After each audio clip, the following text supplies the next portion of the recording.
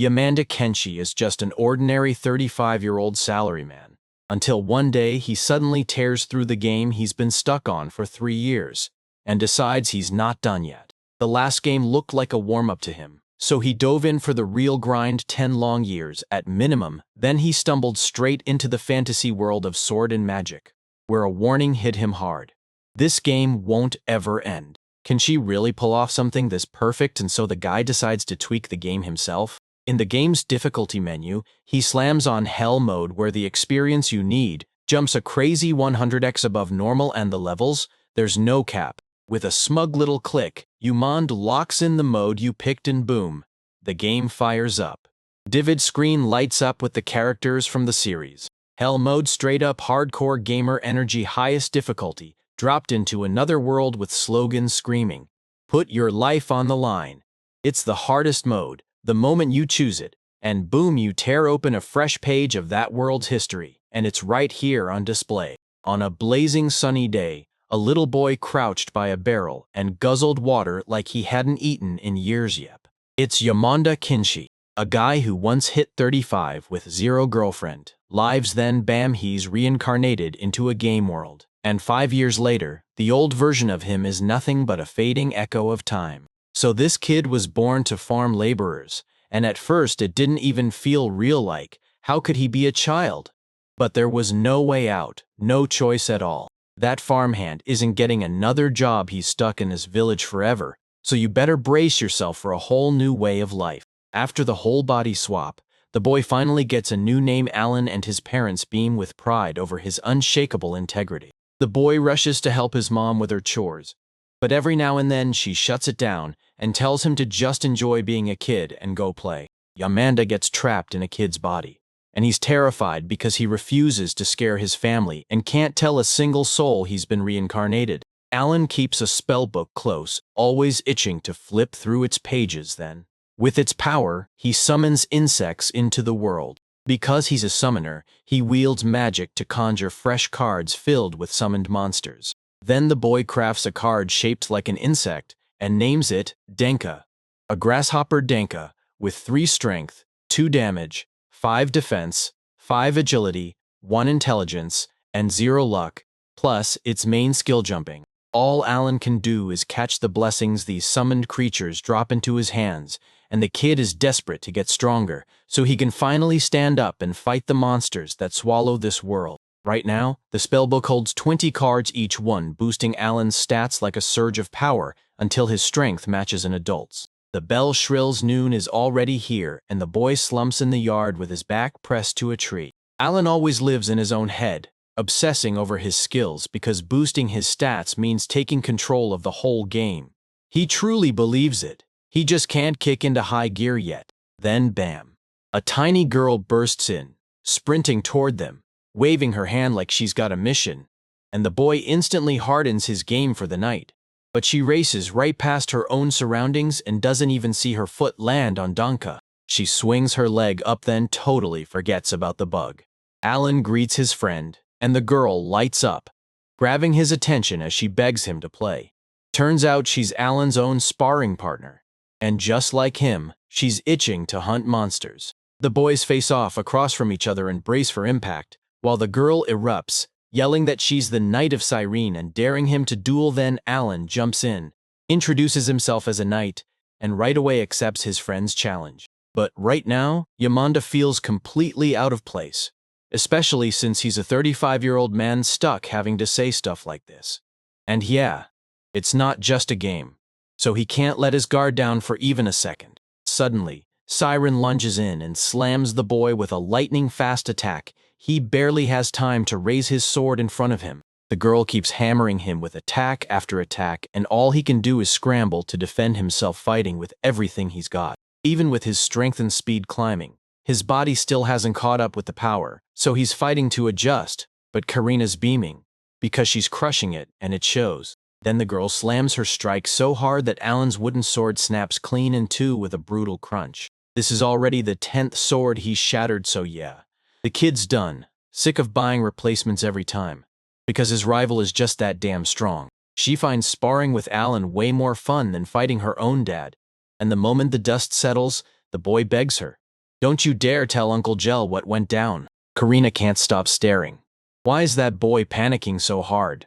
He's trained for 5 years, yet next to her, he's still just nobody. His father grabbed his shoulders and promised him, "This is just how it's meant to be, because that girl was a true master with a blade, and her fate was to stand in the service of the nobility." Alan stared at that moment for ages. Then it clicked when that girl walked right through the evaluation ceremony. It proved how wild it all was. Cyrene calls herself an ordinary swordsman, but the truth? She's a swordmaster. The girl tells everyone that Alan's got a special secret tucked into his talents too, and she says it with that bright, bubbly naivety that makes it sound even more amazing. But when she asks if it's really true, the boy's father doesn't hesitate. He says yes. And still, none of them can read. So the priest even goes as far as claiming Alan has no talent at all. That boy feels crushed every time, because it's totally not true. What's written there is nothing but nonsense. And it doesn't matter if someone can read it or not. Looks like the god of this world smashed the wrong buttons because of it. Alan can't even tell anyone he's a summoner for a long, long time. Alan's little brother clocks his sadness in a heartbeat, then pulls him aside and blurts, "What happened to you?" Then the parents step up to him and promise, "Talent or not, you're still our son." And even after everything, they proudly stand behind him. Mom pulls Annalyn close and tells him, "Don't worry. When you grow up, you'll be strong and sharp as can be." Alan stares at his parents, and their words hit him like ice in the stomach, because in real life, he's older than they are. But in this world, his dad is 25, and his mom is 23. Even though this family is so broke they don't even have a bathtub, Yamanda still can't help but feel grateful because somehow he got reborn into them. Dad declares it's go time, and today the knights roll in to test Cyrene's abilities. The girl's father looks like a gorilla, but he's the kind of dad who somehow makes it work. When a joyful siren leaps into his arms and declares she wants to be a knight someday, he just laughs like it's the best news he's heard all day. The whole city's buzzing and roaring, and everyone crowds together, holding their breath for the guests. This event matters to every resident, a rare escape from worries, where they can kick back and watch the skill tests unfold. When Cyrene strides past the crowd, whispers explode in every direction, and people can't believe it. How is the farm laborer's daughter a master swordswoman? There's a brutal, unbridgeable gap between the farm hands and everyone else in the city, even though every single person is just a commoner. Once Alan gets noticed, people don't exactly roll out the red carpet for him. Society barely gives a second look to anyone without talent, and that disrespect hits hard. A stranger slams their foot to the ground and snaps the boy's attention, demanding, "Did you come here just to stare at things you can't reach?" Turns out the freckled, fair-haired kid from that ceremony has a real gift for swinging an axe. Cyrene rises up for Alan, praising how strong he is. But the freckled boy steps in, claiming Alan's just an ordinary farmhand, and that his kids will be ordinary farmhands too. The girl's rage erupts at those words, but her father yanks her back and eases her stormy nerves right then. Alan's father steps in too, asking if his son is truly okay. The boy beams and says, "I'm fine," because those words don't offend him at all then. Hearing it, the X-Man whirls around with a grin and asks what Alan just said.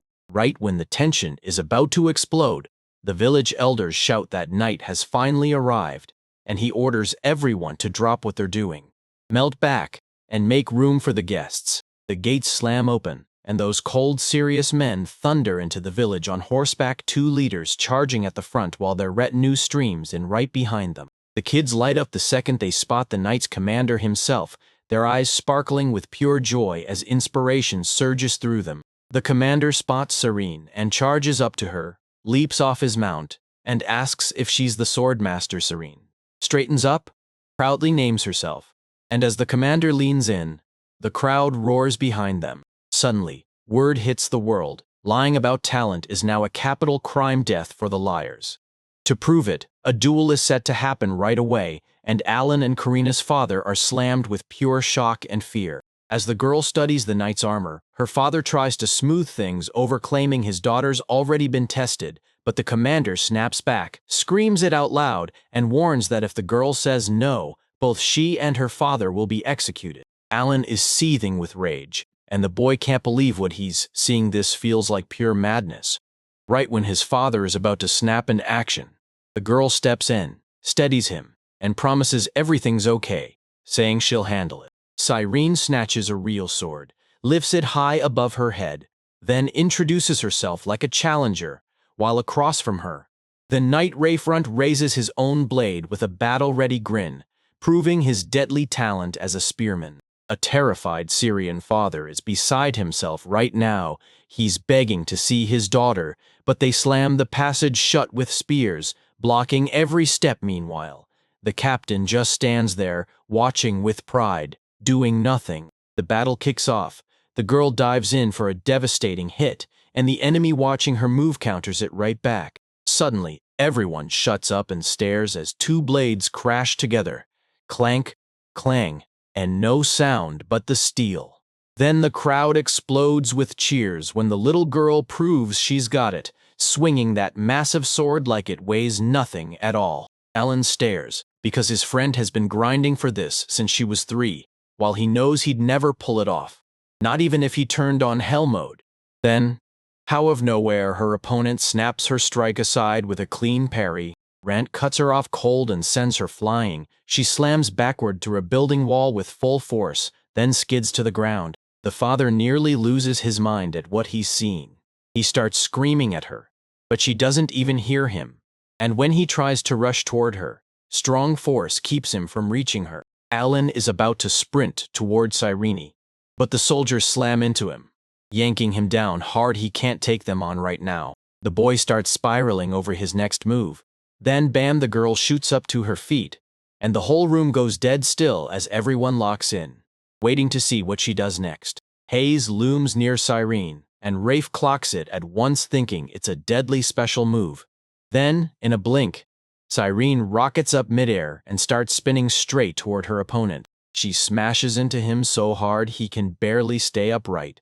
Then she blitzes him again and again, raining down strikes at lightning speed, and Rafe just can't keep up. Seeing that, the commander barks for the fight to stop. Then the girl realizes the battle ended already, and she never saw it coming. But she's not upset at all, she's grinning.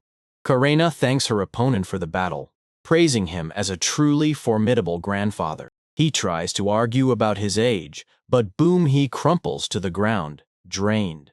The crowd explodes with a roaring cheer, and everyone chants that the girl truly conquered the knight, proving she's a real master with the blade. Karena's worried father bolts toward his daughter, sprinting like his life depends on it. He only wants to know she's okay. When he scoops her up, she giggles and blurts that she's ticklish. Alan stares at the girl and then freezes because not a single scratch mars her. She's built different, and it's no mystery why Karena left him bruised every single time. Right here, the knight's commander makes a bold call. The king's going to love this news, no doubt about it. An excited girl barrels up to him and blurts, "So I'm a knight now?" The commander smirks and tells her she'll have to wait until she turns 12. Then she can enroll in an academy for gifted geniuses. Karena's father finally realizes that if he doesn't take charge right now, he'll lose his daughter for good. Then he learns, shockingly, that Alan had no idea an academy like this even existed. A freckled kid strides up to the commander and boom asks to join the academy too, claiming he's an axeman. The commander doesn't even blink. He just orders an instructor to handle the entrance exam. But he leans in and tells the kids to train like their lives depend on it. At that moment, Alan starts counting stars, who's got how many, and even the captain's total falls short of Cyrene's. She's the strongest here, and the number of stars decides what kind of power you can unleash. Alan swears he's the only one on Earth trapped in this nightmare of a place, where every effort he throws out gets turned up a brutal 100-fold compared to normal mode. Yeah, growth has no ceiling, but 0 is still 0. If those 3 stars really pack that kind of power, then how is Alan still stuck so far from his goal? Because when he finally reveals his status, he realizes he's been at level 1 for 5 whole years. And the wild part? His real life is only just starting. After the Swordmaster's triumphant show, their village earned the name Cyrene. Autumn rolls in, and Alan hits 6 years old, but he's still stuck at level 1. Starting 3 years ago, he's hammered out 200,000 throws and carved his skill up to level 3 now, to reach the hellish level. He'll need at least 5 more years. The kid decides he's done training for today, drops into a seat, and heads straight for dinner with his mom. Then his father's nowhere to be found, even though he's always on time. Come winter and autumn, he steps up as the hunting party's leader, while the guards scramble to earn coin any way they can. And Alan's begging to go with his father. Suddenly, bam! A loud noise snaps the boy's attention, and when he peers out, he finds a whole group of battered people, wrapped in bandages, while someone lies helplessly on a stretcher, being rushed away. Turns out Alan's dad got gravely hurt while hunting, and now he can't even stand on his feet, so Alan and his mom rush over. But he doesn't notice a thing because he's out cold and unconscious. They try to soothe Alan's mother, Theresia, by telling her husband's wound finally healed, but the moment the words land, the tears start streaming anyway. She's panicking because they've got zero money for medicine. So when they stumble onto a maraise flower in the forest, the knights hand them the cash they desperately needed. Alan's father could smash a monstrous boar taller than 3 meters every single year. He fought dozens of those things, and Alan just can't help asking, "So what happened to you?" His uncle says the elders' decree let the free men join the hunt this year, and they swaggered in thinking it'd be easy until panic hit them the second it mattered most. Alan's father stepped in and protected them. Theresia stays by her husband's side all night, and when dawn finally breaks, he's back with her, safe and sound, filling them both with pure, unstoppable joy.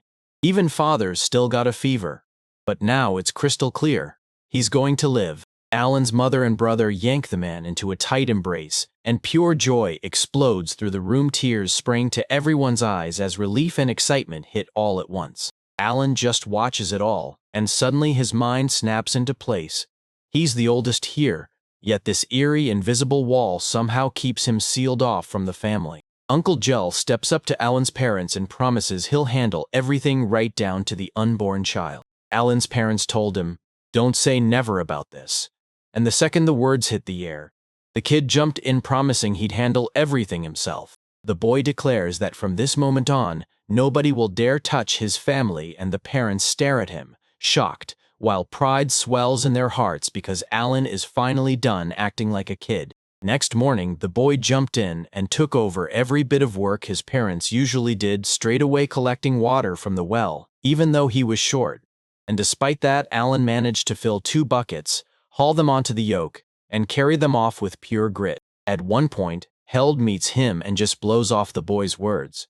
But when he watches the kid actually keep his word, surprise hits him like a punch. And yeah, the boy pitches in at harvest time to most farmhands and over 60% of what they reap to the landowners. So Alan has to cram in every last bit of harvesting just to keep his family fed through the winter. In just 2 days, he'd already hauled in nearly 10 buckets of potatoes, and the guys swore it was plenty now. It was time to hunt down meat. After he wrapped up that big patch of grass, he finally racked up enough experience to unlock a new skill card enhancement. With that skill, he could level up his creatures with ease. So the boy trains the frog and boom. Its endurance and agility both jump by 20 points each. That day turned out to be a win for the kid. Alan even snagged brand new creatures: Insect G, Bird F, Amphibian G, Animal F, and Plant F. That amphibian card shows a frog named Beyonce. Its strength is 7, attack 6, intelligence 7, luck 8, blessing 2, speed 2. But its endurance shoots up to 10 plus 20, and its agility to 10 plus 20, and its agility to 10 plus 20. And its main skill is pure provocation. Alan cracks open the book and dives into the details, because using that skill is the only way right as he's reading. A frog suddenly squirts right beside him. Alan throws out his provocation, and suddenly everything clicks into place so he can finally haul in 50 birds, and that stash is more than enough to last the whole winter. Just when it looks like the boy follows every instruction perfectly, the frog's tricks still fall flat. No single bird even lifts off for their call. Like the whole flock can't hear a thing. Alan's sinking fast. Nothing goes his way at all until a massive bird rips through the sky and comes crashing into the moment. The boy gapes at her, and then, bam, everything clicks in his head. Al-Basharan. The name his father gave him means floating like a bird in the sky. And it shows up exactly because of Al-Basharan, a bird with a D rank. Alan crouches behind the bushes and stares as Albacaran snatches his frogs completely locked in. The bird never even senses the guy stalking nearby. The boy stares in shock at the bird's towering size, at least 2 meters tall. Absolutely massive, something Alan definitely didn't expect. But he's not about to waste a once-in-a-lifetime chance. This is his first hunt for a demonic beast. He scoops up a stone, hurls it with a fierce swing, and whoosh, it rockets through the air and smacks the target dead on. Grinning because his throwing skill is the real deal, Alan spots the perfect opening. Strikes at his target, but with his lack of strength, he can't take Albacaran down on the first hit. So the boy shouts for his dogs, and after years of collecting these cards, he finally cashes them in. A whole pack lunges forward to smash the target. Those dogs are overflowing with confidence, and they follow the boy's commands without a single hesitation. When the flock finally reaches Albacaran, they can't handle the bird because it snaps into action and swats every dog that charges in. Alan realizes 15 pieces won't cut it for him, especially since Albacaran is only D rank. But damn, is he really still that weak? Suddenly, the bird figures it out. If it wipes out the one steering the flock, everything changes, so it rockets straight for Alan. And, the moment it's close enough, it snatches him out of the air. That grip clamps down so hard the boy's vision starts to fade to black. He realizes if he doesn't fight back right now, he's going to die. Albacaran hurls the child to the dirt, but he clamps his paw around his sword. Then the dogs keep snapping at the bird while it simply doesn't care. Alan's grip starts to slip.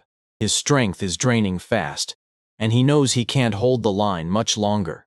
So the boy's mind finally starts working. The kid chants for a leech called Chew with an F-rank summon, and that creepy crawler climbs onto the bird's body and starts draining its blood until Albacaran's grip finally wobbles, and Alan seizes the opening. That kid's hunch that the bloodsucker is the best move in this nightmare? Turns out he was dead on.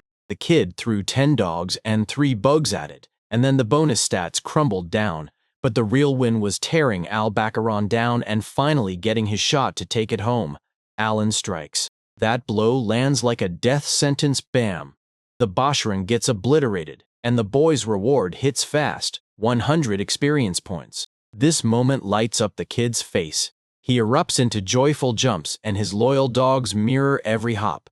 He even grabs his first prey with his own hands, and the thrill hits even harder than Alan ever imagined. When the boy finally stomps back home from hunting, his family rushes in to meet him. Serene's face lights up the second she sees what Alan hauled in, while his parents just stare in stunned surprise because they never dreamed their son would be such a breadwinner. Alan looks tiny next to the bird, but he still beats it down. Then he drags its body off and scrubs the blood away. Guild steps in, and he announces that he's delivered Alan's message to the village chief if that kid keeps wrecking Albacaran.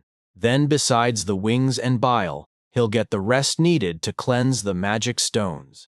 The boy shoots back a heartfelt thank you to his uncle. Now Alan finally gets it. Provocation hits demonic beasts too, so he can strike a Botcharan once every 3 days. But if 2 birds show up, that kid's in for a brutal time. A little time ticks by, and Alan rockets up, grabbing 1,000 points, hitting level 2, and blasting his stats higher across the board. The boy finally hits his very first level, and man, he's been clawing at this moment for 6 straight years. After all that time, he didn't exactly expect the hellish regime to hand him anything but pain. Alan saw the strength and magic stats skyrocket past level 1, and even though he figured they'd grow, he definitely didn't expect them to jump this hard. A whole month has gone by since his father pulled through, and Alan can finally feel it. This is the moment he's been waiting for. The boy heads home brimming with confidence. And the moment he steps inside, he tells his parents, "I need to talk to you about something." Alan's parents are a little on edge, but they give in. And as soon as Alan slides up beside them and sits down, he starts spilling the secret he's been hiding from them for ages. When Alina was talking to him at 1 year old, she warned him that the road ahead would crush even 100 people, and somehow he would rise above it, because he just knows more than anyone else. As he speaks, his mind races like wildfire. Well, they panic when it's their turn, but this is exactly what he's going to check first. The parents take it in slowly, murmuring to themselves. And then the father pats Alan's head and tells him that from the moment he was born, he's been different from them. Not just in his hair color, he's an incredible kid, and even though his father doubts what that ceremony is supposed to do, he trusts his son with his whole heart. Alan insists he never wanted to keep it secret. His dad already knows, and once that truth lands, every deal is done. At first, Alan is totally lost, like, how does he even know? He races to his dad for answers, and his father confirms it. Alan's scar vanished, and that's how he knew. Then once he levels up, every single wound snaps shut and heals. The father admits it won't be a walk in the park. His son's got a mountain of trouble to face. Then the man leans in and says, "No matter how brutal it gets, Alan, don't forget, you've got a family right here ready to back you up." The boy bursts with relief because his parents finally get him and back him all the way. And it instantly lights up his whole face. The father leans in and asks if Guild knows about this, so Alan is like, "Wait, why do you care?" The father shrugs and says Guild won't shut up about his daughter, and now the boy's dad finally gets payback. Then he just laughs it off, like it's already a done deal. December rolls in, and Alan's family scrambles to stock up for winter while that last desperate burst of supplies hangs in the air. Then Alan and Geld head out hunting, and their father leans on Geld to keep a sharp eye on his son. So the father's finally a bit calmer. Alan, still carefree about hunting macarons, figures it's perfectly fine to trade meat for firewood and salt. The boy is dying to ask his uncle something, but begs him to keep it from his parents. And yeah, he'll be there. Alan asks how a farmhand could ever become a free commoner, and the man is so thrown off he can barely process the question at first. But then he drops the bombshell. 10 coins, no exceptions, pay up, and the feudal lord will ink his freedom. Or so they swear. Alan figures their family is 5 people once you include the kid, so they'll need 50 coins. And honestly, that's exactly the kind of setup that suits the boy. Before he even steps out of the village, he locks in a planner and money, grind every second, and make sure his family finally gets freedom. First snow slams into town, and the rooftops get dusted with little drifts. Alan trudges through it like usual, firewood stacked high on his shoulders. The neighbors stare at the kid and pure shock hits their faces. After a few days hustling at the market, the boy finally learned the brutal deal. He'd have to wipe out 500 alba juranes to earn just 50 coins. But hunting these massive birds isn't a walk in the park. It'll take years to pull it off. Alan is hunting for a weapon he's set on an iron whip strong enough to take down 2 alcarons. But he's got to stretch his cash too, because food and other costs are waiting. Right then, a freckled kid pops up, runs straight to Alan, and demands to know what he left behind in front of his dad's store. Alan's not exactly thrilled when he sees him, because the guy's already started putting the kid to sleep. Yet one thing hits home fast. Alan now knows he's the gunsmith's son. All this time, the boy doesn't say a word. He just stares at Alan, and Alan can't take it, so he keeps pushing and dares him to fight. The freckled boy finally speaks up with one deal. If Alan can survive a couple of his hits, then he'll let the boy go. Alan doesn't expect more from him. He's always hated pointless battles and games that never pay out with experience. So when the boy drops the bundle of firewood, his friend figures he's already thrown in the towel. Alan yanks out his sword and vows to cut down anyone blocking his path. Then the boy fires back at the axe warrior Dargo, daring him to attack if he hasn't already backed down. Rage flares in the freckled boy's chest. He prayed Alan would bolt out of fear, but fate had other plans. Then Dargo, the axe warrior, charges in and hammers the boy with a brutal swing. Alan slams back every one of Cyrene's attacks, but he can't stand up to her 3 stars, so when the kid finally gets put in his place, Alan realizes he never should have stuck his nose into this mess. Still, Dargo leans in and vows that next time, he'll take Alan down for good. After that, he yanks his sword back from his opponent, grabs the firewood, and gets back to his day like nothing happened, while the boy swears he'll shop at their store next time, and Dargo just sits there, stuck with his own thoughts. 9 months slam by, and Alan finally gets a little sister Mayura, and everyone can't help but gush over how adorable she is. Days fly by as Alan trains hard with Drago, while the other kids keep the nights buzzing with games and laughter. The boy drills Drogo and snaps, pull it together, and yeah, Drogo gets it, then digs in and gives it his all. Alan's brother is hot on his heels. He's training with Karina, and Masu can't stop talking about him.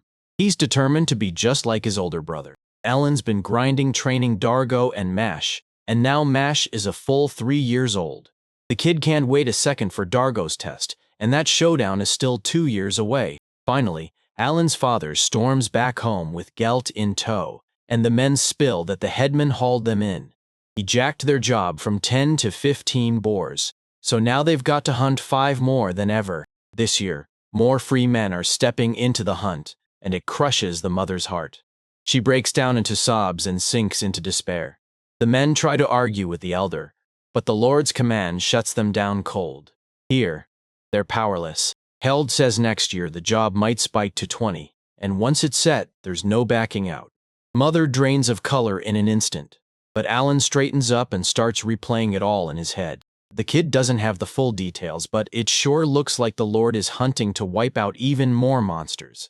And they're trapped, because there's no way they can refuse his order. Suddenly, Alan blares out that the mistress has handed him her hard-won knowledge, and the boy demands everyone trust him because he's got to come up with something, and soon. October rolls in, and Rhoda Allen's father storms back to his company, where his buddies greet him with open arms and cheer like they can't believe he's already back on his feet. Now that Rodin's fully recovered, he steps up with a steady head issuing commands with confidence and owning every decision he makes. Alan finally tags along with his father, and he begs him, "Don't get too close during the battle." Rodin backs it up, warning that the kid's there just to watch. But Alan drinks it all in, remembers every detail, and grins at his father. Then, out of nowhere, someone appears. Drago barges in and tells Rodin, "If you run into trouble, don't even bother trying to save me." But the man cuts him off with a cheerful grin, telling him, "Don't worry, don't even think about it."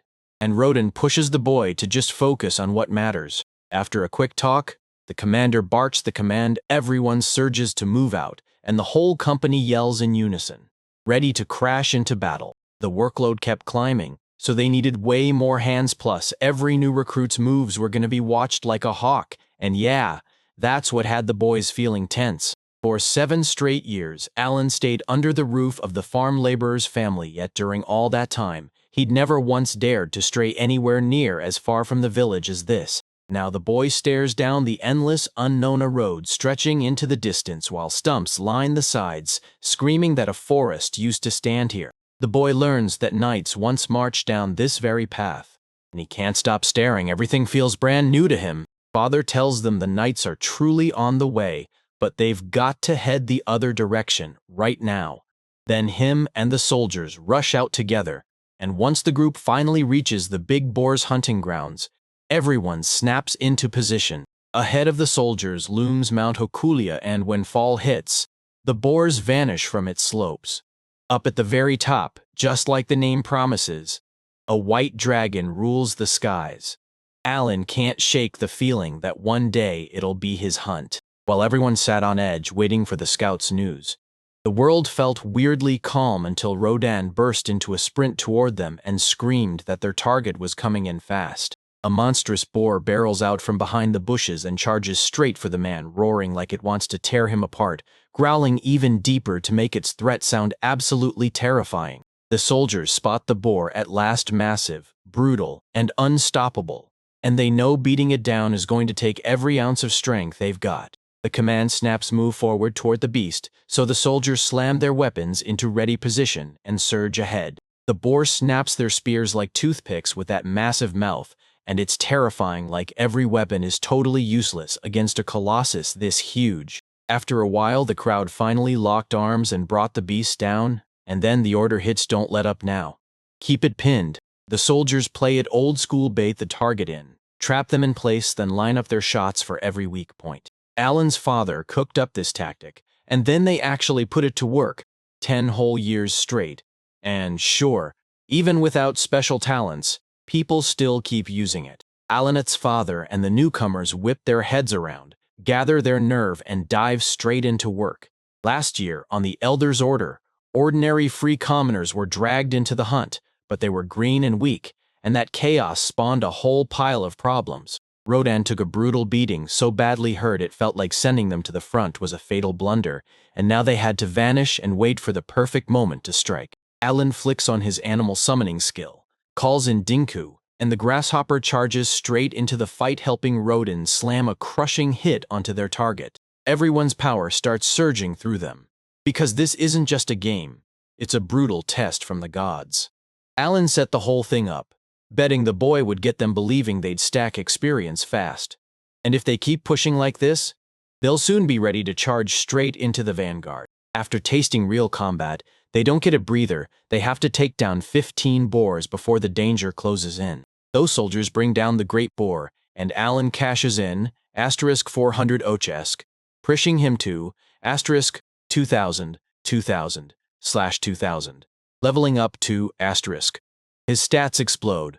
Strength plus 17, mana plus 28, a tank plus 8, endurance plus 18, endurance plus 18, endurance plus 18, adelegisk, and elegisk, batelegisk, and elegisk. That kid's already hit level 3 now. Until he snags 50 coins, he's gotta go hunt boars and albichurons just to level up, and Alan's whole life is about to flip upside down if he ever grows tall. 5 months fly by and suddenly it's already June. Alan's summoning skill keeps climbing. His inventory finally opens up, and after a year and 9 months of grinding magic day after day, he's ready to check his status at last. Right now, Alan can finally tap into E-rank animals, but the real question is, how the heck he's supposed to use that inventory the right way? Today, the boy leveled up and boom. 2 amazing upgrades hit at once. His inventory can hold unlimited items that fit within 30 square centimeters,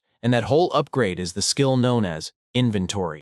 Alan can boost those E-rank beasts only if he gets magic stones pulled straight from monster bodies, so the horned rabbits the boy just saw have to be E-rank. Alan had tracked these hares before, but last time he had no stone still that didn't crush him because E-rank stones were basically trash, and he could rake up plenty of them right in the forest. Sure, digging up roots is a total pain, but Alan's lucky because he's got the right gear to make it way easier. 3 more months slam by, and Alan finally learns he can summon an E-ranked creature. But the real shock hits when he discovers how a proper summoner is supposed to move and act. Still, once it clicks, he gets full access to every advantage he's been waiting for. Every fighter on the board has a job to do. This is the summoner's power. Insects sting with poison. Animals smash in with damage. Birds scout and steal the intel. Plants patch up the team.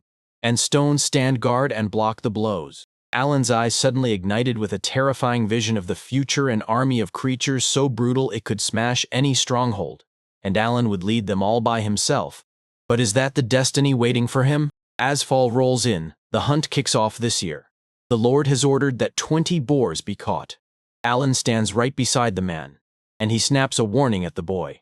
Don't dare yell a single word. This year, the Lord finally comes to their village for the very first time, and Baron Granville rides in with him. But don't get excited. He's only here to check out their boar hunters, and the place is packed with people who came along with the Baron. Granville thanks everyone for showing up, and they fire back that they should be the grateful ones for his visit. Then the Baron swallows his pride and apologizes for the quota because it's the king's order, and he literally can't refuse. Everyone stunned. Alan can't stop gaping at how wild the news keeps getting, and when Granville whips around to face the boy, the truth hits. Alan is the hunter's son, and he's going on the hunt with him. A girl stands beside the man. And yeah, her name is Cecile, but she's got zero patience for the farmhand's son. She blurts the truth right there, and her father snaps at her for it. Granville steps in, warning her not to forget where she stands because those people are still his. Cecilia blurts out an apology to her father right away, tears springing into her eyes. Then she whips around to stare at Alan with a gaze so sharp it's basically a bad omen. The Lord orders Rodin's kid to lead the way, and his warriors step up to carry out the king's command.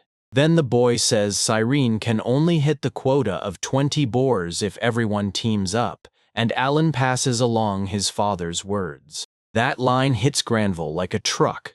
Then soldiers come back from the hunt, and clutched on their shoulders is a massive pile of people's prey, enough to make even a huge boar feel unreal. Every last person nearby is stunned. No one can believe the hunters just wiped out 3 boars in a single hunt, all while showing up looking fully armored. Alan says the armors forged from the boar hides Lord delivered to them last year, and they've also trained over 20 hunters this year to back it up. Renville rubs his chin and shrugs like, it's all good. Then the man presses him. Did those soldiers really take down 3 boars in a single day? So that leaves 17, right? He asks. The boy grins and shuts that down fast. They're still staring down 10 boars. The Lord doesn't get it. This crew only started training half a month ago.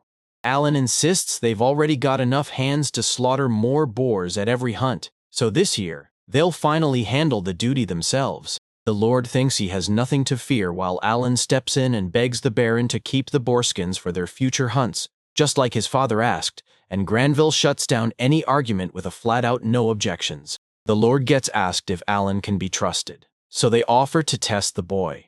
But the man shuts it down and says there's no reason to worry, because a farm laborer's son has nothing to gain by lying, and Alan practically beams that the Lord sees the truth in him. Back in Headman Alan's house, with Geld, Roden, and Neil right there, the headman faces them and snaps that the land reclamation decree has been grinding on for 15 years. Villages have fallen by the wayside, but Cyrene won't. The elder steps up to Rodan, and Geld, the hunters who've been tearing through the wild for over 10 years, tells them, straight to their faces, how much they've protected this village, and then announces a reward is coming. From this day on, they and their families are freed as commoners, but they're told to keep doing their duties, then the chief is thanked for the reward. Alan's heart is flipping with joy, but the kid keeps a straight face because ever since he found out boar hunting is a family order, he's been daydreaming about this exact reward. He'd eked out just 5 gold pieces for all that time, and it crushed him until now, because the village was finally behind him. From this point on, Alan could roam and hunt wherever he wanted, and the very first target on the boy's plan was a white dragon. The elder declares that every farmhand who's put in 10 long years will get a reward too. Then he hands the choice to the people: either pay taxes as commoners or stay stuck as serfs. The man whips around to Alan and fires. Why did we start hunting monsters from Rana S? He can't wait for the answer. But Alan just stares, because the boy has no clue either. His father never told him a single thing. Alan shoots a look at Rhodia, but Rhodia's already turned his back for some reason. So Harold steps up and volunteers to explain it. 13 years back, they started carving these lands into shape. Then one autumn, wild boars crashed in, and they had to fight them off with everything they had. Once their food was gone, they had no choice but to scramble and figure out what to do next. Then Roden burst out that they had to strike back at the boar that ruined them, so they fought it down, crushed a monster, but paid with countless soldiers, and Geld kept telling Roden he had no reason to wreck himself with guilt. After hearing the tale, the elder slammed it down as an accident, and the story hit the man hard, so hard that he swallowed Roden's words and believed every last one. As the lord of those lands, he's forced to repay people for every bit of hard work. And since he was insanely brave last year, the Lord is ready to hand him everything he asks for, just like Rodan is demanding. Alan's dad never saw this coming, and he's clueless what to even say first, because the kid just wants him to ask for beer. After thinking it through, Roden goes to the Lord and begs to let Alan work in his house, insisting this kid, unlike him, is brilliantly sharp, and that he'll end up being a huge help to them. This wasn't even close to what Alan wanted, because Onyx had already mapped out his whole development and working in the Lord's house absolutely wasn't part of the plan. The boy begs his father not to ask for this, but his words fall flat. His father doesn't even hear him, saying the Lord can use Alan as nothing but an errand boy. The Lord fixes his gaze on his advisors and basically says, "Tell me what to do." They answer right away. They don't care that Alan is clearly brilliant. Right now, the boy snaps upright and rips through ideas on how to refuse, because his dream is to hunt monsters, and that dream is slipping away fast. If he takes a job in the Lord's house, everything will only get messier. So Alan's mind races, hunting for an escape plan. Lord roared at him to get out, because he didn't want Alan stuck running errands for him. And right after that, he declares that Rodin's son is officially sworn in starting today. He becomes the Granville house's servant. Galata Allen and his father have grown so massive that one more push and they'll practically pop out of their own foreheads. Yet the surprise hits them for totally different reasons. If the boy can't tell an errand boy from a servant, it's because he sees no difference but for his father. It hits in reverse, because that same situation fills him with pure joy. Allen snaps out of his thoughts the moment his father touches him, and when the boy turns around, he finds him just crying, overwhelmed with pure happiness, so much joy. The man can't even find the words to describe it. Allen drops to one knee before the Lord, begging to serve House Granville while inside. Devastation crashes over him, because he knows he can't say no. So that's how Allen becomes the Lord's servant. Now he has to vanish from the village within the next few days. Karina is shattered by the news. She can't even stomach the idea that in just a few days, they're going to break up. The boy pleads with the girl to take care of herself, but she just stands there crushed and hollow, so he scrambles to lift her spirits and tells her they'll play nights one last time. This snaps a huge smile onto her face because that proposal lights up her heart like a firework. Right now, all the relatives are gathered, watching the kids like it's showtime. Allen's mom cradles the baby in her arms and begs her son, "Don't get dirty," while everyone else just grins, convinced this whole fight will be good for the children. The kids scramble into position. Serene juts her sword forward and declares she's ready to tear into battle. Allen mirrors every move without hesitation. And right now, this fight isn't like the others anymore. If that girl had already crushed Allen in skill back then, everything would be different right now. Allen's already sitting on 8 stars, while Cyrene's got just 3. The girl lunges first. She charges forward and swings immediately, and Allen bolts so fast he's basically a blur, forcing his friend back with relentless pressure. That boy's already convinced he'll win today. No doubt, not even a flicker of doubt. And then it happens. He doesn't just win. He finally gets his first victory after all that time. Karina's hit with this surprise, and her mood sours fast, but Allen shrugs it off and insists they're calling it a draw. The boy challenges his friend to go another round since they're nowhere near done then. Serena steps in, all smiles, sure that next time she'll absolutely crush him. This girl didn't move one bit like she did against the deputy commander of the Knights like night and day. And next thing you know, Cyrene's stepping into the academy, then marching straight into service for the royal family. Allen knows the odds of seeing his friend again are basically 0. He burned almost all his magic stones in this fight, yet the boy still grins because Cyrene's smile at the end makes it all worth it. His mother storms in and squeezes him into a tight hug. And in her arms, the boy fights back tears, because his older brother would never break down in front of the little one yet. Allen is still completely crushed by the flood of emotions. Then he rushes up to Masha and declares that he has to get strong. He has to protect Mayuriso. The kid chokes up with tears and vows to his brother. Right there, Drago closes in on Allen too, thrusting a knife into his hands as a gift from his family's store. Somehow, that boy's attitude toward his friend flipped completely now. He genuinely sees him as a good kid. Allen knows the moment he steps into that carriage, everything in his life is about to flip upside down. Then Rodan strides up to his son and drops into a squat right in front of him. The man promises his son won't be trapped forever as some servant, and the father urges him grab every opening and never let a chance slip by. Allen stepped into the carriage, and the door slammed shut behind him. Now a brutal long ride stretched out ahead. Everyone crowded around to say goodbye, promising the boy they'd back him as he swore he'd do everything he could. Allen tore himself away from Cyrene and started fresh inside Baron Granville's house. But what kind of life would that be? Only time would tell. The scene hits in Granville City, right in the Baron Granville's courtyard, where Allen and the Baron's daughter are goofing around in the clearing. She clambers up onto his shoulders and stretches as far as she can, hunting for that apple. Because she can't get to him, she barks an order, "Stand up straight," and since she sees him as her servant, she makes him do her every command. Right then, the boy starts to consider tossing her away on his own, but he reins in that urge and doesn't act on it. Allen stormed out of Cyrene and reached the Baron's house, desperate to become Cecile's servant. Then, years later, she finally snatched an apple, only for it to hit her with a mouth-puckering sour bite. Cecil snaps into a mood and snarls that she wants papaya, so she can make it forget its taste, then whips Alan into running to the market to fetch it. And he obeys without a word. Day after day, Alan bends over backward to satisfy the demands of an 8-year-old girl. And for the moment, he never gets the chance to hunt. Out of nowhere, the kids spot a colossal airship looming in the sky, so massive, it looks like a whole city floating overhead. While Alan is thrilled by this transport, Cecil can't stand it and calls it a stupid, magical ride, and the girl adds that her brother will come back from the academy in the fall. She pops up and tells Alan to get out, and he nods and agrees, yet, inside, his brain is racing, seething at how dumb she is. As the day fades out, Alan sprints back to the mansion's attic where he's been staying this whole time. Morning hits, and the boy groans as he stretches awake, breathing in the plant's scent only.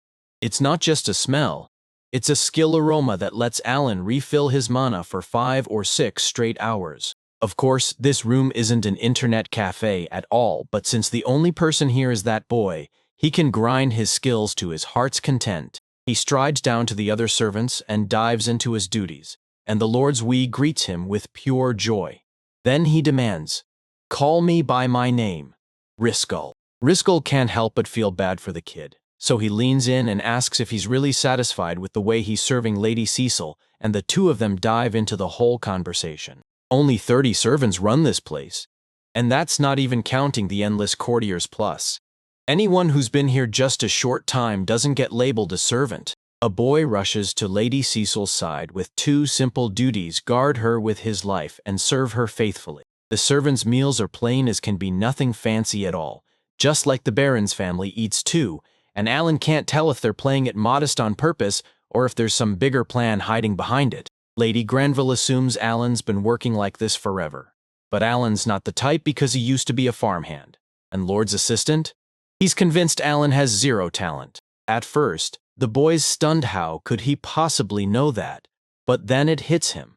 That's the job of a feudal lord, to know everything, and Cecile records it. Suddenly, the girl blurts out that she's a sorceress and that her older brother, Mihai, is a swordsman, and Alan's like, wait, a sorceress is 2 stars? The Lord's rage erupts. He slams the table and snaps at Cecile. Don't you dare spill the secret like that again. Alan tries to vanish like he's invisible, and then the Lord turns to Thomas and asks how everything's going. The boy starts whining and throwing himself at his father's feet, begging for forgiveness for having no talent.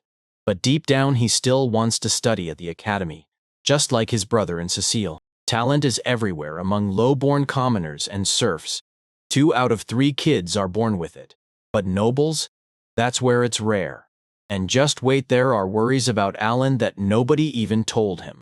Lady Granville tells everyone her son owes no apology, so the Lord nods along and declares the boy will be welcomed into the House of Lords, where he'll meet people with no talent. The mom says her and his dad met there the day that ball was held, and the second the kids hear it, they light up and blur, "We're going too!" Thomas tells Cecil that she's heading to the academy to study, so there's 0 chance she'll be getting any balls. When she turns 12, she's going to study there alongside Karina, and Alan can already feel the disaster coming because the 2 of them being stuck together is guaranteed to clash. When Alan's not busy, he slips through the city and gathers intel like it's his secret mission. Servants here face no limits at all.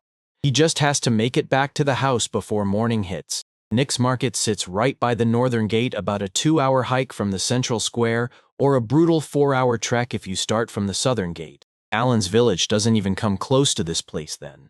All of a sudden, the boy spots the Adventurers Guild. Riskull called places like that adventure skills, because the guilds inside train for one thing: diving into monster hunts, fighting for their survival, and earning every single coin.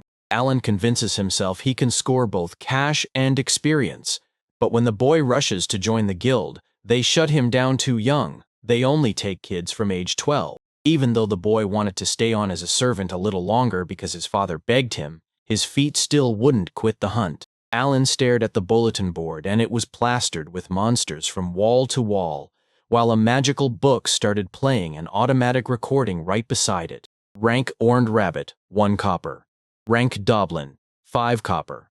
Rank Doblin, 5 copper. Rank Dobbid, 8 copper.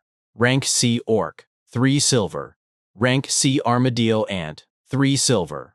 But the wild part is, nobody's got a clue where they live. Suddenly someone calls out, "Why's the kid in the guild? This isn't a sandbox." And Alan presses the guy, asking where he can find those monsters. Rage flares in him as he can't figure out why the boy is grilling him about this, and Alan warns him, "Answer, or he's gone." Usually getting to their habitat is brutal, so they never talk about it, but the closer you get to the White Dragon Mountain, the more vicious the monsters become. This is all Alan needs. He knows wild boars roam White Dragon Mountain, even though he's never been there. Because everyone swears the trip takes about a week, Alan asks the boy straight up which roads lead to White Dragon Mountain. And right away, Alan feels like the kid's messing with him. Suddenly, the trial detention turns its sights on B-rank Marta Garsh, who's hiding in the ROM before beat her, and you walk away with a sweet 200 gold coins. Alan finally puts it together. His father named his brother Mash after the spiced creature. The boy recoils and snaps that it's not even fit for someone like him, then points the way and tells Alan to hand him over to the knights. Alan's got his eyes locked on that white dragon, and he's begging the knights to take it on too. This beast is an A rank, and if they bring it down, they'll pocket a clean 1,000 gold coins. No one has the foggiest idea where his lair is, so reaching that mountain is basically impossible, because the boy knows that not even 1,000 coins can buy safety, and nobody sane would dare to square up with a white dragon, reward or not. Raven's friends suddenly burst onto the scene. At first the girls quiz him on what he's doing, saying they're seconds away from celebrating, but then their eyes land on Alan, and the whole group freezes in shock at the kid being there. The girls are like, "Man, his black hair looks all over the place lately," but the boy shrugs it off because Alan has already learned everything he needs. And yeah, they still can't get past his name. November 11th hits, and the chill bites hard pretty soon. Snow's gonna fall. Alan sprints straight to the north gate of Granville, and they demand the pass. The boy flashes everything they need, and there's no room for doubt. When the guard realizes Alan hails from the Lord's house, he springs a sudden favor on him, and turns out the Lord's coat of arms is way more powerful than anyone expected. That boy's been gearing up for this forever. Alan's got the whole day to burn, so he's heading out to hunt. As he bursts through the village gate, it hits him. He's watching the video of his own father leaving and coming back. The boy bolts at full speed, so locked on the screen that he doesn't even catch the guard shouting that he needs protection. Yeah, meeting high-rank monsters is going to be brutal, especially across those E and D districts. One grueling day on foot, then again between D and C for 3 more, and by the time 7 straight days pass from C to B, you're finally staring down monsters that could crush you. Alan is hunting D-rank monsters, and if they're even as tough as albacarns, he's got this in the bag. The kid has already sprinted 10 kilometers, so yeah, he can already summon Hawk, a rank E bird, and its speed hits +10 while its brain hits +10 too. When the bird swoops back to its owner, he starts training it on the spot, and the hawk falls in line, obeying every single command until the boy cheers it on with proud praises. After the upgrade, he shot up and Brilliant's commands click into place instantly in his mind. And his ace skill? Eagle Eye, letting him spot monsters before they're even close. They're way out in the wild, yet not a single monster jumps out. Alan even waits around for Elbacaran for about an hour. But the boy already figures meeting one is probably a long shot. He rips the dagger right out of the dragon's gift then. Even now, he's still thanking his friend like it's the greatest present ever. Suddenly, Hawk rockets back in and screams, and that shriek means one thing. The bird has dragged a monster right to them. Alan doesn't know how powerful it is, so he has to stay sharp and tread carefully. But nobody shows up, so the boy starts to wonder if he even came to the right place. He has to find out where everyone is. Alan can't figure out why he hasn't met a single soul. Until boom, he trips over 2 monsters. 2 goblins stand guard in front of the boy about 1.5 meters tall. And the second they spot Alan, they skid forward and lunge at him, swords swinging. The boy stares in shock. There are 5 monsters now instead of 2, and he immediately orders his tigers in to smash them all. At the sound of their master's call, the animals come charging, claws ready to carve deep scratches, while goblins and tigers bare their teeth and snap at each other like it's a fight to the death. The boy flashes a grin. sizing up the animals and asking if they're terrified of the E-rank monsters. Then he tallies them up and barks, "Forward!" Alan can summon monsters within a 50-meter radius, so he wastes zero time. He traps the enemy and cuts off every escape route. And just like that, Alan's first battle kicks off. Monsters come charging for the boy, and Alan yells at Tama to strike right as the monster raises his weapon. The tigers lunge and grab him. After a while, Alan obliterates that goblin, and for the win, he's earned a whopping 200 experience points. Now the kid can take them on with Thomas's help. But right when it seems like they're in control, one lone goblin snaps a single strike and slams the tiger down. Alan snaps to the truth. This won't be free, because the goblins are going to bite back, so he swings in with speed and summons a butterfly insect, boosting it with +1 stamina and +1 agility. Agata the butterfly wields a swinging power, and it hits like a stun or even drags you into sleep, and Alan wastes no time, grabbing that chance with both hands. The boy snatches up a rock and hurls it straight at a goblin, then freezes, because even with the same rank as Al-Bashran, he can't take it down like he thought he could. Alan leans in and orders the subject to strike the monster, then the beast obeys. A bit later, Alan wipes out another goblin and racks up 200 Ochok experience.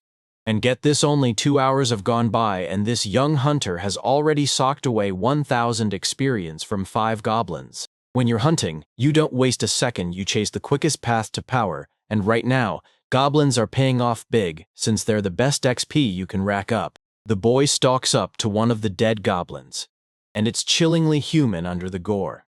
Alan swings back in, so he yanks a small stone straight out of the monster's chest, gross as it is, because those magic stones are what keeps you alive, and that's why the boy has no choice but to collect them. Turns out those goblins fit him like they were made for him, and Hawk has the proof. There are 5 more goblins within a 3-kilometer radius. Alan just tore through 80 monsters and 5 horned rabbits, snagging a whopping 16,050 experience points, and he still shot up 2 levels at once.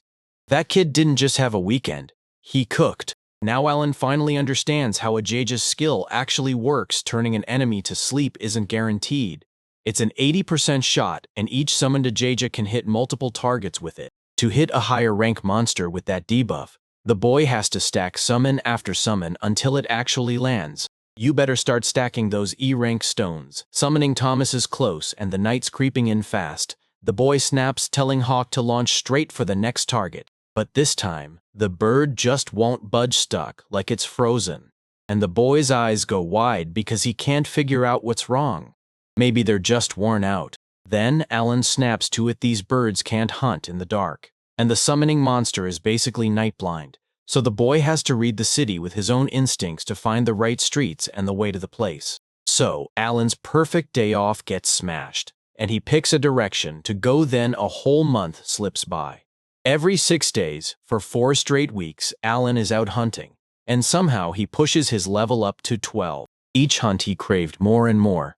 But that kid still hasn't bought a single weapon or a lick of armor. Alan makes hunting look effortless, rakes in cash, buys upgrades, repeats until the brutal catch hits. As a high servant, he's only paid a measly 50 coins every single month. When the boy finally steps back into his home, the Lord calls his name and praises him for what Alan's been doing.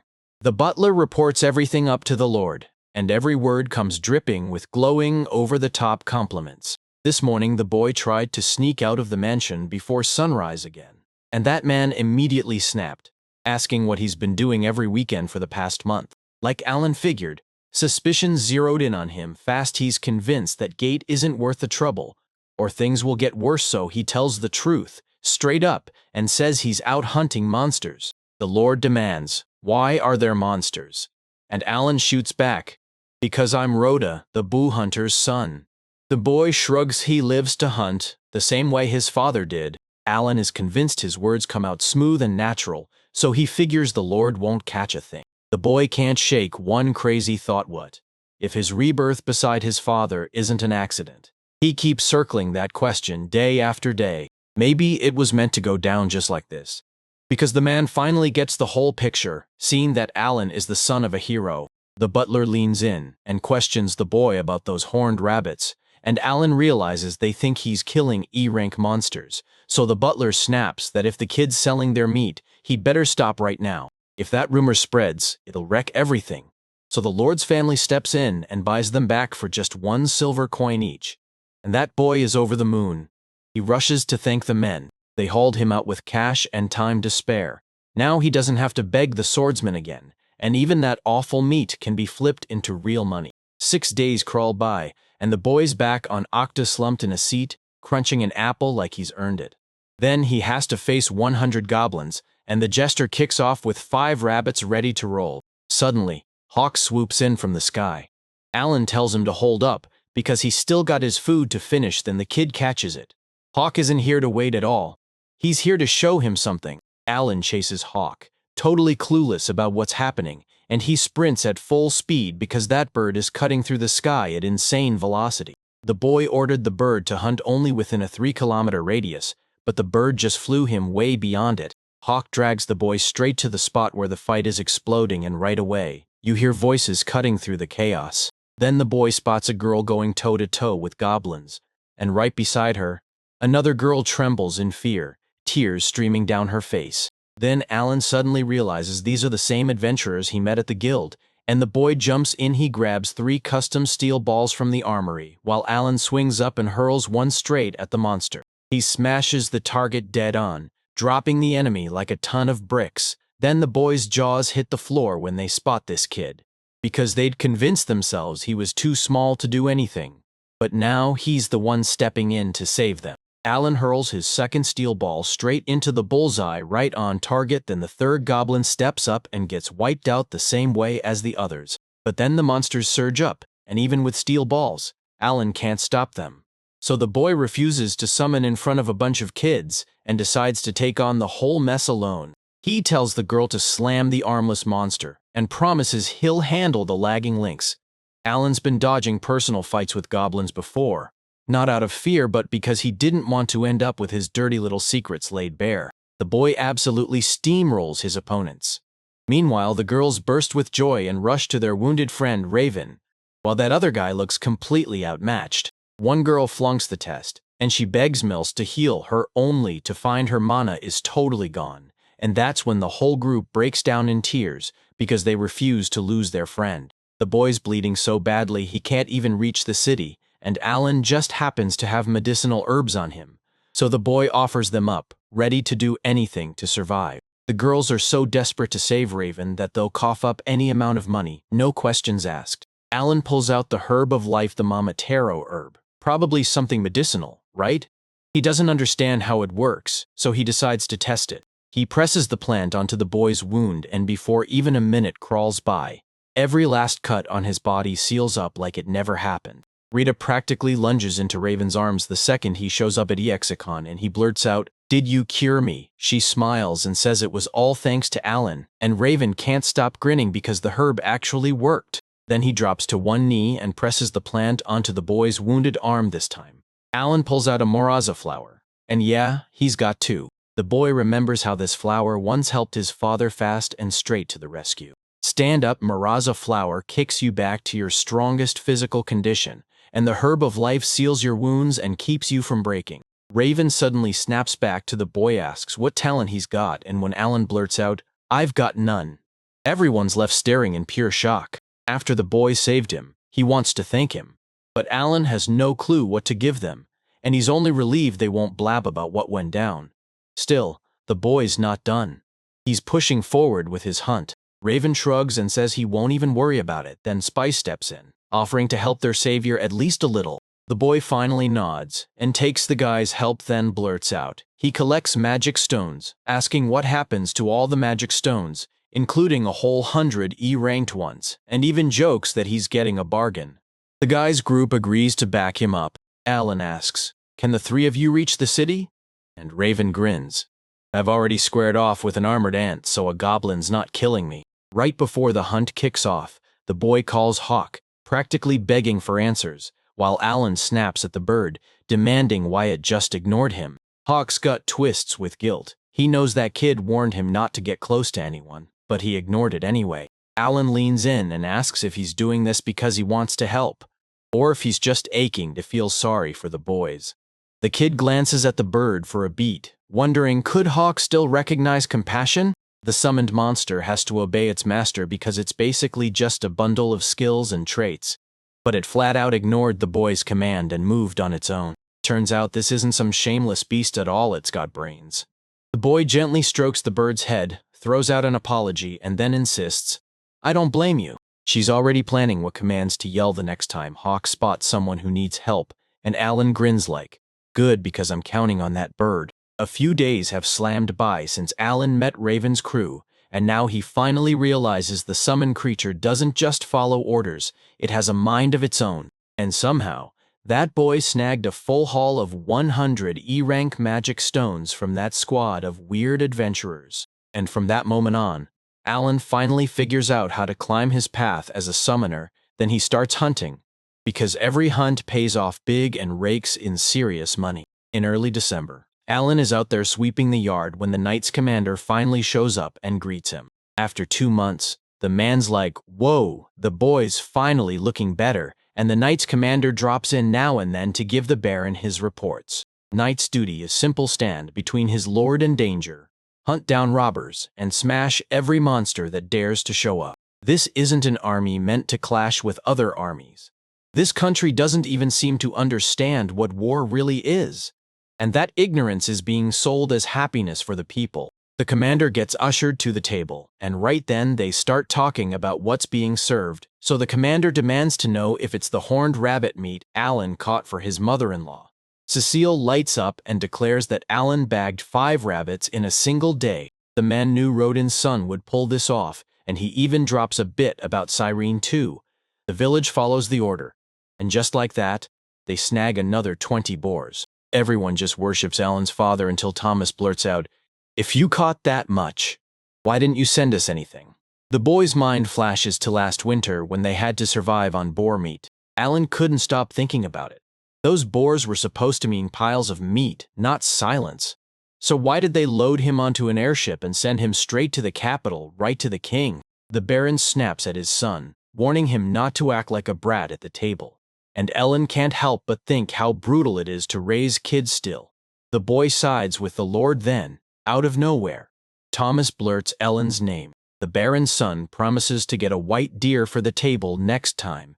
Then Cecil crashes the moment and cuts him off, saying before he orders her servants, he's got to ask the girl first. Thomas scoots in close to the girl and hisses that they're getting guests for New Year. Cecil pauses, then nods like, "Yeah, okay." Alan snaps back that it'll all be handled, and their mother laughs, telling Thomas not to mess with Alan. The boy's mind snaps into gear. Those white deer aren't deer at all. They're C-rank monsters, just like the great boar. Father's team used to hunt them.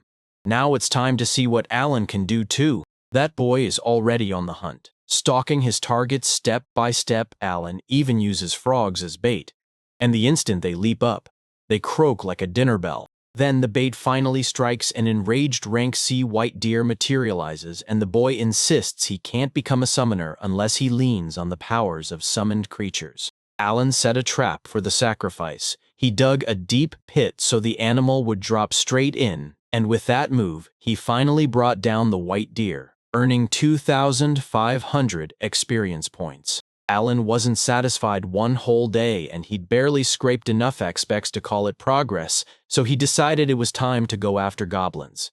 If he could wipe out 100, that would stack up to 20,000 XP already, and maybe, just maybe, the boy could earn a real thank you for it. Panic erupts in the Lord's courtyard as a monster claws its way closer on the horizon. Everyone screams to raise their weapons because they have to survive until the knights finally arrive. But the closer it gets, and it hits me, this is just Alan, carrying the loot on young Master Thomas's orders. Everyone lights up the moment they spot the white deer, grinning like crazy because they haven't tasted anything that good in ages. Thomas bursts into joy, runs up to his mother and yells that they'll finally have a real New Year's feast, while she calmly tells him they're not going to lose face. Thomas praises the boy to the skies, calling him a faithful servant. But the Lord casts a sharp look at him and starts doubting, already convinced he has no real talents. This kid wiped out a sea-crank monster all by himself. And now the Baron wants a full background check on him. Because Alan pulled off that win, the Baron's household won't run short on meat anymore. Plus, that kid finally gets stuck away from the outhouse for the entire day, not alone. His job is brutal hunt monsters, track down food, and rush in to save people in trouble, and even Alan gets a reward like a slab of gold, 100 silver coins. Yeah, the boy definitely wanted more. But the Baron's probably bleeding money, so at least it's awesome that Alan can hunt 2 days a week now, even if it's only 2. March is here. Alan is riding in a carriage with Cecil, and the second they roll out, he crashes into sleep like a kid who can't fight it. When they finally reach their stop, Cecil's sister jolts him awake. Today, they're going to meet Cecil's brother, and Alan can't wrap his head around why she even brought him along. Today, they finally run into the Baron's eldest son studying right in the capital at the academy. Alan can't shake the fear that if the brother's anything like his sister, it's going to be a straight-up nightmare. A massive airship slams down out of the sky and the boy instantly knows it's powered by magic stones. And still, can you believe it? You're staring at a mind-blowing miracle of technology in the Middle Ages. There's a clock running in the duodecimal system right here, and in every other way. These people are crazy advanced. A boy bursts out of the airship, grinning like he just found the world's best surprise.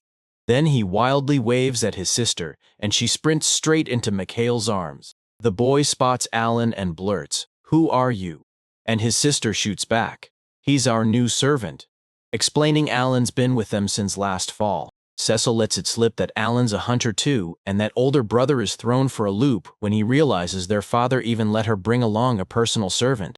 Mithai tells Alan this chance is insanely rare, then pushes him to do everything he can to win Cecil over. Alan doesn't even bother to answer that call, and Mihai drops to his knees and hands the girl the gift he brought straight from the capital. The boy presented her with an unbelievably beautiful butterfly, and it lit up her smile like she'd been waiting for it. Alan even points out that they're way too close for nobles' children. The boy snapped back to his brother and sister the moment he remembered them, and with every thought, that heavy, melancholy ache only deepened, because it had been way too long since he'd seen the kids. Alan finally hits the hunt again for the first time since Mihai showed up, and this kid comes back loaded, 5 horned rabbits in tow. Cecil had warned him, "Don't come back empty," and Alan absolutely listened. He didn't just bring rabbits. He dragged along the paws of a huge toad and even a muscular chicken. That kid's stash is absolutely massive, but there's no way it's all fitting in that tiny little hole, so Alan clocks it fast.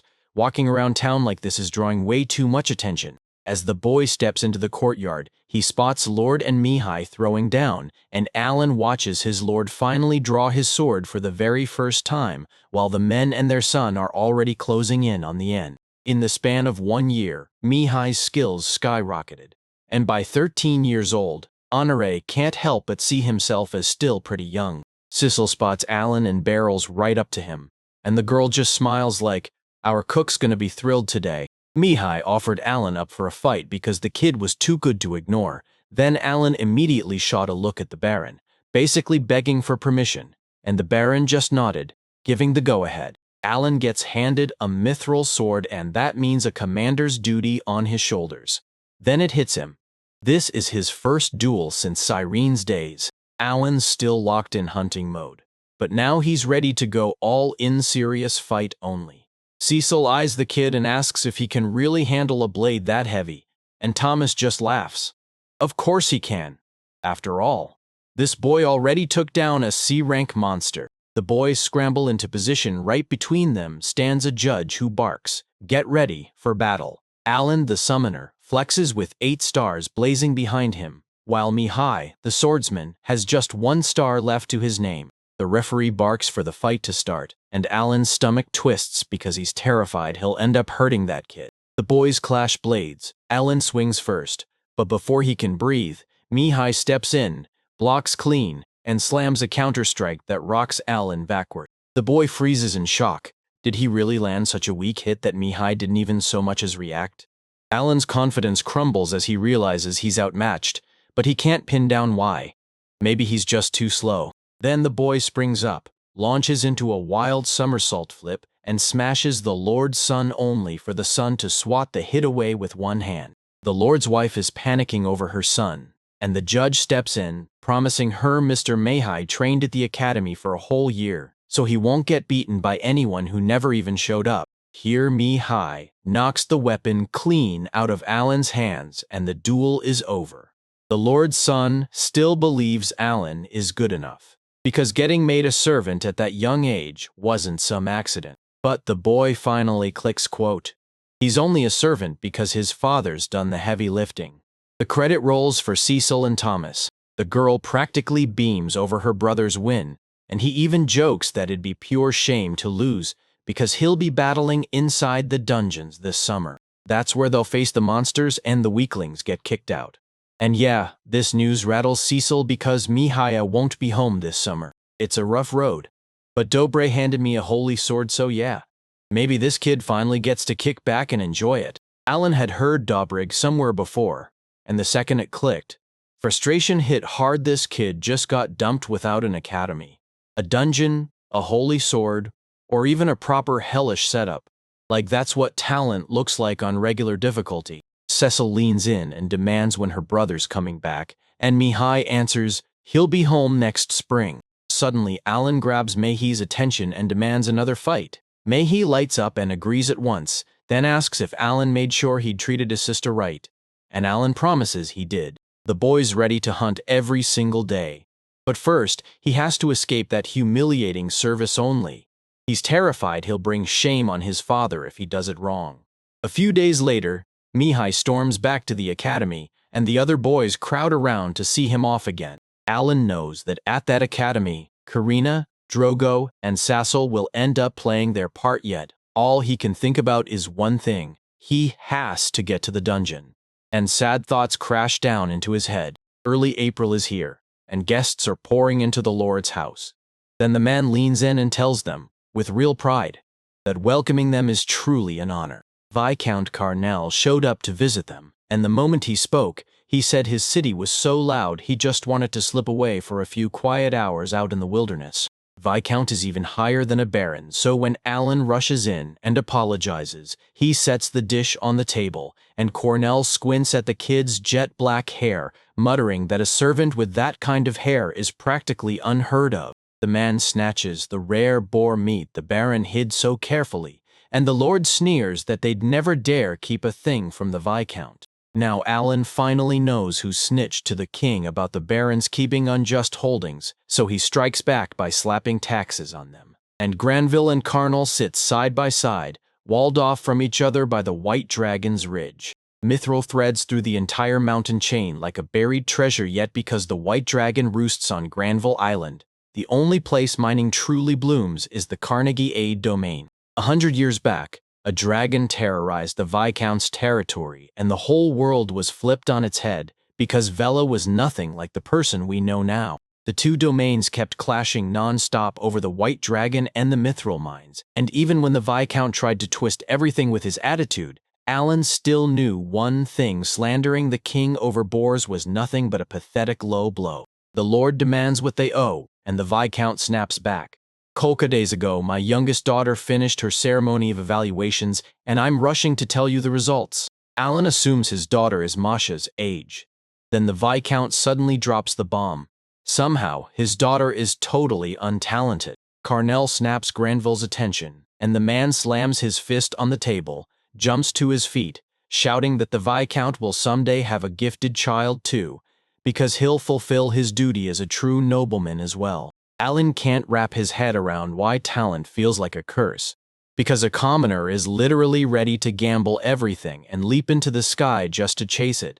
And now the boy is left wondering what noble duty the Baron was talking about. Mash and even Kyrina stood no chance because if every noble kid came out gifted, they'd get crushed on the spot. And these aristocrats? They're not some farmhands with humble beginnings. By the time fall rolls around, Alan will be a full year deep in the Granville family's service, already 9 years old, and marching around in the dead spider's breath, cloak, which dulls and softens nearly every hit. The boy couldn't stop chasing power after wiping out 10,000 goblins. He finally shot up a level. Today, Alan heads straight to take down a top-ranking Tavaria Mawigand. The second he spots the right place, he settles in with zero rush. His target? An armadillo ant, a towering 3-meter bug built like a nightmare. Alan calls for Tama only to realize his old move is slipping fast. Taggers won't cut it anymore, so he flips the whole plan. But the butterfly trick actually worked just like it knocked the last goblin out with a sea crank monster.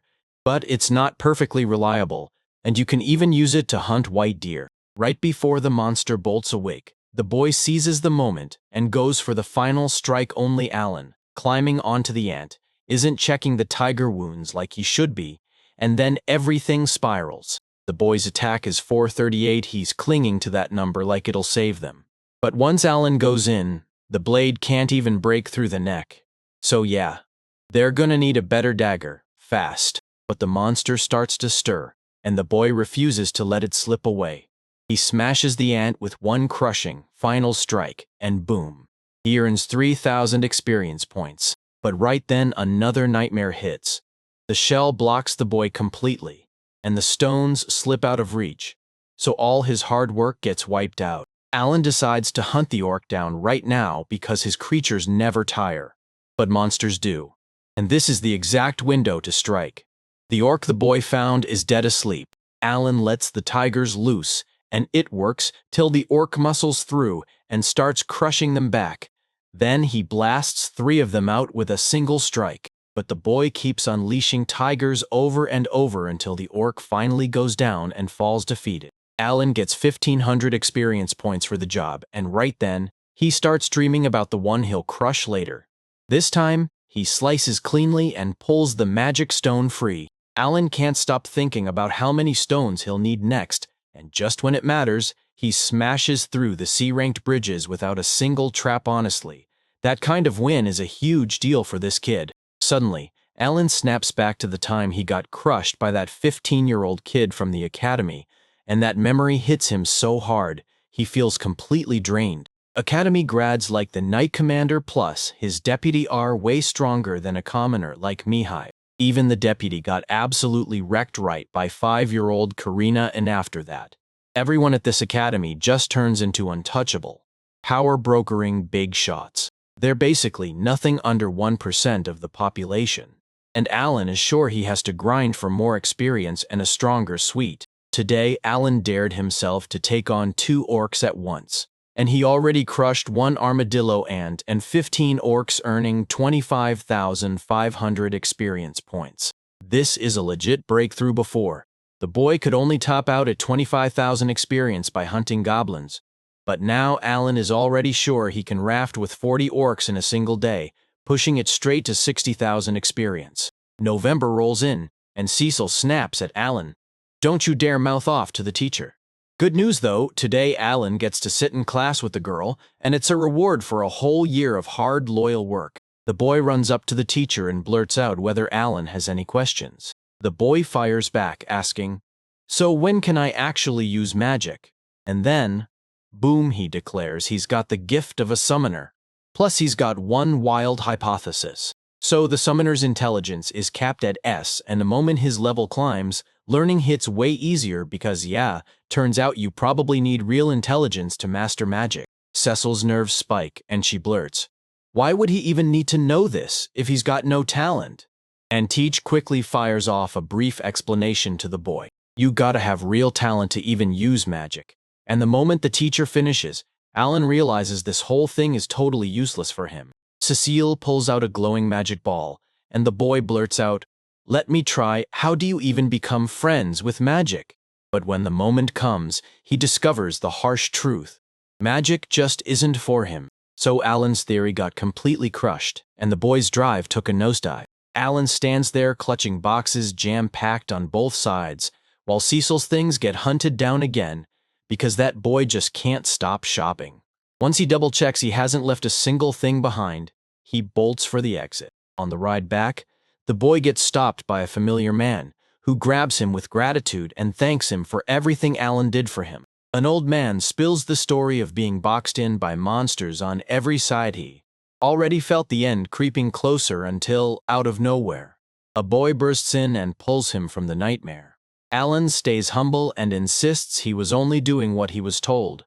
And in Granville City, people still can't stop talking about that little hunter of the Granville family. A whole year has passed since Alan got the green light to hunt monsters. And somehow, this kid has already racked up a ton of connections across the city, a weird ringing tears through the air. And no one can pin down where it's coming from. It spreads down the whole street like a warning siren, and Alan scrambles to figure it out as every single person bolts away in a panic. Alan sprints up to Raven and demands why everyone's bolting, then the truth hits hard.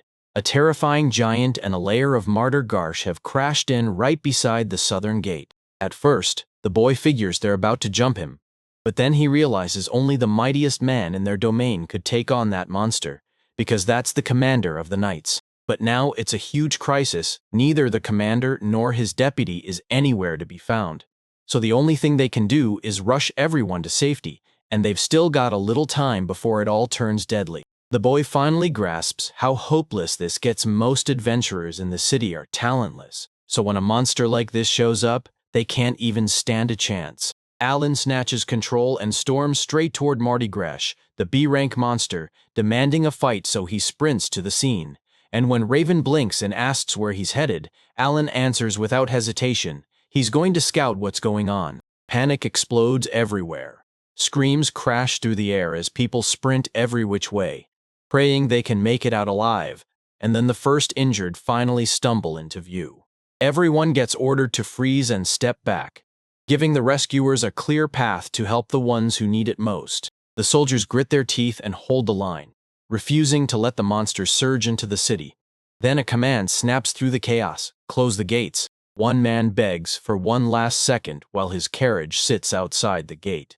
But the monster barrels right on, catches it anyway, and steals the hope before it can breathe. The motorgers stand around 4 meters tall and live. That terrifying beast tears through everything and leaves nobody standing. Alan bursts out the gate, and the instant he spots that monstrosity, goosebumps rocket up his arms. The boy watches the martyr in that garish getup yank the carriage right toward himself with a woman and a child trapped inside. That man who begged them to wait and not slam the gate is this woman's husband, and he's furious, screaming because the soldiers won't lift a finger to help his wife and daughter. Alan snaps into action, and the boy whips out a steel ball, then swings with everything he's got, launching it like a missile that smashes the monster and blasts out its left eye. That definitely grabbed Alan's attention. Then he pounces on the moment and drags the Mardigar show away from the carriage. From a distance, soldiers shout at the boy, begging him to stop picking at the monster because if he keeps teasing it, he could get himself killed. Rage explodes in the monster as it lunges in for a strike, but it whiffs, slamming into nothing but empty air. Alan bit the hook, and the monster snapped it up too. Then reality hit hard, because the boy was in deep trouble with 0 mana left, since he'd burned it all just 3 hours ago on training. The monster swings again, and this time it connects dead on, knocking the boy off his feet as he crumbles to the ground. When Alan finds himself right in front of the Mardigarsha, totally exposed and vulnerable, the monster somehow doesn't strike. Instead, it grins and erupts in a brutal, loud laugh. Alan can't figure out what just happened, so why does it look like he's laughing at that boy? Right then, the boy starts piecing it together. His little brother Masha was named after Mardigarch, and the father just keeps tossing out the strangest names like it's nothing.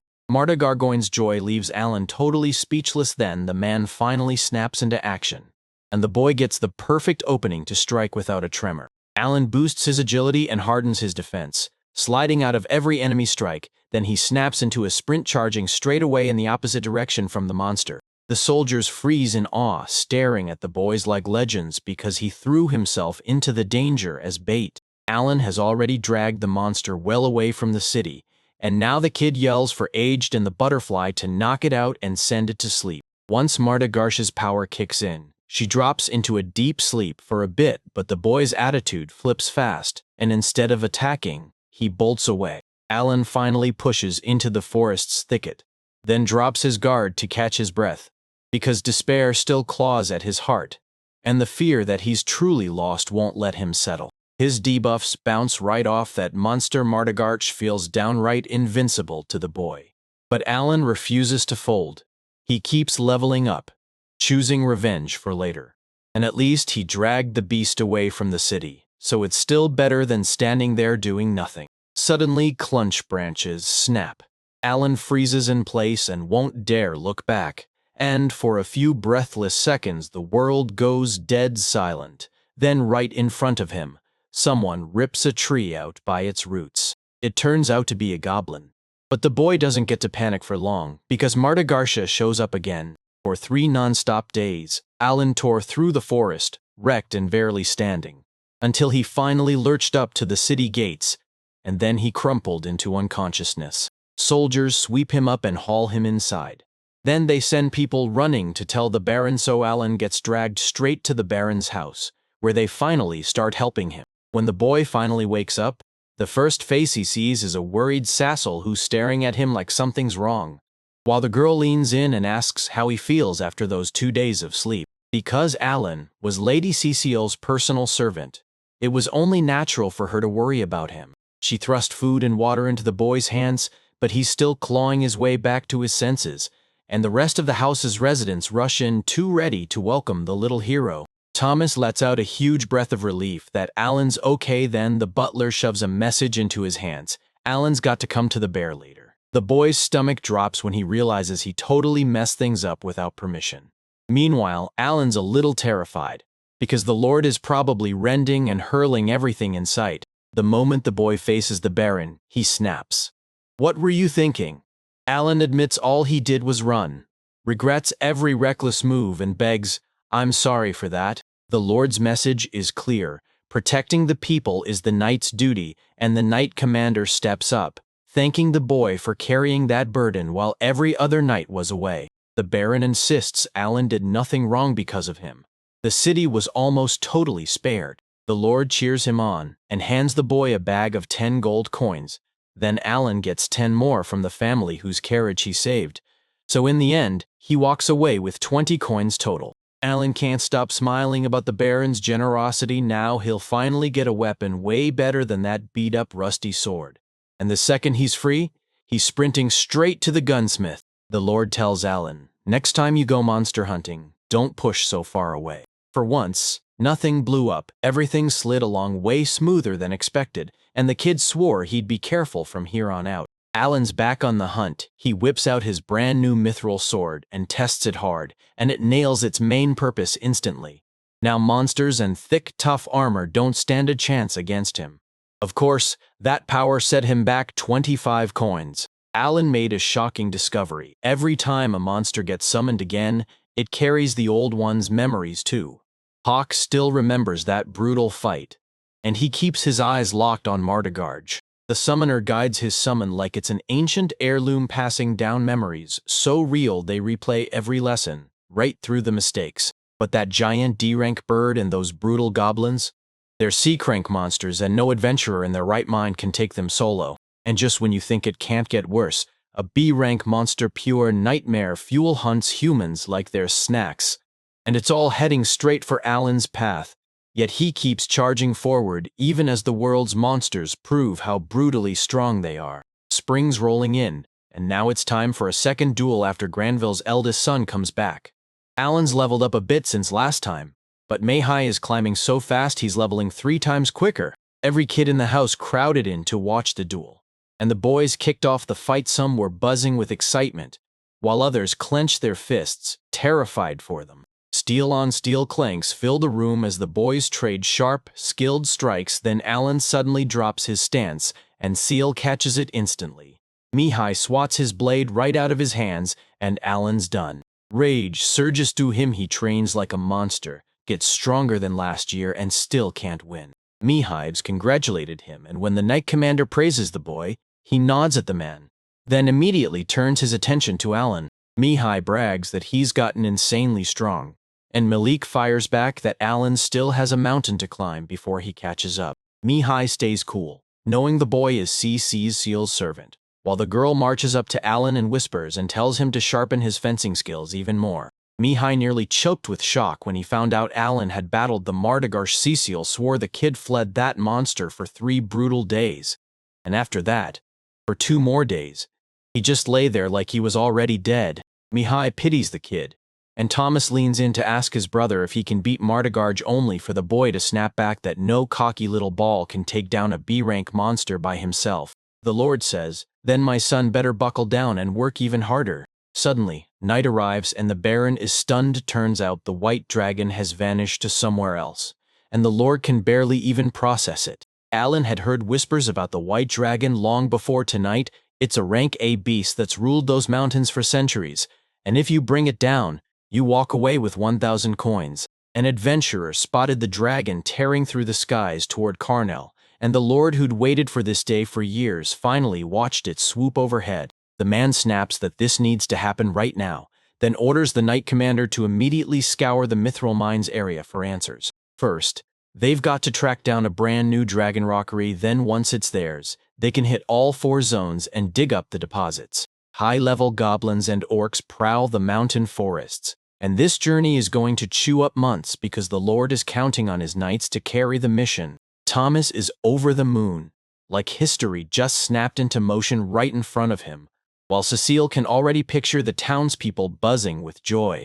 Mihai thinks it's amazing news, but there's a catch: the dragon might come back here next year, so the Baron orders everyone to keep this secret. Something's starting to go wrong, and now the knights are about to unleash a serious monster-slaying rampage, because this is all training, and Alan better hurry. In early July, the kid went on a skill-boosting rampage, pushing synthesis experience to a massive 1,000 and leveling it up to level 5, cranking summoning to level 5, and pushing subjugation to level 4, then snagging a brand new exchange skill to top it all off. Alan had finally confirmed the white dragon flew straight to Carnell, so he grabbed his stats and dove in. His summoning skill jumped another level, but it cost him 2 whole years. Alan can't wait to find out what D-rank monsters he can summon.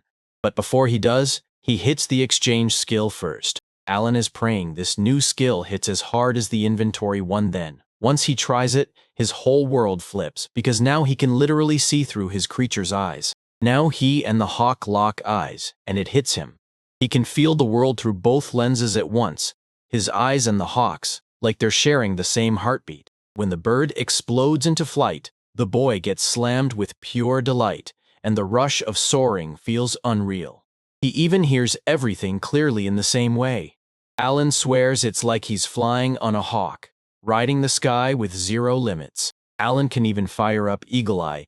He can spot anything from several kilometers out, like the world is right in front of him. Hawk shot out of the 50-meter zone, because once he's outside the boy's range, he can't take orders anymore. Just like you juggle multiple characters at once, and with the summoned creature's intelligence set higher than 100, Alan can also link up with several of them in one go. Each creature guzzles 200 points of your own smarts, so with Alan's 1,200 intelligence, he can forge 6 creatures in one go, and boom, the boy finally gets it. The summoner's intelligence isn't pointless, it's the whole engine. Alan decides it's time to summon fresh new D-ranks creatures, and he's got 10,000 D-rank stones saved up, ready to explode this moment into action. Everyone but the potatoes, because they're all over 100 IQ, Alan can set up an instant swap with them without breaking a sweat. The boy's heart sinks because he can't summon Tama anymore, but at least he gets to talk with Hawk face to face. Suddenly, Alan snaps. He can understand the orders, and he can turn that exchange into a weapon. That means the creatures he summons can hunt on their own. The young hunter can't resist putting it to the test, and his first power doesn't just turn him into a spider, it turns his creations loose too, and they handle the spider all on their own. Then the summoned creatures roll in as a fully autonomous pack, no orders needed. Oro hunts the enemy by night, and Hawk takes over by day. Hatami unleashes her splash skill and boosts the allies' evasion like a shield. Meanwhile, without Alan, the party's creature count won't bounce back, so he tells everyone to lock in and watch those debuffs like hawks. Then the bears start snapping back and forth between offense and defense, and just like that, they refuse to ever fall behind. Now Alan realizes the exchange keeps working even while he's asleep, because that kid already has the perfect squad, stacking him experience for a full 30 days. Alan warns him, "Don't go near strangers, and if they swing first, don't swing back." The kid hears it and thinks, this power is pure magic. Even with 8 beings staring straight into his eyes, Alan doesn't flinch. He's somehow getting stronger by the second, and it's turning terrifying. Now he can throw that bigger range of motion into anything he wants. Then the boy spots a mountain and sees a white dragon lurking behind it. A fresh idea erupted in his head. He realized he could weaponize that exchange for exactly what he needed. The chaos hits the village of Cyrene right now. Drago and Cyrene are locked in another brutal fight. Drago's an axe warrior with 1 star, and Cyrene? She's a sword master stacked with 3 stars. Masha isn't lagging behind either. He's a 1-star spearman, and now it's his turn to step into the duel. Alan shoots over as a bird, and the father's like, "Wait, that's the one." Then Alan swoops to the house, flits up at the window, and there they are. Mayura and Mama, while the woman braids Mayura's hair and her laughter fills the room. Suddenly clink. A coin drops, and the woman with her daughter rushes in, only to spot a shining gold coin. Alan decides he'll fly to see his family every single month and drop a gold coin into their hands, because the moment he's away, his chest aches from missing them. October's creeping in 10 months, 10 years. Alan's turning 10 right now, and he's already been grinding in the Lord's house for 2 solid months. The Baron lays it out to the knights. These guys have busted their backs for half a year, roaming the area, and now he leans in and asks how their mithril mines are doing. Like the knight commander feared, not a single human had stepped onto these lands in 100 years, and that long silence let monsters multiply like wildfire. They swarm around the 4 mines, and then they spill into the village where the mined mithril used to be processed. They've got to sweep the whole area clean, hire the right workers, and get the transport lines running, because reopening the nearest mine isn't happening for at least 3 years. The news hits the Lord like a gut punch. He's crushed. He might be chasing the impossible, but he's pleading for the knights to hurry up and come.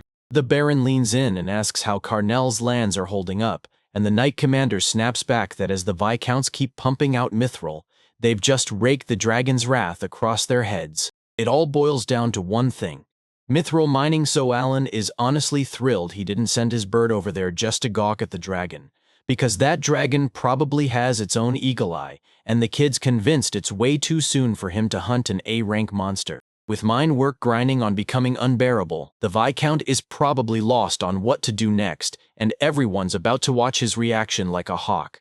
The Baron dispatches knights to the mines and orders them to follow the plan to the letter. Alan knows the monsters won't be left alive root and branch end. With 6 months, he finally gets his chance to get ready. Then the moment the boy hits 12, he's gone from the mansion and starts his life as an adventurer. Only 2 years left. Alan will repay the Lord's favor, and he'll help crack open mines like never before. So yeah, he can't just finish this as some random night, and the boy is practically bursting with anticipation for the moment ahead. Down at the mountain's base, orc and goblin villages sprawl across the ground, while deeper on the slope the ant nests burrow in, tunneling through the mountain's rocky guts. The goblin village answers to the goblin king. The orc village bows to the orc king, and inside the ant nest, the real nightmare rules: the ant queen. Today, Alan is determined to wipe out the goblin village, because the knights are set to arrive here in just a few days. The creatures ringed the village with crude fences and stationed guards right at the front, while even the goblin kids clutched sticks and stood ready, because they weren't about to show any weakness in front of the adults. Goblins gobble up humans and even steal their gear, turning every victim into a weapon-holding tool. Alan would have let it happen, letting them survive and multiply while they slowly got erased from the inside for experience. But now the knights are cutting that plan off at the knees, stopping it from ever taking shape. He's got to crush every single monster, no stragglers left behind. Ellen sharpens his skills, then launches the bears into the fight, and they crush the first wave with perfect timing. But once the goblins spot what's happening, they scream the alarm. The rest of the soldiers rush in, and together they drive the enemies back, only for the monsters to reveal they even brought archers. So Ellen knows this is about to get ugly fast if they try to hit them from range. The boy tells Hawk to track the enemy hard. Then he snaps his fingers and orders the spiders to gun down the arrows. One goblin drops boom, and he gets 200 EXP for it. Then he charges into the next one. After running a bit farther, he spots a whole horde of goblins. His brigade can't take on that many enemies without him. They're done for. The boy barks at the bears to spare nobody, and Alan cuts off every doorway so running is pointless. Now the goblins are trapped in a tight circle with no way out. That's why he was so weak before he had no 20 bears. But now he does. And those beasts can rip anyone apart in seconds. This time, victory is theirs. Suddenly, the Goblin King bursts onto the scene and unleashes a roar so brutal it rattles the air. Alan's been waiting for this moment forever, and the kid even cracks a joke that the king probably slept right through his own funeral. Alan's creatures mowed down C-rank enemies by the thousands, and nobody had an answer that could match them. So those bears? Easy. He'll have them rolling around with him too, and then the king will cash in for a sweet 4,200 experience points. The boy barks orders to his animals finish off the last goblins and haul their bodies right into the middle of the village. Alan busted his butt for all those magic stones, and now he's finally got a mountain of them, so the only thing left is wiping out the bodies of his opponents. The young hunter instantly remembers he's got a torch, and that fire sitting in his inventory never dies, which is exactly why it's such a huge advantage. Alan strikes a match, torches the corpses, and loudly declares the goblin cleanup done. He doesn't even know how to bury them, so the knights will handle it. Then the boy drops to his knees beside the heap of remains and prays that a better world is waiting for them. Alan ground out 48,800 EXP with this village enough to tally 223 goblins, women and kids included, and within a few months, the kid was moving through the area, leveling up like crazy. Alan's getting bored fast, so he decides to swing by and see how the orcs are doing. March rolls in and Mihai graduates from the academy. Sazel breaks into a joyful sprint, charging straight to her older brother to celebrate him, grinning like her whole world just finally clicked into place, because now they'll be together. Ellen clocks that the boy's in a rough mood, asks his sister how old she is, and before she can even answer, he blurts 10, like it's just a fact, hanging in the air after that question. His sister clocks something is going on with her brother, then blurts excited questions to him. But the boy just won't say a word. Then he locks eyes with Alan and demands a fight no holding back, all out. Alan doesn't get why it has to be like this, but he's still ready to clash blades again. The only thing that's changed is the air itself. Alan nods along, but they split up for a bit, grab their nerve, sharpen their plans, and get ready to fight. Cecil whispered to Thomas, and even he could feel something was off with his brother, because this was the first time he'd ever seen Mihai like this. Everyone crowds into the yard, and Alan's creatures hit their absolute limit. Then that boy grins like a new man, fully powered up, and swears that this year, you're going down for sure. The boys kick off the battle, and Alan tears through the air like a whirlwind. His speed hits 1483, double last year's, so yeah, he's about to win for sure. Alan throws punch after punch, but Mihai snatches every strike out of the air, each parry sharper than the last. The boy just waits, perfectly calm, and Alan finally realizes the truth. Mihai isn't missing his speed at all. Then Alan's years of grinding pay off. His rhythm clicks. He starts taking control, and Mihai is forced to back up. The crowd gasps, but the knight captain won't buy Mihai's retreat. For a second, Mihai just feels Alan can read every thought in his head, yet he refuses to break. And now it's all down to one terrifying question. How will this duel end? For a while, the boys dig in and stay locked in their spots. But in the end, Alan still wipes them out, then despair shatters every last one of them. Even with his agility cranked up, he still couldn't land a single hit. So what? Could his fencing skill really carry him through this mess? And if it could, how much more agility would Alan have to stack just to start making progress, while his attack gets weakened if he pushes too far? This can't be brushed off. Mihai keeps showering Alan with kindness, but it still doesn't reach him, because even with how much better he's been for Mihai this year, Alan can't feel satisfied. He craves bigger, undeniable results. Alan expects me to be high and shake his hand, but he struts past him like a statue. So yeah, it looks like no handshake this year. The Lord looks at his son and realizes 3 years at the academy finally paid off. He's sharper, more confident, and way more experienced now. Mihai immediately turns to his father and thanks him for the words. Alan stood there, soaking it all in, and thanking him like he earned it. And they really did end up dueling just like the Lord's son demanded. But was that truly all he wanted? Cecile yells Alan's name and drags him out of his head, and the girl tells him he's gotten strong, just not as brutal as her brother Mihai, then pushes Alan to learn fencing for Mihai, and Alan's all in if it's even possible. While Thomas is already daydreaming about training with his own brother too. Suddenly, Mihai yells for Thomas to get sealed and he's got to tell them something right now. Then he locks eyes with his brother and declares he'll serve the kingdom for the next 3 years, so he won't be coming home. This news slams right into the kids' hearts with an ugly surprise. And Mihai immediately rushes to apologize for the rhythmization he just reported so unexpectedly. Thomas demands to know what the service will look like, but her brother blanks out then. Cecile pushes for when Mihai will start, and the answer slices straight through her heart. Tomorrow. In total despair, she screams to her father, but the words won't come out.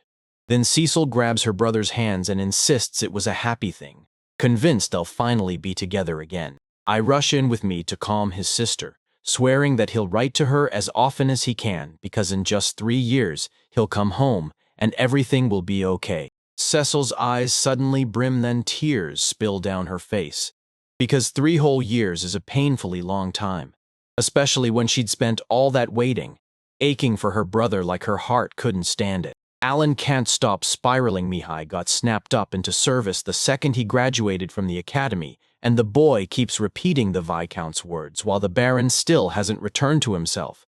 Alan's gut screams that something's seriously wrong. Every resident of the house packed into the hall, and a long line of people stretched out to guide the Lord's son straight to the service. Alan presses Mr. Raquel about what the boy will have to do, but Mr. Raquel clams up and admits he's heard nothing special.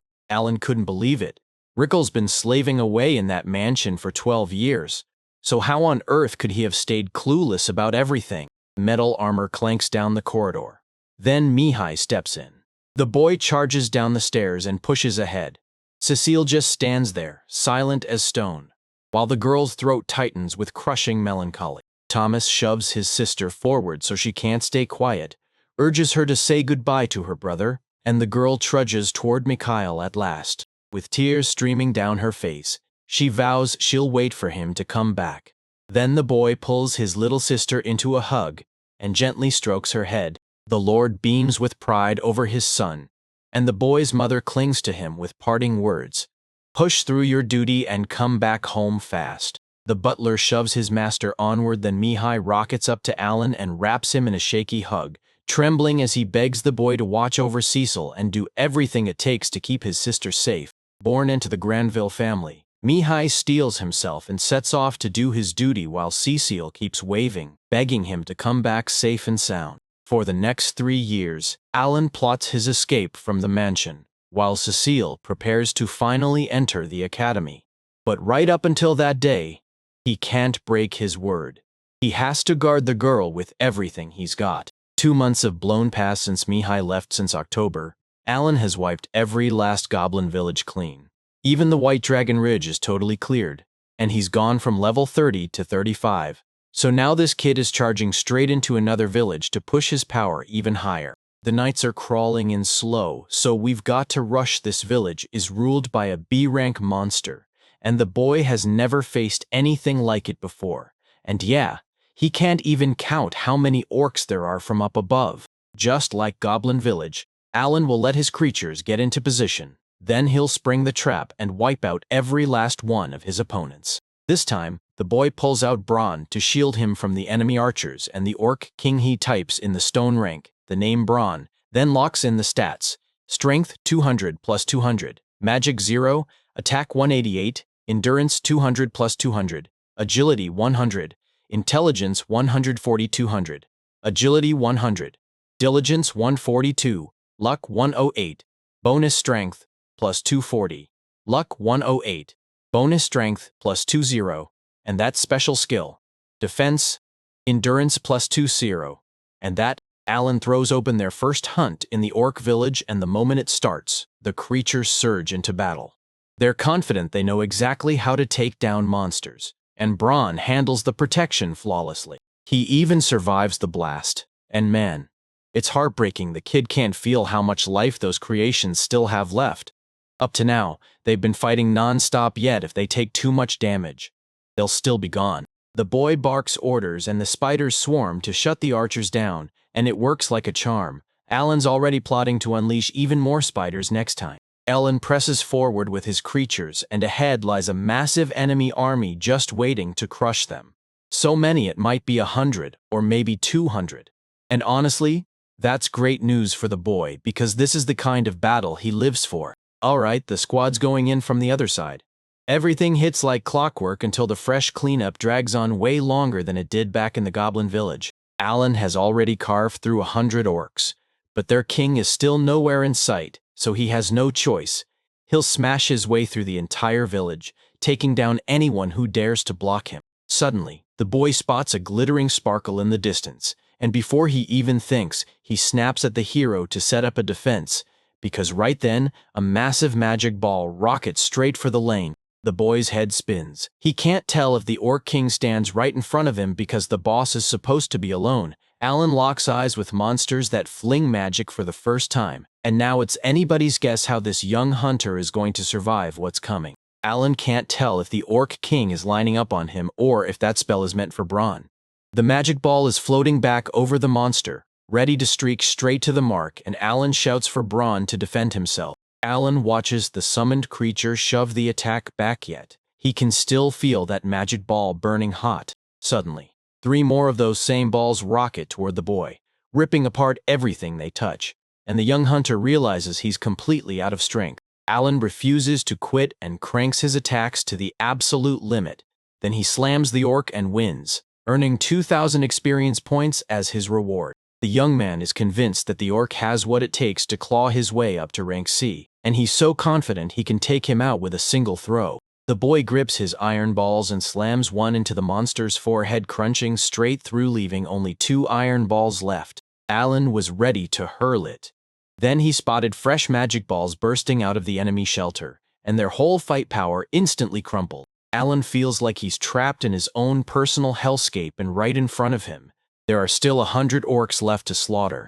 The boy scraps defense completely and goes all in on attack. He digs out a mountain of D-ranked stones and summons a staggering 20,000 bears. That legendary potato has one busted skill. It slams you back with 1,000 mana points. The boy keeps summoning bears again and again until every last drop of mana finally runs out. There he comes, the king of the orcs, bellowing deafening, terrifying roars as the orcs' rank matches the martyr church.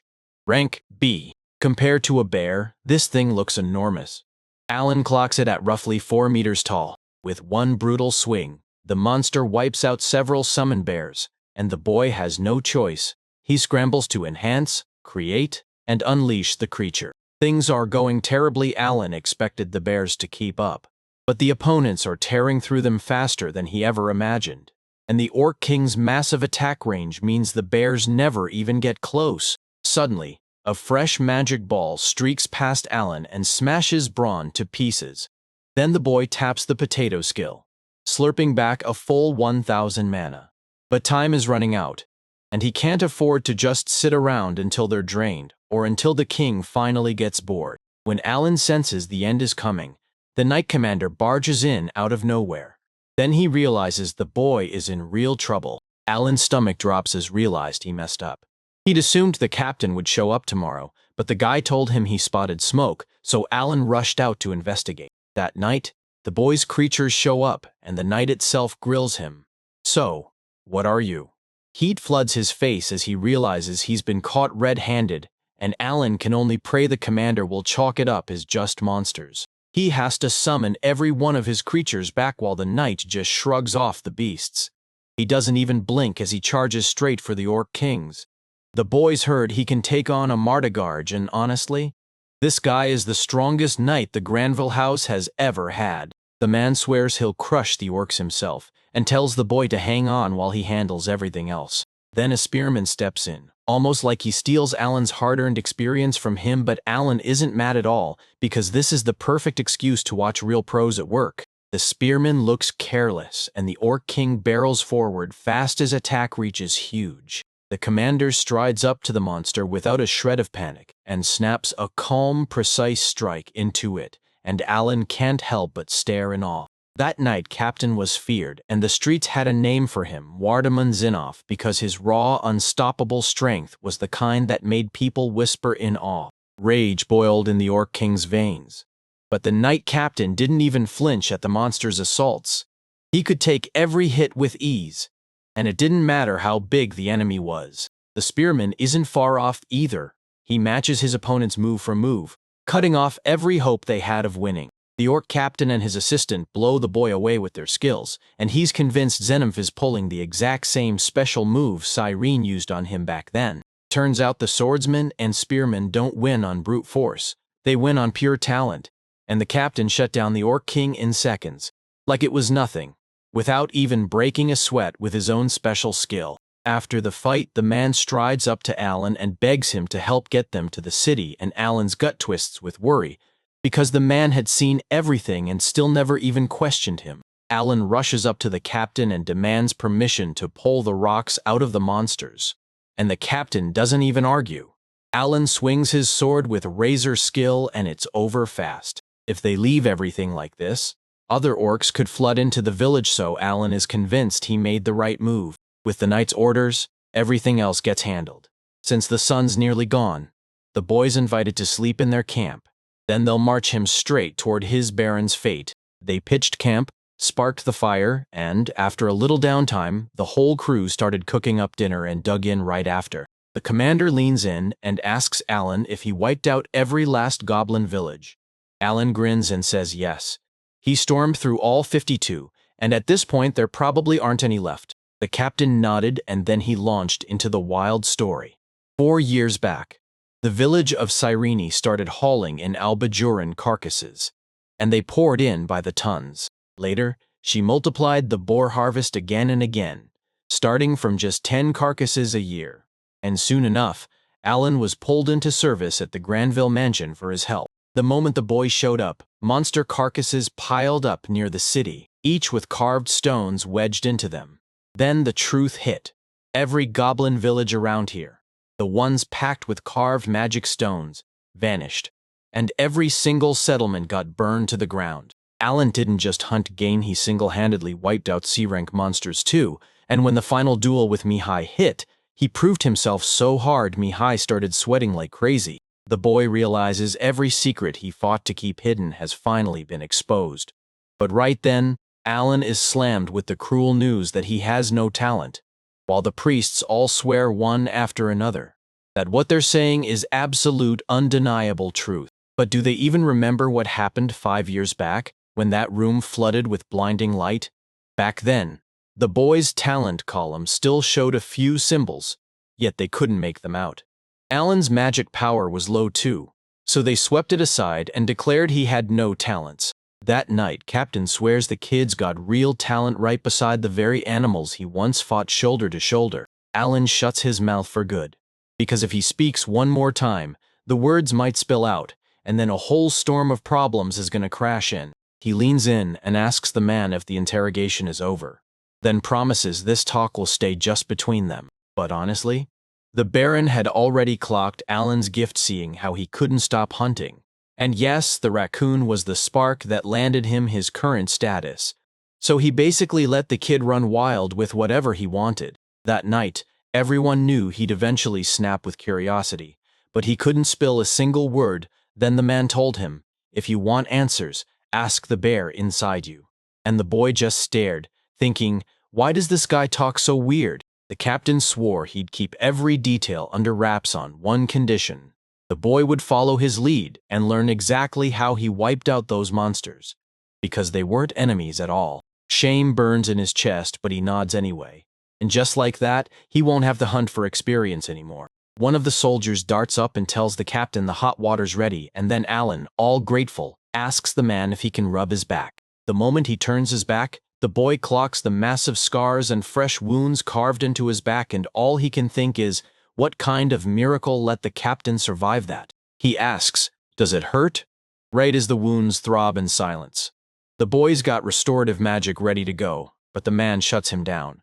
He can't stand calling today's hunt a win. He didn't pull off what he came for. And now it's clear Alan needs real training before he can take down the king all by himself. The knight captain, like he can read the boy's mind, leans in and asks, "So, did you enjoy hunting?" Alan grins and says it was the most fun he's ever had, beating the hurdles the goddess threw at him and watching himself push through gave him pure, unstoppable joy. Once you level up, every wound vanishes at least. That's what the rule says.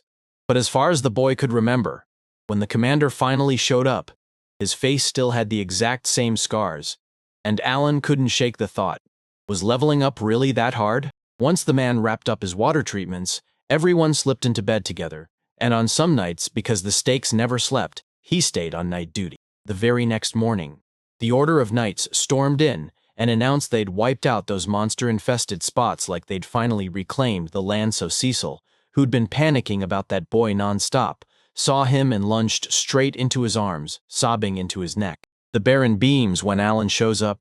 Yeah, he bolted from home with no warning. But somehow nobody holds it against him. So tell me, what's Alan going to do next? 2 weeks have slammed by since Alan got saved by the knight captain, and now it's time for the next brutal strike on the orc village. The boy crushes the orc king once more and racks up a whopping 2,500 experience points. And this time everything finally goes his way. Alan can't shake the thought that maybe this victory won't last forever. Then 40 bears slam into the village from all 4 sides, sealing every escape route. And that's when the young man hunts down the orc mages and destroys them. Even if the bears get wiped out in battle, the boy will spot the next ones coming, and Alan, straight up like a real general, just sits back and waits to see how his attack plans pay off. In the end, the boy racks up 335,000 experience points, which is a whopping 7 times more than what Goblin Village gave him. Alan cheers for his bears again after the brawl. Then it's stone collecting time. The kid took a loss the first round, but he stormed back and grabbed his revenge. That's the gamer mindset right there. In the end, the Orc King's carcass proves way bigger than Alan ever expected, and right then Alan snags his very first B-rank stone. This time, he forked over 120 D-rank stones because the boy is saving up for what comes next. By the 10th month, Alan will be turning 11, and since May, he's wiped out around 20 Orc villages. True to his word, he reported every last detail to the knight captain. The mithril mines were supposed to open in 3 years, but with Alan stepping in, they cracked the timeline down to just 2, and now everyone's counting on them firing up as early as next spring. Everything's been going exactly how Alan planned. He's hunting down every orc village, and if he can, he's wiping out the armadillo ant nests too, and the moment that boy turns 12, he's walking straight into the Adventurers Guild. His Majesty's envoys roll up to the Granville estate and they gush that the Baron's grounds are flawless. But be honest, are they really here just to shower him with compliments? The Lord ushers the guests in, leans in, and demands to know why they've come to see him today. Ever since the Baron first inherited the title, the Lord and his whole retinue have served His Majesty with unwavering loyalty, and now the king wants to personally thank the Lord for that loyalty. The Baron scoffs at him and snaps that he isn't worthy of that praise because in this world, praise is so rare it's practically disappearing. A messenger arrives in person to hand the man something himself straight to the Lord's hands. A letter. It's from the Lord's son, Mihai Granville. They haven't heard a word from him in 6 whole months, and Cecile can't forget it. Her brother promised he'd write to her often. Clutching the letter in both hands, the Baron feels dread creeping, and then his face twists as he gasps. When did you write this? And the answer lands like a punch. 3 months ago. Mihai's mother grabs her husband and begs him to hand over the letter to read, and the moment she holds it in her hands, tears burst out of her. Turns out Mihai died while doing his nobleman's duty, and the Lord still can't swallow his son's death. Not even now. He keeps asking if it's some kind of mistake, and the man can't figure out how this could happen after only half a year. Then the Baron snaps into a desperate cry.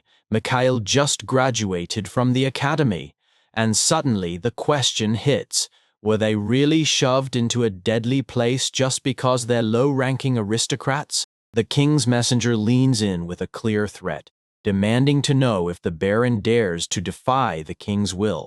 Mihai's mother breaks down in tears, utterly crushed, and can't wrap her head around what's happening. The messenger breathes, "Our visit is over," because they still have to deliver messages to other lands, and then the door slams shut. leaving a sickening silence behind. Alan refuses to believe Mihai is dead, and then the moment the boy recalls his friend's last words, cold dread hits like he'd always known this could end like this. Poor Cecil can't even move. She's frozen in total numbness. The girl turns to her father and blurts, "What does this mean?" Tears explode down her cheeks, and then, right on cue, the Lord orders everyone to get out and give them privacy. Mom begs to stay too, but they still guide her out carefully, like she's the calmest bomb in the room, while behind those doors the workers' cries and anxious voices spill out. Alan couldn't erase the sight of his family's faces after they read that letter like it was some grim will, and Mihai just knew in his bones he was marching straight toward death. The Lord calls Cecil over and lays out the noble duty they've got to fulfill. Then the girl snaps, furious that she's being told to die for it. Her father tries to talk her around, but she bolts and runs away. Looks like Cecil is about to get the same brutal fate, because the Lord is forced to march his 15-year-old kids straight into death, and all he can do is swallow his rage and obey the orders. They rapped the butler way on the girl's door, slid in with her dinner, and basically begged her to taste even a little. The Lord decides to give the girl some peace. He'll talk to her tomorrow.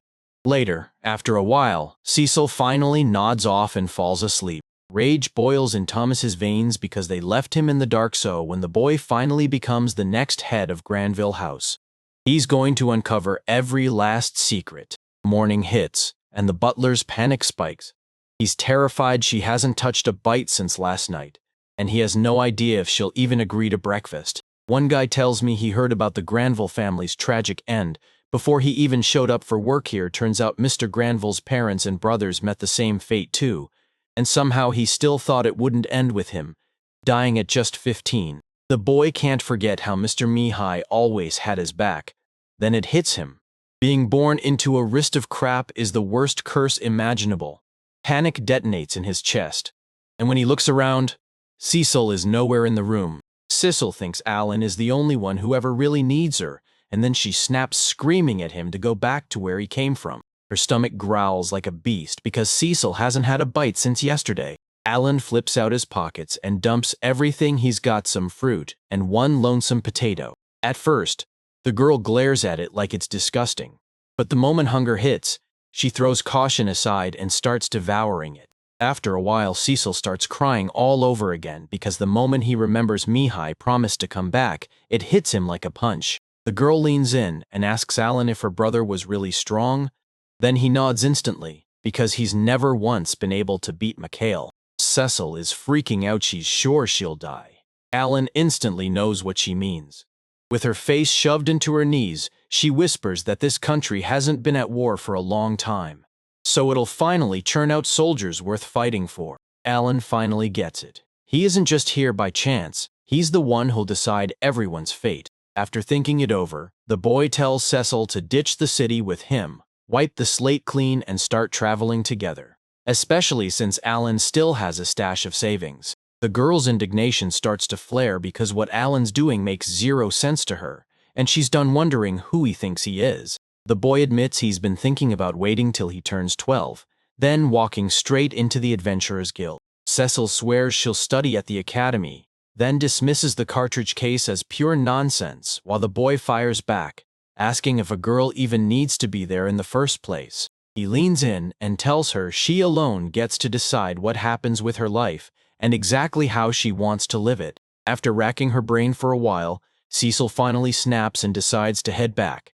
Alan gets her instantly. Then the tired girl turns to him and begs, "Please carry me," because she's completely worn out. The second the boy lifts her up, she buries her face in his shoulder and blurts out a heartfelt thank you to Alan for everything, while Alan can't help but feel genuinely grateful for her kindness. After some time, the boys finally march back to the estate, and the moment they do, the parents rush to their daughter.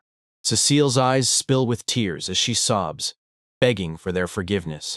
The Lord lets out a huge sigh of relief because the girl is safe. Then he rushes to ask her forgiveness for everything he said. Next, he cups her face in his hands, locks eyes with her, and tells the seal she doesn't have to worry about a single thing anymore. They're about to fire up the mithril mines again because once they strike, that girl's noble debt gets wiped clean. Now Ellen finally gets why Boron was rushing so hard. Because if that boy had teamed up with the Order from the very start, maybe Mihai never would have died. But Cecil swears grief, whispers to her father, and the girl fires back that she'll carry out her noble duty right, like her brother Mikhail did, refusing to bolt or hide. 6 months have slammed by since Mihai died, and the Granville house is finally breathing like normal again. Because that night's nightmare order didn't just scare the goblins, it wiped their village clean, and everyone knows it was Alan who pulled the strings. Now people are slowly rebuilding settlements near the mithril mines, with mining set to kick off in late summer. The parent isn't panicking at all, everything's moving exactly like the plan said. But his mind won't stop circling Carnell, because the moment the mithril money vanished, everything in his life shattered into chaos. So yeah, the Granville family better stay on guard. March rolls in, and Alan hammers his way up the mountain while he's dead sure Cecil would never show up, since this climb is brutal. After all, the girl's the type who begs to hunt monsters. The boy finally gets it. She's begging to get stronger, but the Baron will slam that door shut, no matter how harmless the sorceress's help might be. Alan bursts into his destination only to stare down monsters that slam the mithril extraction to a halt, and a whole source of experience too. The C-rank threat? Medillo ants. The nest is packed with over 1,000 ants, then their queen rules it all. She lays the eggs and keeps the colony booming by birthing a fresh wave of new workers. Alan's got way less info on the enemy now. 1,000 separate sounds crack through the air like a death sentence. From the sky, he can't even tell the exact monster count, but he spots their one single way out of the nest, and the place is enormous. Even if it's a pain, Alan's got the upper hand as soon as he gets inside, so he starts by cutting down the ants, just like last time. And first he summons 6 bears. It was this world that forged Alan's fighting skills, because time is running out and the battle is about to explode. Alan's creatures hit hard at the weak spots, but the enemy comes at him in a number so massive, it's overwhelming. The boy stacked 3 little bears on an ant, praying that this swarm would spare him the worst losses. Bears hit an intelligence score of 130 units, but they can't tap real strategies or tactics, so they bungle everything. Hawk's smarter, way smarter, with 50 plus 200 on its intelligence. Alan smashes the bear and the bird together, and now everything should speed up because a whole month has already gone by, yet the boy still hasn't wiped out that nest.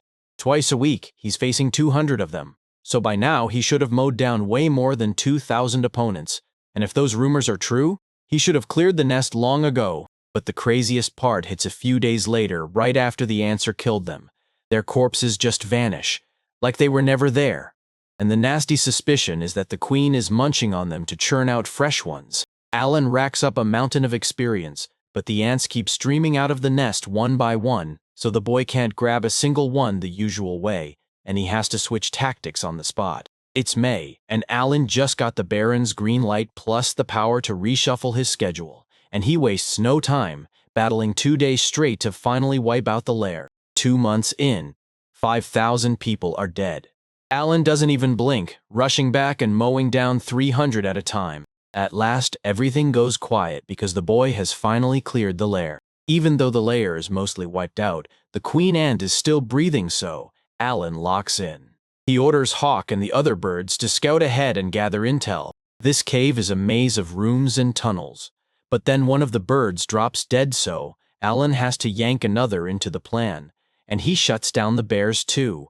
Only trouble is, in the pitch black dark, the bears can't see a thing. Alan spots a way out, then he plans to control them with the hollow's eyes. Meanwhile, the animals get dragged into the room meant for the young. They crack open 8 passages at once, and the boy swears that if a single bear gets hurt, he'll summon a brand new one, then he'll launch a flying, bite-hungry squad straight to that spot. Alan hauls Hollow back over to the map, and the kid's already reeling like that ancient RPG maze is frying his brain. The sky's turning dark, time for Alan to head back to the mansion. But no way is he wasting the shot.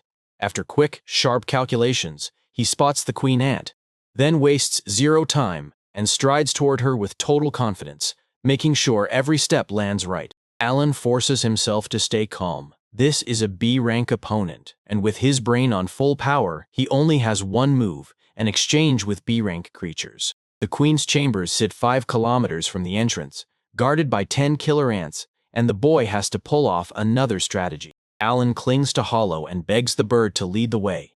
Because this cave is so dark he can barely see his own hands. 2 months flew by and it wasn't wasted. This boy trained the right way and came fully prepared.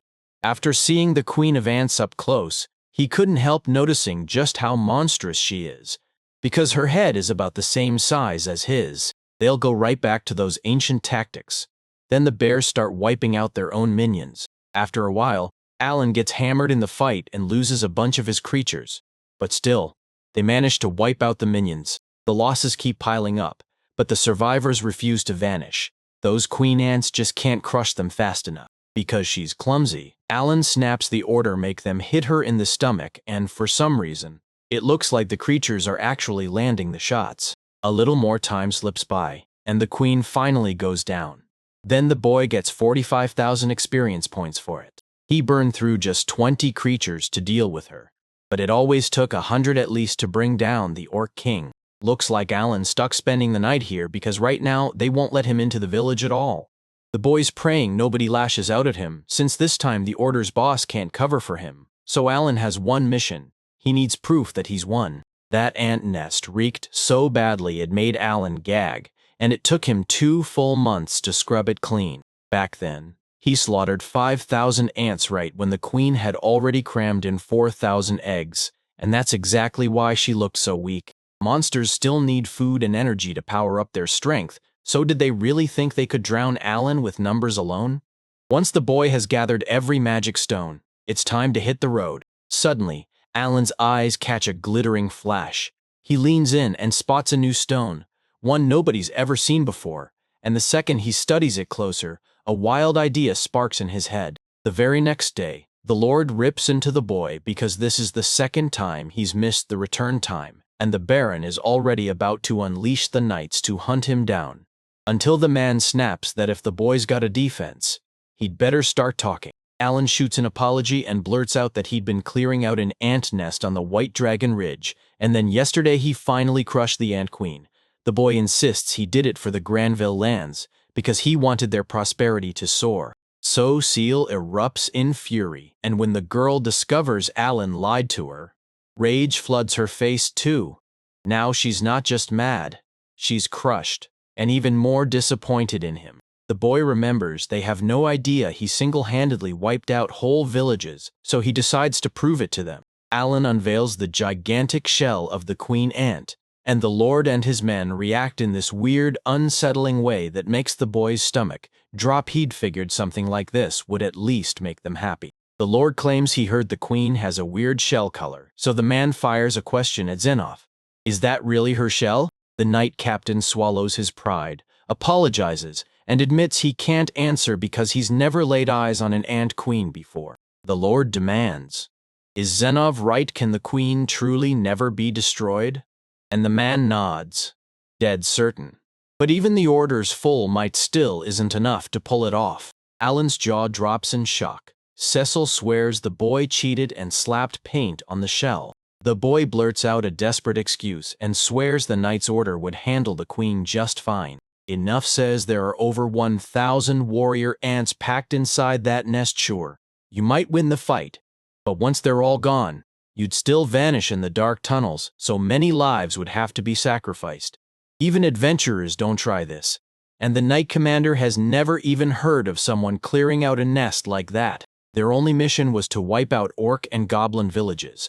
Then Cecil leans in and asks if the kid really means it, saying he crushed every ant and walked straight through the labyrinth. That's the real truth. This kid tore through the nest, and his summoned creatures had his back the whole way. Alan's about to drop yet another proof. He pulls out the stones, claims he unearthed them from the queen ant's head, and says, "This must be the same mithril ore I've been looking for." Everyone's stunned because no one thinks you can just pull something like that out of thin air. And the boy only smiles, calm as ever, then asks if they'll believe him now. Zenoff can't even believe it. Alan actually looks like he's got them handled. The Baron tells the boy, "We'll talk about this somewhere else later," and right then Cecil glances at his fellow servant, pride surging in his chest, while the girl confidently thinks the boy can handle a B-rank monster. Not long after, Alan barges into the Baron's chambers and the Baron demands he point out where the ant nest is, so the boy jabs a finger at the spot on the map. Zenov bursts in and swears they've finally found the fifth mine, so he orders the knights to charge there right away. Alan shoots a request for permission to deliver a full map from the nest, and once he gets the go-ahead, nobody doubts a single word he's saying. The Baron declares, "I won't punish Alan. He fought like hell and earned it." And right then, he reveals he managed to find ore, so the Lord crowns the boy as the one who struck a brand new mine. This gives him a huge 30% slice of every single chunk of ore mined there. Half the income made from mined mithril gets handed straight to His Majesty, and whatever profit remains after every cost and tax is cut is what they call the mining right. So yes, 70% goes to the landowner, and Alan gets the remaining 30%. But nobody can say for sure how that split shakes out. So you gotta sit tight and wait. The boy's got that sixth sense that this whole situation reeks of big money, and you can basically feel he just took a massive step toward success. October's creeping closer and Alan's about to turn 12. In Granville's lands, mithril has finally started getting mined again after a whole 100 years, and next year, they'll be digging in the very caves Alan discovered. The boy crushes every last ant without breaking a sweat, and now he's convinced nothing can touch him. Plus the money problem is gone too. But Alan can't shake the feeling that something's off. He didn't come for easy obstacles. He came for real fights. And now it's time for a new challenge to crash in. The boy gets the news the royal envoy is back, and this time it's business with the Baron again. Viscount Carnell finally shows up after ages, and everyone crowds around the table like something big is about to go down. The Lord leans in, asking why the guest is here today, and they answer that the mithril mining driven by the Granville family is going amazingly well. So the king's envoy steps in and congratulates the Baron. For ages, the White Dragon has been tearing through Granville and Carnell, and now His Majesty is done watching. It's time to end this. The Lord has even handed over a document that lays out a plan to share power on the White Dragon's Ridge. The rulers have to split power and finally end the heartbreak plaguing these lands. So the king's envoy marched to the vice-chancellor and ordered a treaty. Viscount Carnell is already locked, and now all the Lord has to do is put his signature on the agreement. A nasty grin claws across the Viscount's face, and you can tell no question that he's the mastermind behind every single move. The Baron bows low and apologizes, saying he must head to the capital while the envoy seethes with outrage, convinced he's being insulted, and his words are being doubted. He claims that the Lord got way too proud after he jumped back into mining mithril. So the messenger from Carnell bolts out of the room, refusing to hear another word. The Baron can't believe his own majesty, can't make up his mind, and ends up accepting something that absurd. The man fires a question at the butler. Have the Knights of the White Dragon's Ridge already rode out? And the butler answers, they'll be back in 2 days. The Lord chooses to bide his time until they come back. Then he'll rush straight to the capital and straight to the king, while young Thomas hurries back to report it to the House of Lords. Cecil marches up to her father, and you can practically feel her panic in the air. She's terrified.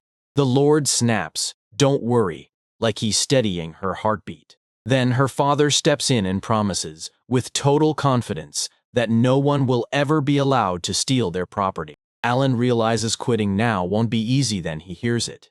If they share the dragon's spine, both domains will finally stop getting smashed by the White Dragon's attacks. Nobody knows when he'll soar back in. At least this plan keeps things steady for now.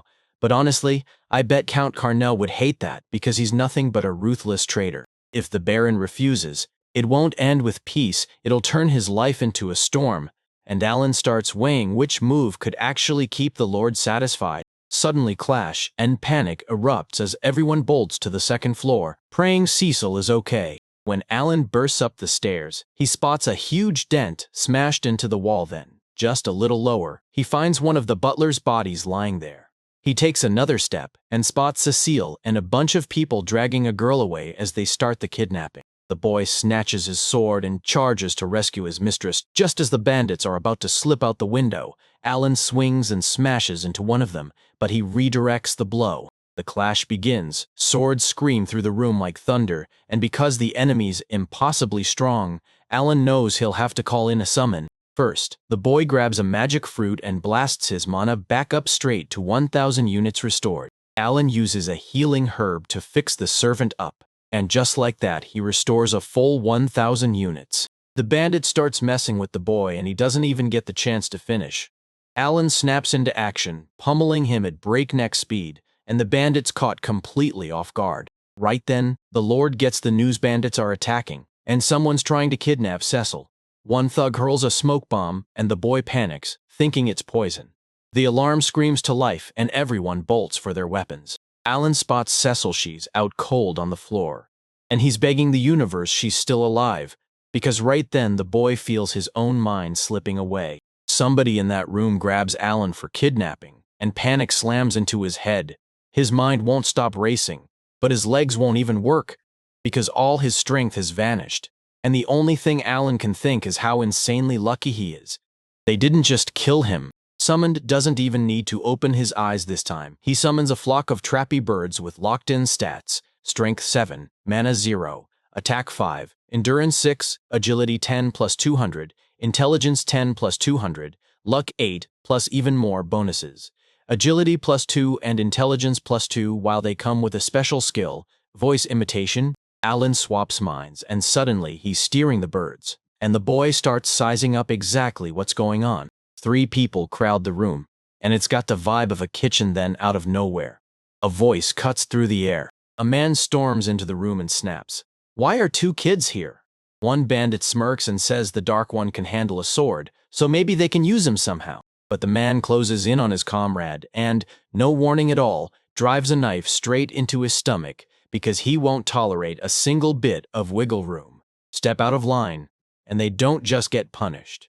They get their lives taken. The commander storms out of the room and snaps that if the boy causes so much as a single problem, they're to get rid of him. Alan clocks it fast. The big guy is even worse than the other 3. Right when the brute storms out, the guys start whispering about what just went down. And then the truth hits. Their boss always wants someone dead. He was a soldier, so it makes total sense. Sure, he only spent a year in the war, but those moments still carved deep scars into him. Even the bandits are laughing it off without their boss. They swear they can't stand a chance against Zenov, the knight captain. Zenov's been a captain for a full decade, so yeah, dealing with him won't be a walk in the park, but the bandit leader should still be able to handle it. They say Zenov wiped out whole armies. Some swear it's true, and others call it total nonsense. One bandit is convinced only fools go to war, so Dagla didn't hesitate. He bolted out of there. Alan doesn't get every word they're saying, but one thing hits him hard. This sounds like a war brewing somewhere. After that talk, they start the same pointless chatter, yet he's certain there are way more than 4 enemies. And if there are that many, someone's definitely steering them, because it was him who gave the order to kidnap Cecile. With no one to back him up, Alan has no choice. He has to fight his way through on his own. Then it hits him. He dropped his mithril sword. All that's left are Drago's dagger and 3 iron balls.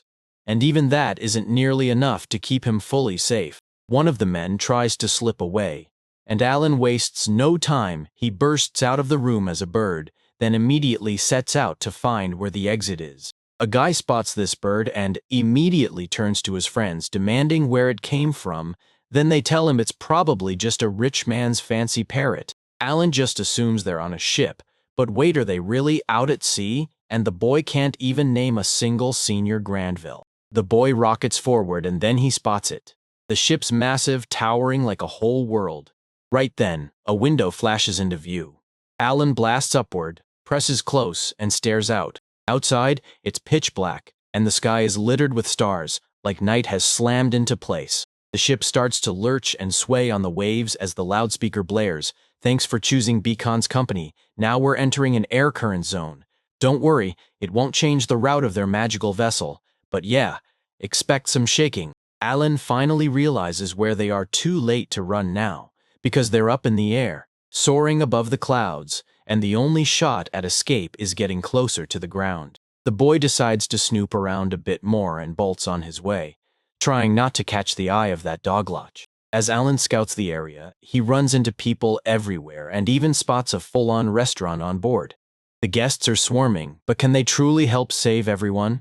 Suddenly, Alan hears a disgusting, painfully familiar laugh. He leans in and clocks Viscount Carnell instantly. Alan never saw the Viscount coming here 1 second. He's shocked. The next, he's calmly chatting like nothing happened with the king's envoy, while the men hammer out deals and talk trade, all of it circling back to one terrifying subject: the kidnapping of Cecil. Among them stands the king. He threw himself into a mess the moment he declared which academic faction would claim the prime minister's seat, because the prime minister, the king's side insisted, should belong to them, along with the minister of justice. But this time, things don't follow the script. Right beside the men in that wooden box sits the academic coalition, while the deputy minister of justice hammers out a contract that locks them into joint management. They have to split and hand out the money exactly as the prime minister ordered. Still, no one knows if the tiger has finally started moving. The Viscount shot the king's envoy a big thank you for all the brutal work he put in. And because of it, even the lower aristocrats are already clued in and skilled. Carnell saw the Baron's disappointed face and felt pure joy, and the envoy swore everything would be fine until the Baron blows up and drags them into trouble. That's exactly why the Viscount says they kidnapped the Lord's daughter. The Baron keeps his eyes on his daughter because he just lost his son. So they'll dispatch a warning, promising they won't do a single bad thing to the girl. But if he still refuses to sign, Carnell swears they'll prove their grit by doing something with that girl. Hearing that, Alan snapped pure fury, exploding in his chest, because he just can't stand that vile Viscount. The messenger warns them, if the Lord ever steps into your territory to rescue your daughter, you can drag him for crossing the border, so no matter how bad things get, you've still got an ace ready to pull. The Viscount never thought they'd pull that off. And yeah, it'd be simple if they could just snag the mithril. But Alan's stuck wondering whether that money can even be used that way. The Baron is trapped in a nightmare, and now the boy has to race in and rescue Cecil while the girl finally shakes off the daze and snaps back to her senses. The girl lets out a tiny sound and the bandit's head snaps toward her. One of the big guys steps up and starts talking. Alan jolted. Sure, she was still asleep, because they'd hit her with a brutal substance that shoved her into a short-term antibiotic shutdown state. The man figures Cecil can't use magic, then leans in and tells the girl, "Relax, we're already inside Carnella." Cecile's tears spill as her mouth stays gagged, and she can't even get a word out. Then rage sparks in the man's eyes. He rips himself up from his seat and stalks closer, spitting threats. Alan realizes he's got no choice, so he surges forward. It's go time.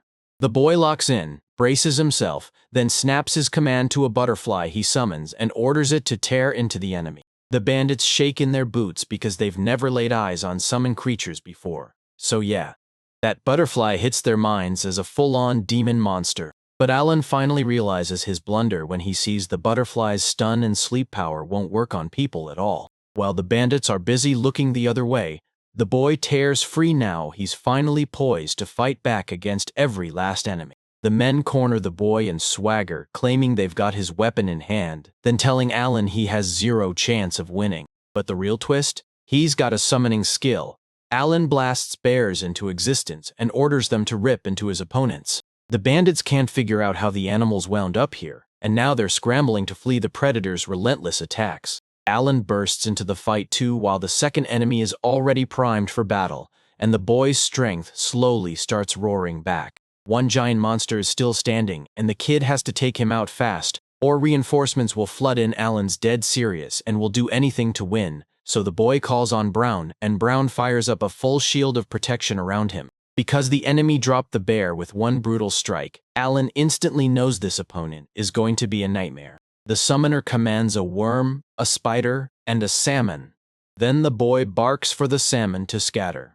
When a bandit lines up Cecilia's end, Alan screams for the worm to slam forward and for the spider to pin the enemy in place. The big guy's jaw drops when he realizes that the kid can command monsters like they're his toys, because that kind of power isn't for everyone. While the enemy's distracted, Alan spots the perfect opening and lunges in, aiming straight for his neck's scruff at first, but the hit barely dents him.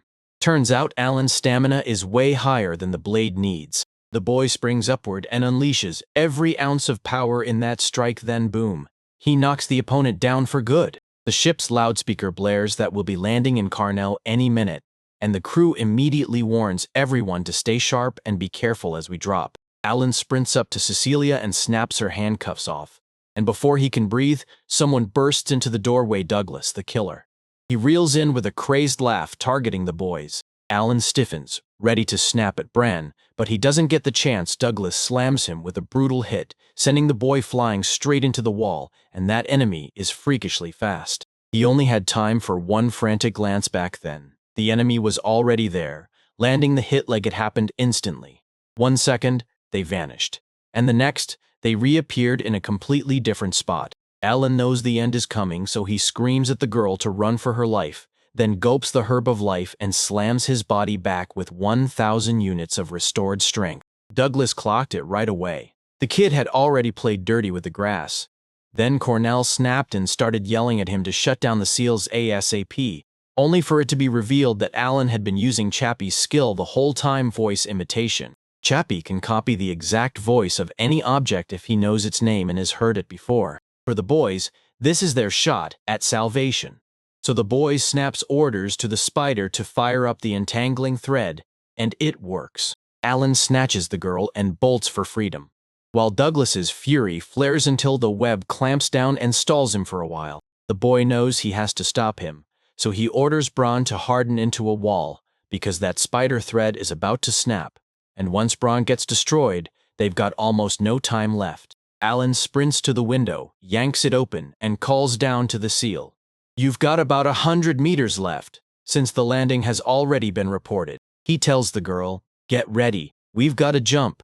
And because of those creatures, the boy's stamina spikes from 570 to 605, drops back to 570, then blasts up to 845. If it's true that she's got the status, this jump shouldn't be a problem with that kind of stamina, yet the girl fumes and argues, even as she's left with no choice. Alan yanks her in tighter, then leaps straight out the window, crashing down so hard that the boy shatters both legs, instantly screaming in agony. Then he slams the herb of life into play, which restores 1,000 units of physical health and knits his broken bones back together. With a wild grin and pure joy blazing across his face, Alan yells at Madame Cecil that they're heading back to Grand Verge. Alan blurts out, "Are you hurt?" Cecil tells him she's totally fine, then shoots back, "What about him?" Thanks to the grass, the boy's safe. Right then, a landing ship thunders in and the girl's mind snaps back to the animals Alan had pointed out. Right when she's about to demand details, the boy instantly dodges the question and blurts that they were probably sent to track them down, so they'd better move right now. As the ship finally slams down to the ground, the guys bolt and run like their lives depend on it.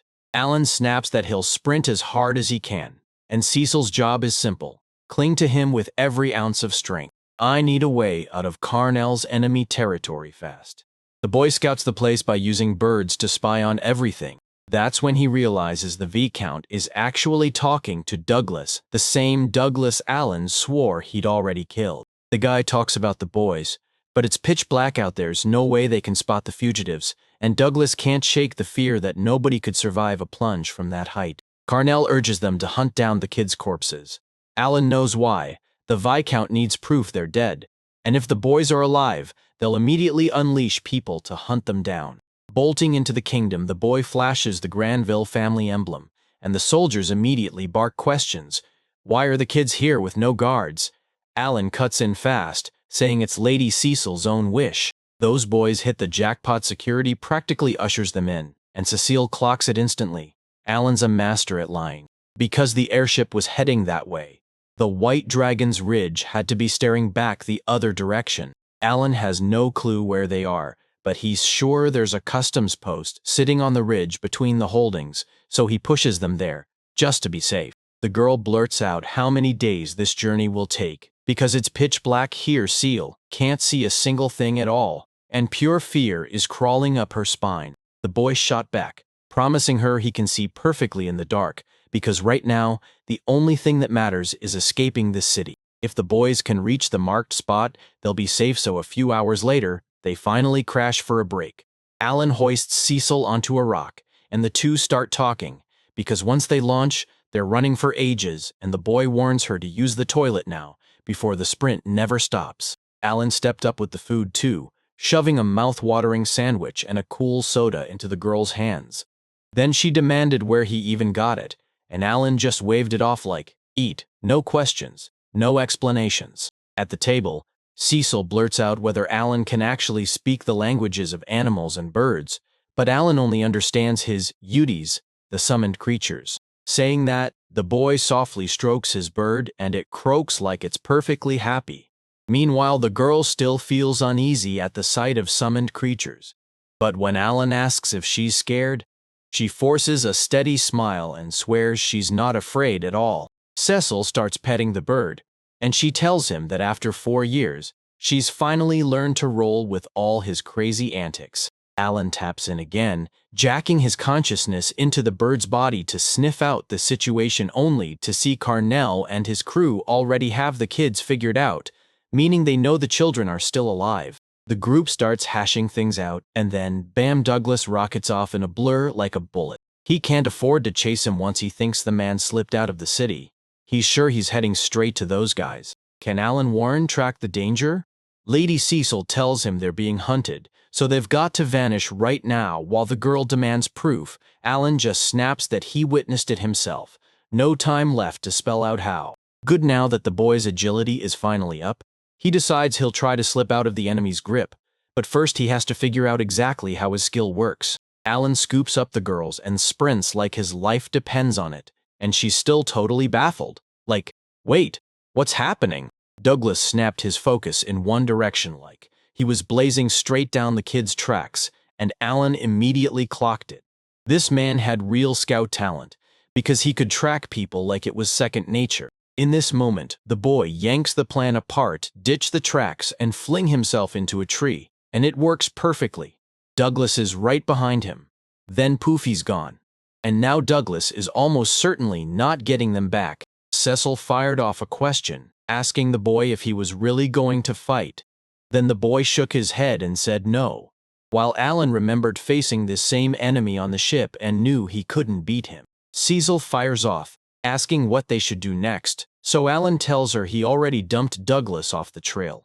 And now they've got to sprint to the White Dragon's Ridge before anything catches them. The boy snaps, "Bronn, lift the shield," and Bronn raises a massive stone shield.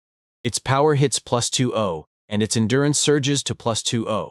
Helen springs onto the shield while Bronn eases the boys down to the ground, and the girl practically beams at the landing. Alan snagged a few extra kilometers on his opponent, so now they can finally ease off for a bit. Alan decides they'll have to run it back again later, because tonight the boys are trapped sleeping in the forest. They'll be out there for 3 long days, so the boy urges Cecil to rest up as much as she can.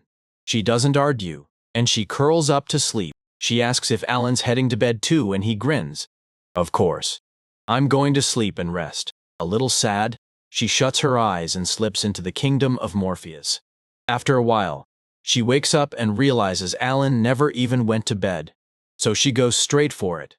Does he really have talent too? And if he does, why in the world didn't he tell her sooner? Alan sits there and locks onto one spot. A blanket gets tossed over his shoulders and a bird perches right beside him. After a beat of silence, he mutters that nobody would have believed him anyway. The girl weighs it for a second and nods, agreeing with him. Then, she never brings it up again. Alan just stays there, staring ahead in silence as a storm of thoughts whirls inside his head. If they get caught, they'll just have to say goodbye to their lives no way out. And that boy? He's got a crushing sense of déjà vu, like he's lived it all before. Even Douglas has to hit a wall. Part of him keeps wondering if he's finally quit and vanished, and honestly, that sounds awesome. But Alan knows that kind of ending is basically impossible. Suddenly, the boy bursts up to Cecil and shakes her awake with everything he's got because it's finally time for them to move.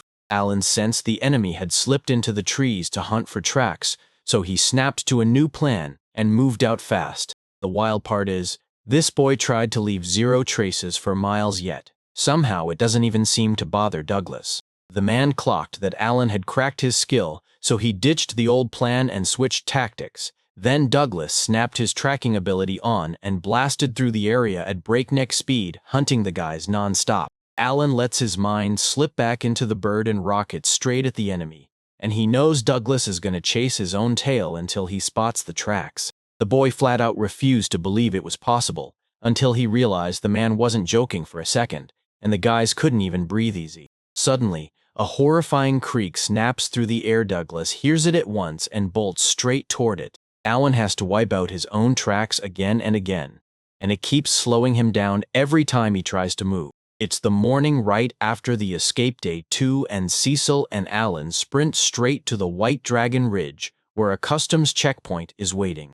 The moment the knight sees the boys, she spots Lady Cecil and Alan right away, and the whole crew lets out a huge wave of relief because the boys are safe. The boy sprints to the post with everything he's got, every muscle straining and trembling as sweat blasts down his face, while Cecile is worn out too, even though the boy's doing the heavy lifting. They're back and sure. You can't see it on their faces, but inside, they're buzzing with joy.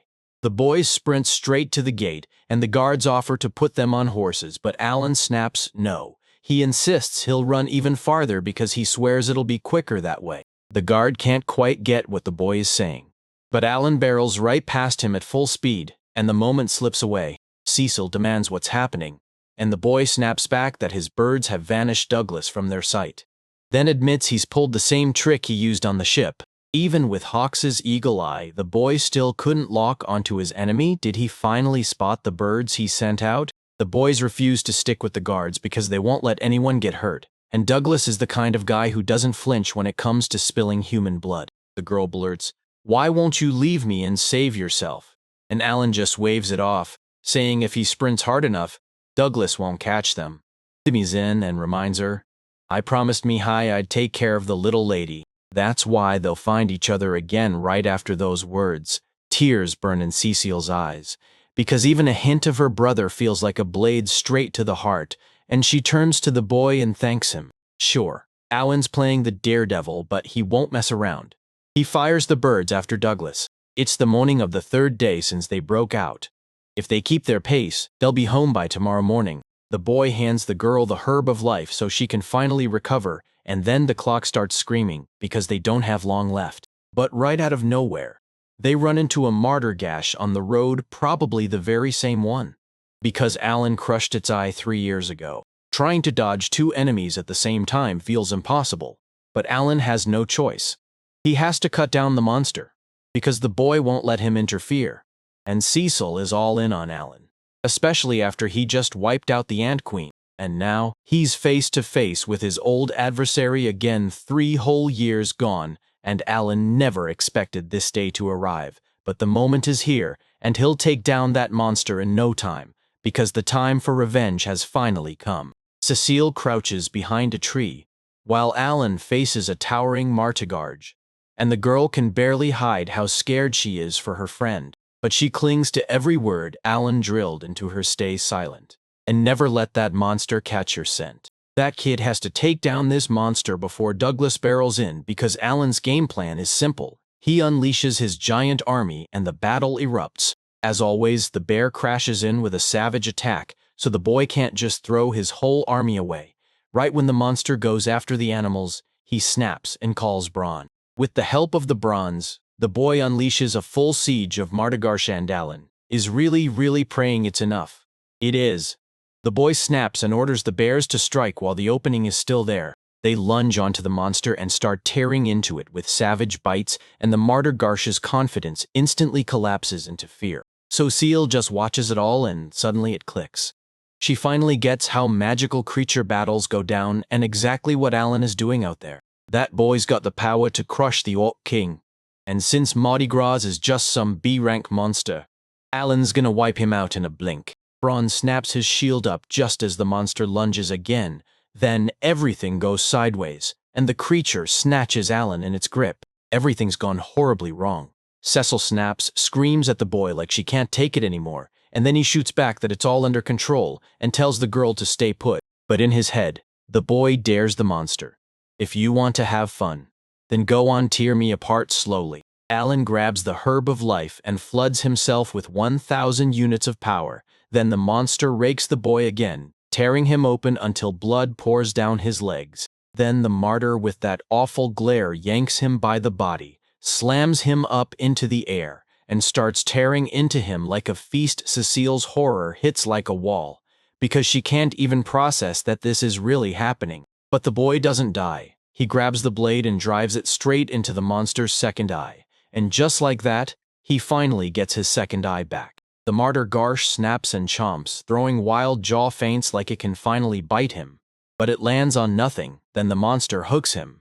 And the boy flips the cards, strength 1040 plus 960, and endurance 570 plus 960, and endurance 570 plus 960. Turns out that monster had already started playing the moment he decided not to kill Alan on the spot, and now it's time to go to hell. That kid has no clue what the monster's rank even is, but it stomped the Branovs and still couldn't finish them. So yeah, its power has to be under 2,000. And then Alan snaps back with the grass of life again. The boy brewed 100 tons of the herb of life for his deadly showdown with Douglas, and he won't stop using it until he's finally done, even if it costs him everything. It's weirdly nostalgic because in the game, every time you face a brutal boss, you're chugging potions non-stop. Marta Garsh drops dead here, and the boy finally hits the ground while that monster grinds out a massive 82,000 experience points for him, and 3 long years later, his revenge is fully finished. In a burst of panic, Cecil sprints up to Alan and demands, "Are you okay?" Alan steadies her fast, swearing he's got a whole stash of healing potions. The girl starts bawling, terrified for him because she's sure Alan is already dead. Then the boy rushes to apologize, saying he'll make up for scaring her like this, especially after she saw him get so close to being swallowed. But Alan snaps that this isn't over and nobody gets to relax. Then Douglas shows up, furious to the bone, ready to unleash hell on everyone. And yeah, this is how their 3-day race finally gets sealed. Douglas never believed Alan could beat the Martagarge. But the proof is right in front of him. That man strides in on the boys, then they scramble back in panic. Only, Alan has already burned through every iron ball on the Martagarge, and his dagger is jammed deep in the monster's eye. And now the summoned beasts can't slow the opponents down. Alan's out of options, so he orders Cecil to hold back, and the boy vows he'll smash the enemy no matter what it costs. Douglas watches Alan's loyalty go so far he's ready to die for him, and it disgusts him to the core, because Douglas can't stand someone like that. The man surges forward and smashes the boy, sending him flying backward. And the wild part is, the kid never even clocked the enemy's move. To make it worse, his magic power runs completely dry. Douglas yanks out his sword and asks Alan if he wants to summon his beasts, because that's his gift, while Alan clocks that his magic power is dwindling. And the guy just laughs like it's entertaining. Douglas lunges forward, sword in hand, rushes up to the boy and thrusts his blade out at him, shouting that the time is up. Suddenly, boom! A violent explosion rips the air apart, and it turns out Cecil unleashed magic. But can she pull Alan back from the brink in time? Alan's got 0 powers. His magic is drained to nothing, and the girls have to race in and save him fast. She remembers her dad warning her that magic is deadly, so she can't touch it yet. Not until she gets into the academy. Alan starts screaming at the girl to stop using magic, but she won't back down. She's determined to save him. Cecil channels every last spark into one crushing fireball and hurls it at her opponent, only for the girl to get blindsided by Douglas's swing, smacked clean, sent flying and crashing to the ground while Alan's fury ignites. Douglas grins and tells her, "You really thought I'd stay hands off just because someone ordered me not to kill you?" Then the man snaps his attention to the boy and demands to know, does it really disgust him to see his cherished mistress get slapped down? Next, he tells him to stand up and rush to her side. Alan remembered exactly what Douglas was like on that ship. He bolted from the battlefield after less than a year, and now he earns his living by kidnapping kids. You can't call him anything but a degenerate. Rage boils in Douglas. He sprints up and smashes the boy again, sending him flying back. And this is exactly what Alan needs, because the man insists that even with no magic in the kid at all, the flow of words, the way Alan understands it, never, ever runs out. Douglas eyes the boy's surveillance setup and snaps, "You burned a fortune on this, aren't you saving anything for the ride back?" Alan just grins and tells him not to stress, saying he's got enough restoration potion to keep a dozen of his kind going. Alan picked a ruthless tactic that forced his dumb opponent to spill every detail about himself, and he already knew Douglas burns mana every time he throws a skill, so now the puzzle snapped neatly into place. Turns out there are 3 kinds of skills, starting with the ones this boy learned from a book, a full year after he was born: summoning, creation, and synthesis. And second, it all started when Alan was still a kid. Those training sessions hammered skills into him, like fencing and deadly throws. And there's one last catch: extra powers he doesn't have and never will. Yep, before all his reincarnations, Alan had already witnessed this. The normal boat. Class skills and random extra skills, those kick in right from birth. Hard mode lets you start with class skills from day 1 and even random skills drop too, like the game is showering you. Hell mode is crueler. From birth, you only get class skills. Everyone in this place is normal level, but they all have extra skills stacked on top. This is talent and inborn gift, so guys like Douglas don't just get by, they already have the scouting skill. And on top of that, he's got an extra power, tracking. Then the man throws another crushing strike, and the boy gets hit so hard it lights his whole body on fire with pain. There's just no way he can block this onslaught. Douglas clocks Alan's stubborn streak again. The kid chugs the herb of life and instantly regains a massive 1,000 health. Even with an opponent this brutal, all he's got is a 1-star ceiling and Alan's sitting on 8.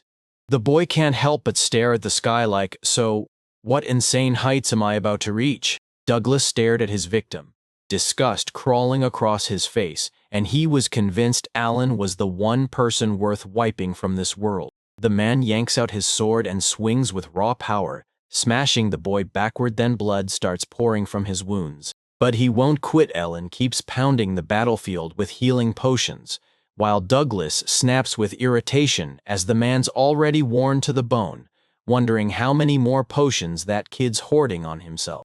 That's exactly what Alan needs. He tells them that in just a bit, Douglas won't have a single place left to run, and the guy still can't quite get what Alan is talking about when it comes to the boy. The second he smacks the seal, he basically writes his own death sentence. Then a loud crack slices the air.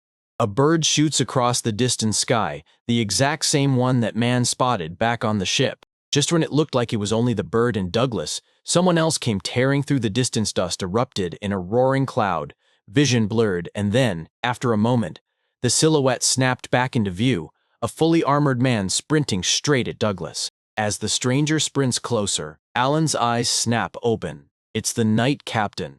The man has come to rescue the children. Even the boy's torn-cut bird perches on his shoulder, chirping like it knows the way. Then the captain spots the young hunter's battered state, and the truth hits hard. The boy snaps at him to hurry up. His healing potions are almost gone. So the man just laughs it off, insisting he's pushing as hard as he can, because running like this isn't exactly for his age, not when he's still stuck in full armor. Douglas finally clocks that Alan was buying time, but the truth hits way too late. When the boys roll up to the border outpost, they send 2 birds flying into the mansion. Poor Alan is writhing in agony. This monster has carved him up so badly that piercing pain floods his whole body, and his vision starts to fade to black. Any trick at all, whatever it takes to take down that kind of enemy. So this boy isn't messing around. He's all in on winning, because he's been through too much pain to lose now. Zenoff charges toward the enemy as they raise their swords, and the commander locks eyes with the poor kids, realizing that if he'd lingered even a bit longer, they'd probably be dead before he ever made it back. With that confident stare locked on Alan, he promises the rest of the job is his alone. Then he whips around to face deserter Douglas. As a knight and army commander, he vows he'll slice the enemy to ribbons. Douglas finally gets what a decade of spotless service in the wilderness is really worth, and the moment he says it, he keeps lobbing barbs like daggers, swearing that even from here he can smell the fancy country gentry on the wind. Zenoff can't quite follow what he's saying, but the opponent rubs it in. He's always loved squashing guys like Zenoff, noble parasites and all. In a split second, Douglas blasts out on full speed, using his skill to vanish before anyone can even track him, because his pace is ridiculously fast. He figures the Knight Commander should have recognized scouts back when he fought in that war. Because isn't that their whole style, hide, then smash someone from behind? That's what scouts really do, right? Zenoff just stands there as the enemy jogs in endless circles, and the man snaps that Douglas is alive only because he ditched the battlefield yet. Zenoff's got zero patience for anyone who thinks throwing themselves away is anything but foolish. They charged for the damned nobles, and everyone died except him. Every move screams pure hatred, so of course he despises the Knight Commander too. Just thinking about them makes his stomach twist, right when he picks the perfect second to slam Zenoff. His sword bites the armor and just refuses to penetrate. For one tense breath, everything goes silent. The attacker can't wrap his head around what kind of skill this is, until the Knight Captain smirks and says it's all about endurance. Turns out the armor got pierced, but Zenoff didn't so much as flinch, then he snaps back.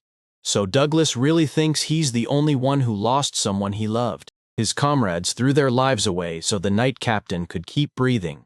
And he knows this war is no game, because every heartbeat is on the line, and he'll make sure the enemy can't outrun their destiny. The captain of the Knight swings his aura blade. Then the fight detonates as even shattered trees charge in, and a towering column of dust erupts so thick that nothing at all can be seen. But soon, Alan realizes Zenoff is steamrolling everyone, and just like that, today's main opponent is finally taken down. The boys burst into cheers and thank the Knight Captain for saving them, then sprint back to the palace right as the worried lord and his wife rush out to meet them, only to gasp in horror at the boy's bloody wounds as the Baron demands, "Where did all this come from?" The boy gently sets Cecil down, strides straight to the lord, and blurts out the full story of everything that happened, because that's how the 4-day cat-and-mouse nightmare with Scout Douglas finally ended. Alan somehow pulled a B-rank magic stone and a rapier into his hands gear that used to belong to their enemies,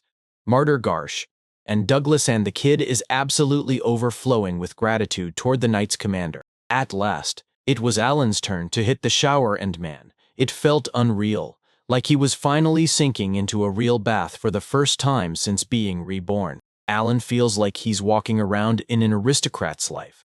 He still can't wrap his head around.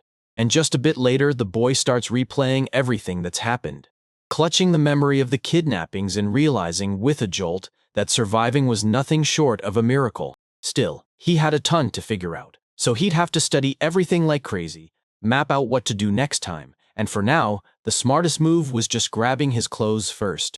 Now that I think about it, that log doesn't even show how much fighting the scout really leveled Ellen up. She's totally lost on what that means, and honestly, it's like the gods of this world don't want humans swinging at each other. The boy finally gets it.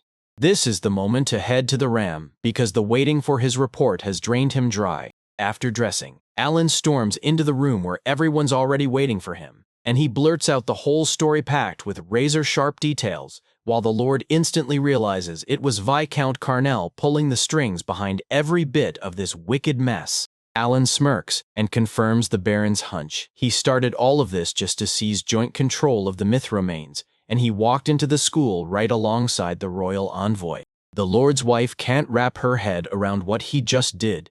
Then the Lord himself explodes with rage when he hears it, furious at the Viscount, roaring that those actions are downright unacceptable from anyone in the noble class. "We have to hit the palace right now and tell the king everything himself." Alan feels like he just nailed it. But the boy gets it. Those vultures won't even let the Lord step inside the king's presence, and if he starts shouting for justice, it'll only tighten the noose around him. Even the Baron seems to know it too. That's why his eyes are drowning in despair. Spite won't get the last word. Alan turns to the Lord and demands he hear his proposals first, and the man finally lets him speak. The boy kicks things off by blurting that Roden's son is stepping away from his cut of the prophets pulled from the fresh myth-real mind, then bowing and handing it straight to the Lord. And just like that, everyone is shocked. But the boy doesn't demand much, just one promise. That the man goes all in to fight for justice for Alan and Lady Cecil, no matter what it takes. The Lord leans in and asks, almost like it's said right out loud, whether the boy's being pushed to bribe the royal officials. Alan thinks the man's got the upper hand, and that advantage has to be grabbed right now. But the Lord snaps back that doing the same thing would make him no better than Viscount Carnell. Alan gets why the noble Baron is seething at those dirty tactics, But if they don't act now, the Viscount will claw back from defeat and land a fresh, brutal strike of his own. Alan's father always had mud up to his elbows gripping a spear or a hoe, and he fought tooth and nail for his family, even as a slave farmer. Now the boy's begging for a lord who'll stand and fight for his family and won't flinch once he has to toughen that painted cuff with real strength. The butler snaps, asking how the boy dares to talk to his master like that. Then the lord cuts him off cold, saying he'll deal with the insolent brat later. His mind spirals a mile a minute. He's desperate to tell Alan how his father died when he was exactly the same age as the kid now, and how his mother, crushed by grief, raced straight after her husband. The lord's older brother took these possessions for himself, but death snatched him just a few years later before he could pass on his nobility by teaching everyone to be honest and fair. He swore that dollar would stay on this path until his last breath, and now fate has him watching a young upstart school him in treachery. The Baron nods and accepts the boy's offer, swearing he'll fight for his family like any true aristocrat would, and Ellen practically bursts with joy. Cecil barrels up to his father and wraps him in a tight hug. Then he clutches his words close, desperate to tell him something, but not let it sound like a new demand. Alan stops him and demands, "Tell me about Lady Cecil's noble debt, then we're gone for the capital." The girl snatched it up and declared she wanted the same thing too. Because the boy was right, and even the lord's daughter didn't know much either. The Baron nods and promises that her teacher will lay it all out for the kids, and Alan can't help but thank the Lord for giving him that trust. The man snaps that it's time to get ready. He's about to leave, and tells the boys to handle everything while he's gone. Days crawl by after the Lord vanishes, and suddenly a massive crew of guards floods the house. Cecil blurts out to the teacher, "Why do we have a whole army in this house?" And he snaps back that her safety comes first, then adds, relieved as anything, that he's just so happy the kids made it home safe. The girl credits Alan for everything, but the boy snaps back that her help mattered just as much. Then they both kick off a heated dialogue. Cecil is sick of living in the dark, and the boys are begging to learn everything about that noble duty. The teacher slammed the rule first. "Don't let a single word here reach strangers, got it?" And she made it clear nobody would bring it up on the academy exam either. The kids nodded and totally got it. They've got a long talk coming, so before it even begins, the teacher thrusts a world map into their hands, and right away he clocks that the boy looks completely out of it. Then the teacher points out their continent, the biggest one, smack in the center. That doesn't mean they're the biggest or the baddest. Latash's kingdom is just one stop in the line, and straight north, the massive empire of Guillemot looms over them. Alan stares at the map and realizes the Lord's holdings aren't even there because the empire is so massive it swallows the borders whole. Once upon a time, the empire swept in and invaded the kingdom's lands, but ages ago, the warriors all fell silent, and the world only remembers it as a history lesson taught in schools. So yeah, in this tale they won't learn a thing about the noble debt. If you want that info, you've got to dive into a totally different story. This is the tale of a demon lord who once crashed onto a forgotten continent like a nightmare made real. Alan remembers this before the game even kicked off. They made him pick his class, and one of the choices was the demon lord. Turns out, he wasn't just role-playing, he got dropped into this world for real. Exactly a year. Then another, he declared himself and blasted messages to every ruler on Earth, demanding they kneel and submit, and not a single one had a reason to obey. Then, 62 years later, after everyone had already forgotten he ever existed, disaster struck, and boom, the E rank flipped to D ranks, while A rank monsters transformed into the terrifying real S rank level. People who'd lived in peace got crushed in the year the world fell apart. Millions died in a single year, all because the Lord of Demons pulled the strings. But the teacher won't say it, because it's just a maybe that most people swear by. That's when the world's terror of the Demon Lord truly ignited right as the cataclysm shattered everything. That same year, massive hordes spilled across the seas and slammed into the central continent. The world got erased, everyone and everything fell, and not a single soul survived. Evil doesn't need humans as puppets. It just has to give the order, and the monsters will obey. Alan can't breathe. This tale is pure terror. Then the teacher keeps going. The Overlord didn't just stop at the central continents. he unleashed his other hordes and slammed into the two neighboring lands. To the northwest sprawls the continent of Wakus the dwarf's homeland, where jaw-dropping tech lets them crush every invasion, all thanks to towering warrior golems they command. Beyond that horizon sits Rosenheim in the northeast elves' homeland, where they summon the spirit of Rosen and charge straight at the demons, led by their terrifying queen. With doomsday threats closing in, every ruler on Earth right before everything fell apart banded together and forged a 5-continent commonwealth. They pushed people and soldiers out right away. But even after that, the chaos still wouldn't cool down. Back then, anyone who lacked talent was shoved into the war, counted on to overwhelm the enemy with sheer numbers, only for it to turn into a brutal bloodbath. And that's when their current lord's father finally died. After countless crushing losses, the world finally snapped and decided to build an academy on every continent, where gifted kids trained hard and were sent straight to the front lines. Even then, the defenders couldn't muster the strength to stop the invading armies, so a full quarter of the GM Mood Empire was crushed, left as a dead, desolate wasteland. At last, the teacher rose to fight for peace and survival.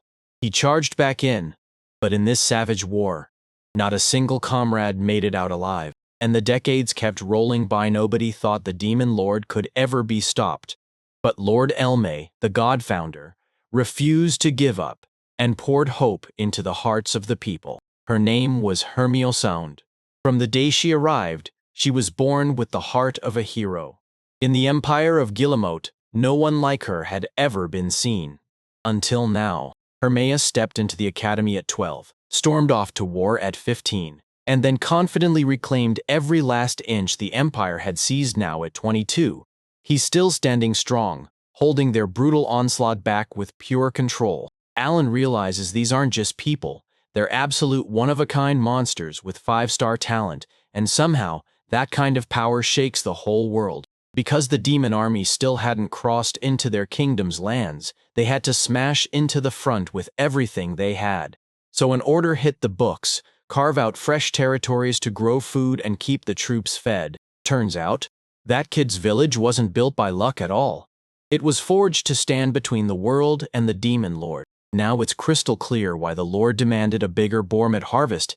He just never lifted a finger himself, because every bit of supply got shoved straight to the warriors fighting at the front. That's the full tale of the Demon Lord 1. You can't just hand to kids in some normal history book, because the teacher still remembers the boy leaning in and asking, "So what's the duty of a nobleman?" This is one of the founding rules of the Commonwealth of the 5 Continents. Every noble with real talent is forced into the military for 3 brutal years. Even the royal family can't say no, because where the hero shows up, things usually look fine. Yet half the young fighters still end up dying on the battlefield. Cicely suspects her brother vanished somewhere out here in these fields, and the thought hits hard. She might end up getting sent to the Empire's border too, because a 50% shot at that kind of loss is just brutal. The teacher hates that he has to spit out threats, but the noble duty comes with perks. After 3 years of service, you can land a powerful position in the kingdom. Once he retired, the teacher slipped into the royal castle, and because he's the very same magician as Lady Cecil, they handpicked him to be her mentor. He even swears on his honor he'll teach her everything he knows until the moment she finally steps into the academy. That girl lights up with pure gratitude toward her teacher. Then Alan rockets his hand up, bursting to ask one more question. And somewhere in the shadows, the Demon Lord is born, to wipe out the world in its original normal mode. Then 10 years after the hero was born, the boy picked hell, stepped into this world like it had been holding its breath for the moment someone chose hell. The Demon Lord and his army clash with the hero and the alliance of the 5 continents. While a strange new boy steps into this world, everything hanging in a creepy, perfect balance, until every hidden secret finally spills out. November hits, and Aaron comes rushing back from the capital after a whole month. Then it all clicks into place. The VC account is exposed, and his entire scheme finally gets laid bare. Now he won't bother the Lord's family for a long time. His wife squeezes out a heartfelt thanks to her husband for all his hard work. Then the Lord snaps, urgently calling Alan. Alan shuts everything down and sprints straight to the master. The boy barges into the room, plops down in front of the man, and the man admits he's running a bit late then apologizes, saying he wasn't himself last time. He leans in and swears the Lord knows Alan saved his daughter from Carnal. Lord Granville, both as a lord and a father, is overflowing with gratitude, so he hands the boy 230 gold coins, the exact payment for wiping out the Martigarge, and then adds a fresh 200 coin reward for saving his daughter. Alan thanks the man, but something feels off. There's a strange look on his face, and Alan's sure the Lord is plotting something. The boy clocks the third bag of gold too, and yeah, he finally gets why it's there. A little while later, the man snaps and admits eyes down that he's ashamed of it. He begged His Majesty to take Cecile out of her noble duty. Alan goes all in, hell-bent on tearing his daughter out of hell with every ounce of strength he has. Sure, the Lord might see it as right, but the girl's a magician, and that talent can't just be erased. Even the king can't rewrite reality. Cecil's got a special gift, and once it's unleashed, it'll smash the battlefield wide open.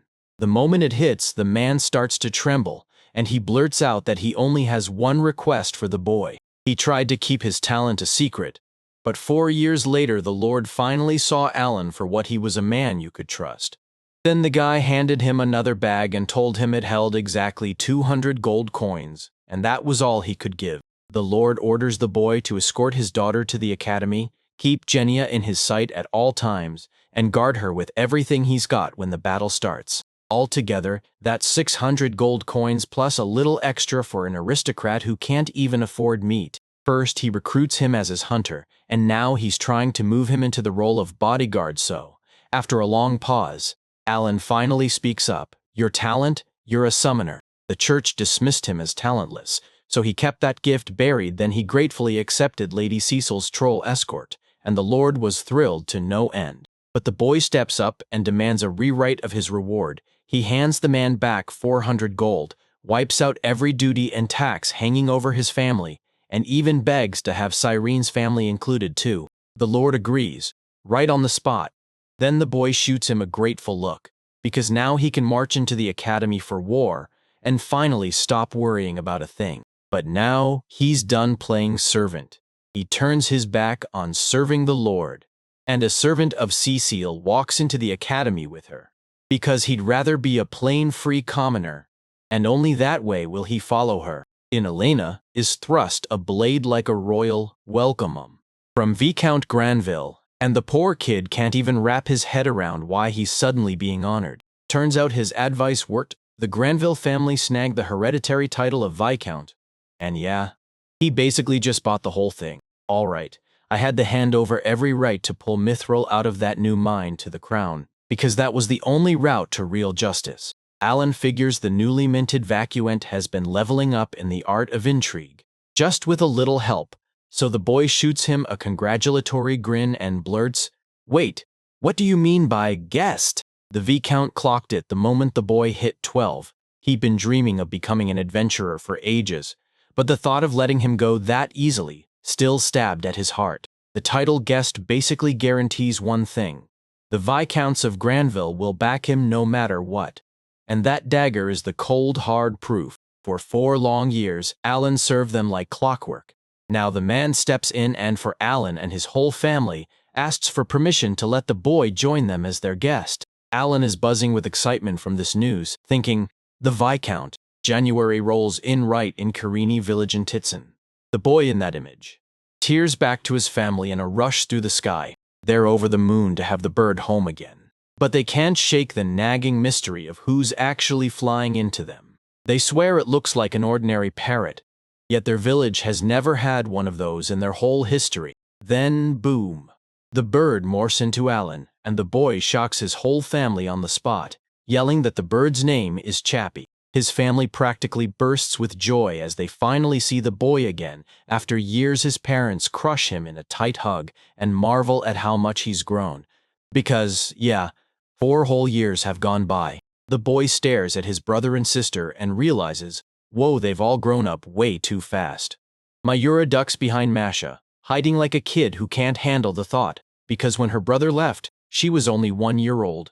Chances are, she doesn't even remember him. Alan tries to lighten the mood with a grin, cracking that no monster has ever hit him in the heart the way his little sister does. His mother snaps at him not to freeze in the cold and shoves him toward the fire.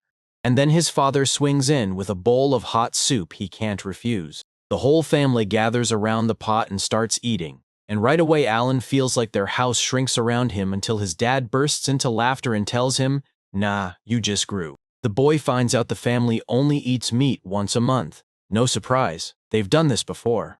Alan's brother even swears he read Alan's letter himself. She thanks him for dropping money into their lives every month. Then the woman leans in and asks, "Is a single gold coin really all that's not enough for you?" Alan drops the bombshell that he's done serving his family. He's quitting for good and enrolling in the academy, and that decision leaves his parents utterly stunned. The boy even blurts that their family is tax-free, then stares you down and admits his how behind the father's insane 4-year rise, because he knows he won't be able to send money every month, so he decides to hand you a bag of gold coins. Alan tells them there are 100 gold coins right here, and they can use them however they want. Then the parents all demand, at once, how their son suddenly got that much money. His mother is staring at him like, "Take the money for yourself, please," because Kadima swears it could help you, but the boy won't hear it. He insists everything's under control. He already sold the ant's shells, yet he still has 600 pieces left. The younger brother blurts, "What kind of ants are these?" And Alan snaps, "Armadillo ants." Then explains they're a C-ranked monster living in a nest right at the foot of White Dragon Mountain until the truth hits hard. Goblin and orc villages are packed all around them. His parents soak it all in, stunned that their son's this strong. And they keep chatting warmly for a bit, then the moment comes to say goodbye. Alan tells them, "If I need you, I'll send Chappie again." Then the younger brother blurts, "When I'm 12, I'm going to the academy." And Alan shuts it down fast. "No, grow up first." Mayara reaches for her brother too and tells him she'll go to the academy. Mash shuts that down fast, saying she can't, because she has no talent. The girl thrusts a letter into Alan's hands, one she wrote just for him. And Alan's gut drops with guilt as he murmurs how sorry he is for not coming home sooner. His sister smothers him in a hug, and right away tears sting his eyes while his parents lean in and warn him to take it easy and not push himself too hard. It's March. Alan is out there sweeping the estate yard and Cecil comes strolling up. But that girl? She's not exactly thrilled about being bumped to guest status. She screams that the boy ditched her without so much as a word. Yet she still clutches the broom while he insists it's only until he finally heads to the academy. He can't figure out why she's fuming, then the girl snaps into action, asking if he's actually going to the academy. Now that he's finally free, he could have gone straight back to his village. Yet Alan's already got his sights set on one thing. He wants to get into the academy. The girl snaps that after all this, he's headed straight for the battlefield, and she can't wrap her head around it, because it's a death trap.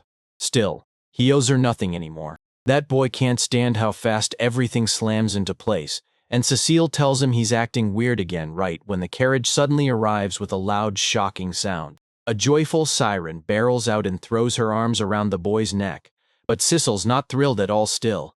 The boy makes introductions like nothing happened. Kieran's been gone for 4 years, so yeah, he's sure he's about to get hit with the same sting again, and that's exactly how the long-awaited reunion with old friends finally goes down. Then they just stand there, chatting until Thomas steps in and tells his sister, straight up, "Looks like you're right in the middle of it." She keeps staring at Alan, scold how he never shows up for 4 whole years, even after he's come to the village. And Dragos can't help laughing, saying that after all this time, he's somehow still the same tiny size. The boy blurts out an apology, insisting he didn't mean to pull focus. Karina was grinding for his exams. The entrance exam is still 3 years away, and Alan turns and asks, "So, are you ready?" In just 4 wild years, the boy's crushed stronger than ever, and Drago even grabbed that monster with nothing but his left hand. As Cecil watches everything unfold, she leans in and quizzes Thomas. "Tell her what you really think. Is it true that in Alan's village, the kids get marched straight into the forest to hunt?" That kid declares the strongest wins out there, and Alan just smirks like, sure, passing that fencing exam won't be a problem. But then the real question hits. What about general knowledge? Karina flicks her gaze away, cheeks burning with embarrassment. Then the boy clocks it at once. Before she even answers, She sidesteps the question and blurts that she heard Alan is coming too, taking the exam with them. The boy blurts that the decision was made just 3 months ago and it kicked off at full speed from day one. His girlfriend laughs and says, "If you're with them, then they're totally safe."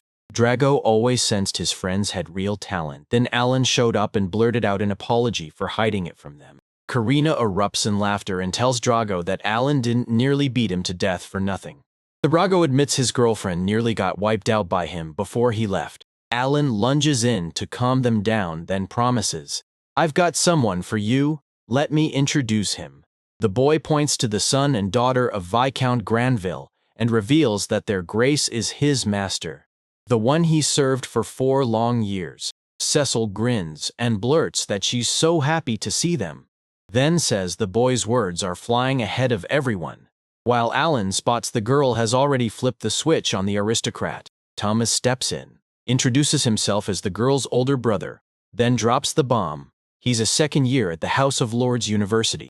He grabs the boys and orders them to look after his sister, and Karina practically lights up the moment she sees her. She rushes over, takes her hands, and lets pure joy spill out over their meeting. And for the girl, it won't matter a bit. If Cecil's an aristocrat, she'll be thrilled to meet anyone at all. A friend shows up, and Vi snaps to attention as the moment unfolds. He's thrilled to finally meet the swordmaster Karina. Mila steps in, grips his hand, and says she was summoned to protect them. But Cecil is already clocking what's going on and can tell her manners are seriously lacking. The Viscount waves at Drago too. Then the man promises the Granville family will host them for 3 straight days, and if the boys want anything at all, they can summon the servants anytime.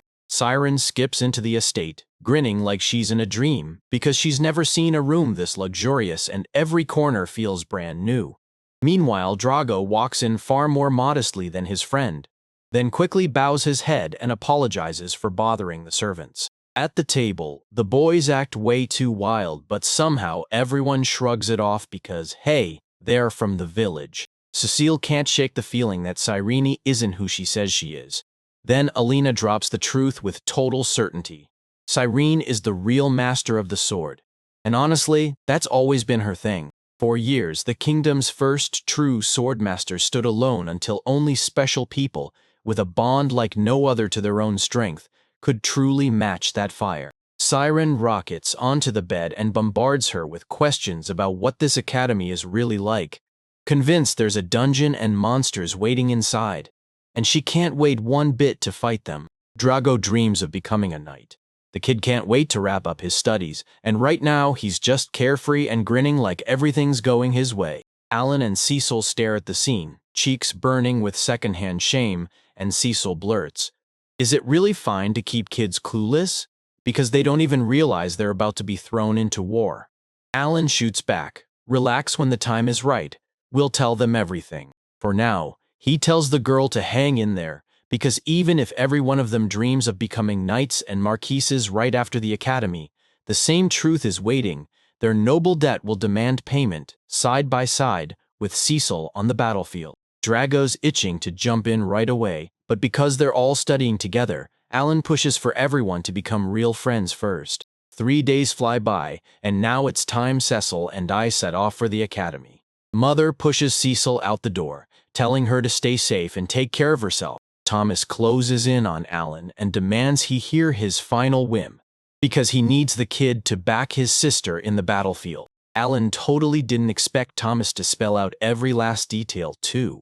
Thomas even claimed he read the Demon Lord's story in the House of Lords, and since the other kids learn it all at the academy, Alan figures he's got no reason to keep anyone talking about it. Cecile stacks so much luggage that the boy offers to help the second he sees it, but she snaps back that she's fine. Then the Viscount steps in, praising the boy for having good friends, and her father even tells them to keep an eye on his daughter. That same year, a legendary sword master popped up right next door to Alan, raised in a household with a real magician. Same age, same vibe, and now the two of them are stepping into the academy side by side with everyone. The boy swears God's plan is buried somewhere around here, yet he knows it all still rides on what people choose to do.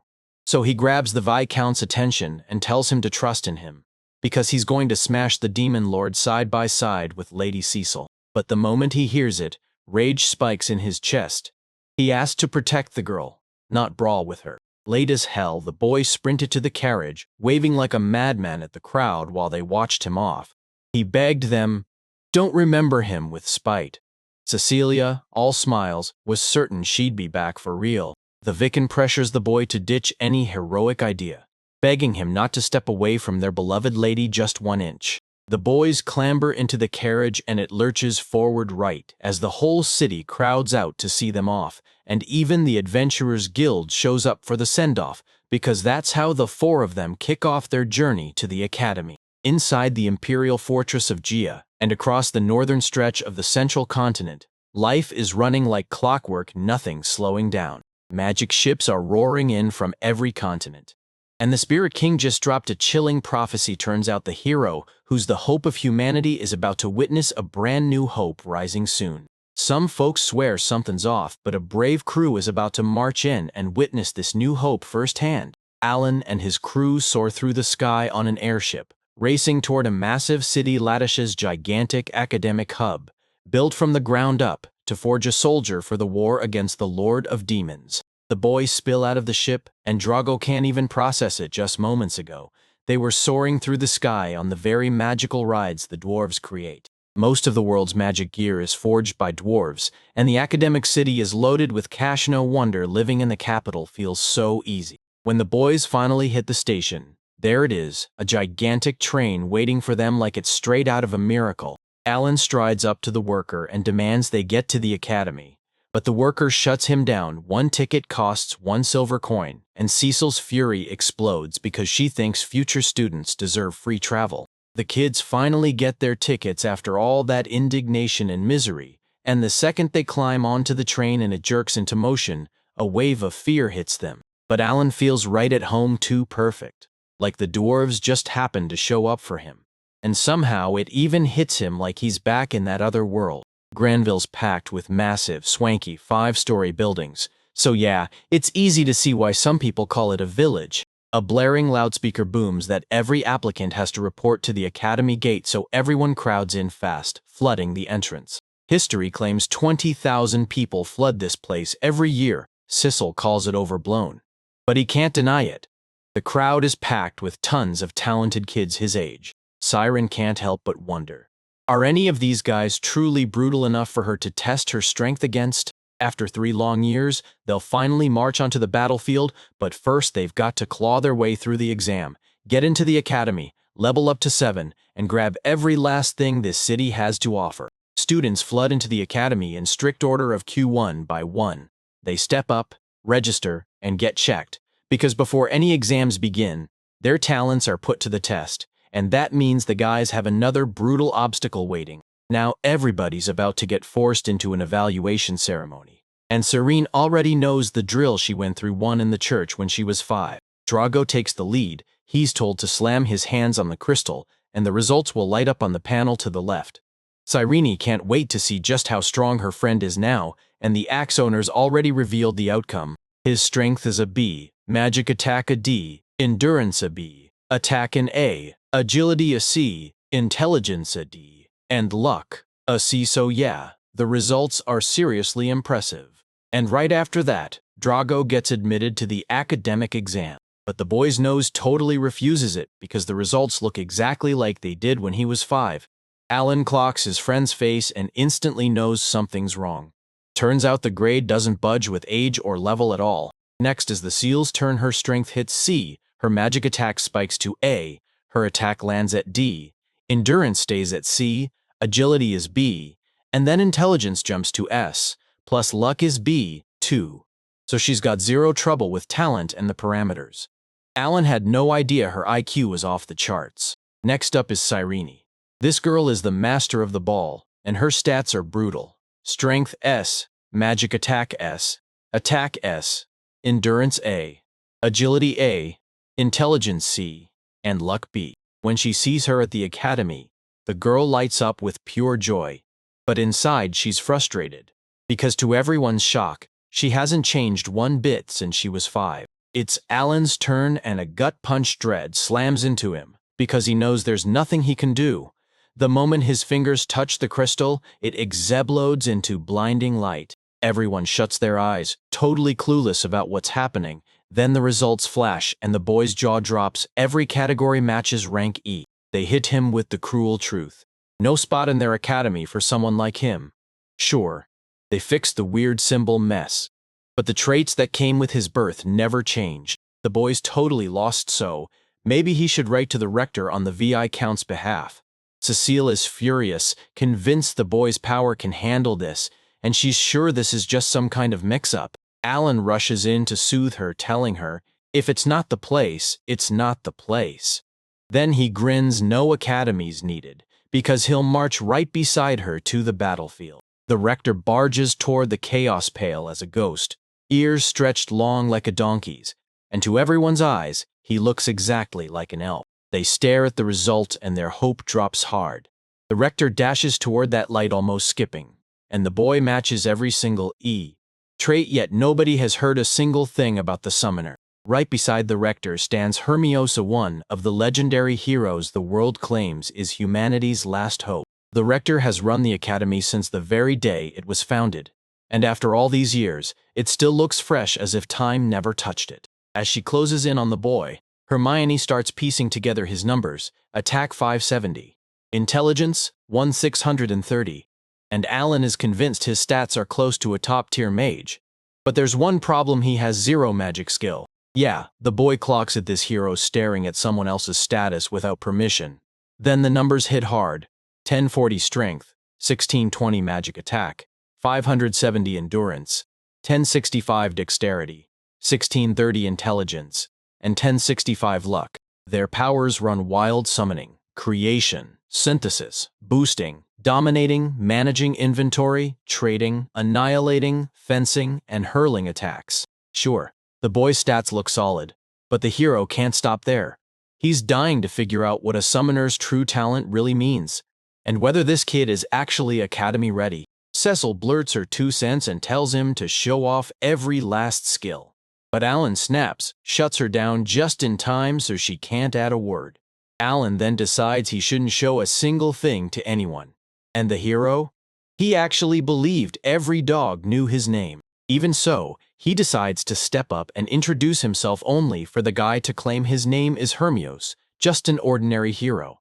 Alan smiles and quietly acts like he's never heard of him. Still, he clocked every one of his traits and skills, and the boy demanded he show his own, so he'd finally understand exactly who he was up against. The hero swears this won't be a problem, while Alan has no clue why Hermios is even here. Still, getting its secrets to show is a huge win. The guy presses his hand to the crystal, and the whole place erupts in blinding light. His strength is cis, his magic attack hits like A. His attack and endurance are both S. Dexterities locked in at intelligence, and luck bring the real punch at A. Alan sizes up the situation and realizes the hero is built for close quarters combat, and then Hermione declares it's finally the boy's turn to step up and show what he can do. Alan summons Turukai. Just a tiny mouse sits there, and the boy casually claims it's his whole talent. Then the hero finally clicks, and now he knows why Alan's called a summoner. He's genuinely freaking out over this whole hero evaluation skill, but he can't spot a single magical book, spell, or animal blessing anywhere, so even if the kid's a triple-ranked hero, he's not about to reveal more than he absolutely has to. As the boys cut through the academy grounds, they start buzzing about what just happened. Alan is relieved they snagged some real answers, but Droggle insists his buddy purposely tanked the test. At the academy, 1 out of every 3 kids crashes out, but that doesn't stop them from dreaming about the front lines. Right now, the rector and the hero are locked in a serious talk about Alan, because this kid feels weird as hell to them. Yet they know they've still got a ton to uncover about who he really is. The written test hits hard: math, the national language, and the kingdom's history. Basically the same setup as the college exams from his past life. On top of everything, they're tested on flood facts and monster weaknesses, and Alan absolutely crushes it, beating everyone else. But even with that, every guy still marches into the academy together. Congrats to everyone who just crushed that exam. Now everyone, hold up, uniforms are coming later, so get in line for now. Alan pitches the idea: rent a house and all live together, and the guys don't even argue. First, though, they've got to grab adventurer cards because they'll need them to get into the academy. After that, no more hunting for a place to stay. The crew shows up at the guild. Their adventurers are making their IDs right there for them. But first you've got to sit and wait a bit. Alan's got a question, and the kid blurts it out fast. We need D-rank magic right now. 10,000 at a time. 1 silver coin buys only 100 gold. The guild commission pays a whopping 10 gold coins plus. There's a dungeon in the academic city where you can grab them. Alan will need around 2 million of these in just 3 years. And this stone isn't only fuel for magical artifacts, it's also the jackpot a summoner wants if they're going to take down the demon lord. The boy is begging, please forgive me, because he's scared the prices will skyrocket again and again just because of him. Then he gets dealt cards by adventurers and yeah, each one even has a name printed on it. They corner him and ask, you guys want to register before we go underground? And the boy nods like, yep, let's do it. Alan asks Cecil if she's got a gorgeous, perfect name for their group, and Cecil just smiles, trusting him completely, saying he can name it himself. The boy blurts out, hardcore player, staring at the group like, why is there just one? And what does that even mean? Then Alan snaps in, explaining it's done so nobody can figure out what's really going on. He's the disinherited one, the man who bet everything, took the risk, and still got what he wanted. The guys are thrilled to have him as their sidle guy, and honestly, back in Alan's old life, you couldn't call him that kind of meticulous, detail-obsessed player who never forgets. But in this world, he's got an 8-star talent that blows every hero out of the water. And whether he likes it or not, he's about to be forced to climb all the way to the top, because it's the only way he can bring down the Demon Lord and his horde. After hitting the Seekers Guild, the boys waste no time and start hunting for a house and boom. They're matched with the perfect mansion that checks every single box. This place has plenty of room for squads of 20 to roll in with zero trouble, and yeah, it's way more than enough to take on the dungeons plus. There's a dungeon station just nearby. That red building costs 10 gold coins every month. And the moment the boy sees the price, he grins and signs the contract on the spot, no talk with his friends at all. Everyone's like, why is he just throwing money away? But after some time, they finally shrug and accept it. He slid into the dining room on the first floor and boom, mealtime starts, while Alan tells them they still haven't found the base and that he's got news to share, and these guys lean in and listen like their lives depend on it. So Seal leans in and tells them this is tied to what's going to blow up in 3 years. Then Alan drops the bomb. Him and Lady Cecil are going to march in, crush the Demon Lord, and wipe out his horde of minions. Serene doesn't hesitate for a second. She instantly agrees to fight with her buddies. And with half the soldiers on this battlefield being hybrids, Drago's basically put her right in the position to seriously consider that offer. If he wins, he'll stand up as a real hero, so the boy can't resist, and he agrees to join his friends. And boom, everyone realizes the friends have spotted Alan's magic book, and that's when the boy finally gets it. This is what it feels like to be part of a whole group. Cyrene snaps that Alan wouldn't charge straight into the Demon Lord's domain with zero plan.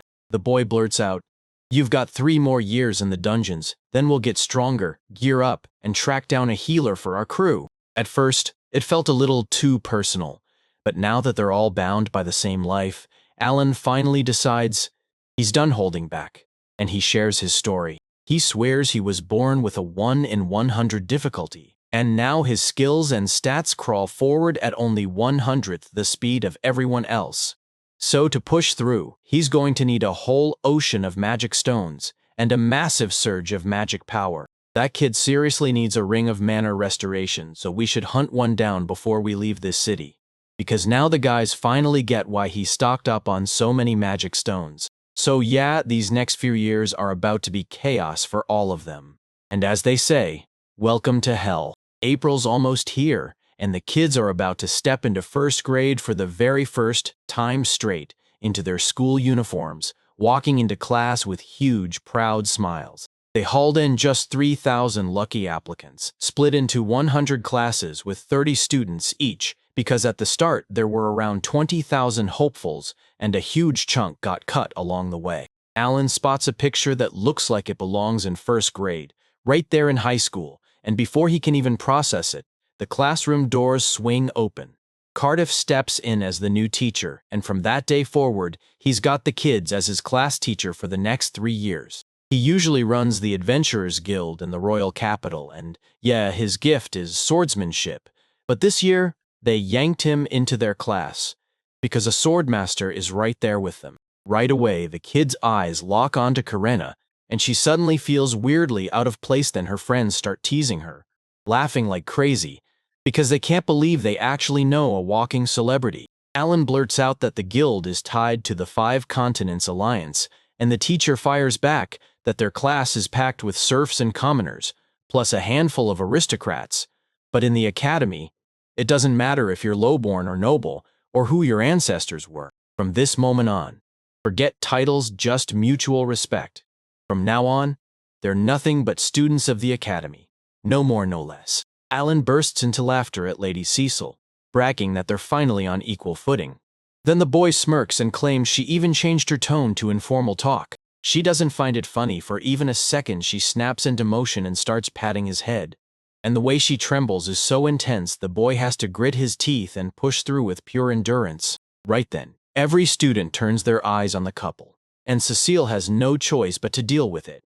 So they nudge her to smile and play nice. 5 days a week, they cram into 4 classes every day. First, general knowledge hits in the morning, and right after lunch, they split into different groups for talent classes. Of course, summoner groups didn't exist yet, so the class teacher hunted down an exemption for the boy BAM. Alan earned full permission to sit in as a free listener in every class. And after all that waiting, the long-awaited day off finally hits. The boys are stepping up to take on the Class C dungeon. This one's barely trouble at all. Its monsters range from rank E straight up to rank C. And inside the academic city, there are up to 10 of these places waiting to be cleared. Everyone's buzzing about the dungeon trip. Everyone except Cecil, who just can't get his nerves under control. And at the Adventurers Guild, the squad gets room 205, right there on the 2nd floor. Cecile figured they'd slip underground. Then she realized the girl had no clue what was going on, because that cave entrance looked way more like a luxury hotel. Thanks to Alan, the boys were ready for anything: gear, supplies, the whole setup, and it racked up 150 gold coins. Cecile can't help but stare and ask where he pulled the money from. Does he actually have a gold mine in his pocket? The boy just shrugs and says he's still got about 200 coins left. The boys finally hit the right numbers. Then the moment they throw the gates open, it's like the whole world just turns numb, and everything starts feeling pointless. This room doesn't look like a cave at all. Rubik's cubes are literally floating in midair, and the system basically tells us it's teleporting the guys straight into a dungeon in another dimension. The kids are frozen in place, not knowing whether to scream or run, because each room can snap them into its own dungeon, and everyone else from other groups is kept out. Alan can't shake the feeling. It's like they've got a whole separate server for this, meaning their own dungeon too, locked away from everything else. No one's going to spot his animals anymore. And just like that, the boy's worries drop, and his questions come roaring back. They've basically learned to live with it. This kid's just running on pure adrenaline, and it'll take him at least half an hour to finally calm down. Once the system shuts down every single one of Alan's questions, it kicks off a new mission: send the boys straight to the dungeon, and tells the hardcore gamers, go all in. Do everything you've got. The guys step up to a giant dungeon entrance and bam, it opens into an insanely roomy world, with ceilings shooting up so high they make it hard to even picture how many generations of Masons Guilds fought and worked here in full force. For Alan, it's just a game convention. He can't wait to jump in. First, he hurls birds for recon. The whole place feels haunted. No windows, no lamps. Yet it's still bright as day. Alan shouts a warning: straight ahead is a fork in the road, and you'll need a plan fast, so he leans on birds to scout the way. Only a bunch of low-ranking monsters were in sight, so the boy mapped out a route to snag them all. Then he snapped a warning to his friends: don't fall for the treasure chests, because they're traps most of the time. Alan realizes the second he joins their party, their whole status list opens up for him. Then Siren swings a huge mithril sword, Drago fights with a mithril labrys, and Cecil stands there with an ancient tree staff. The boy can stare at that picture forever.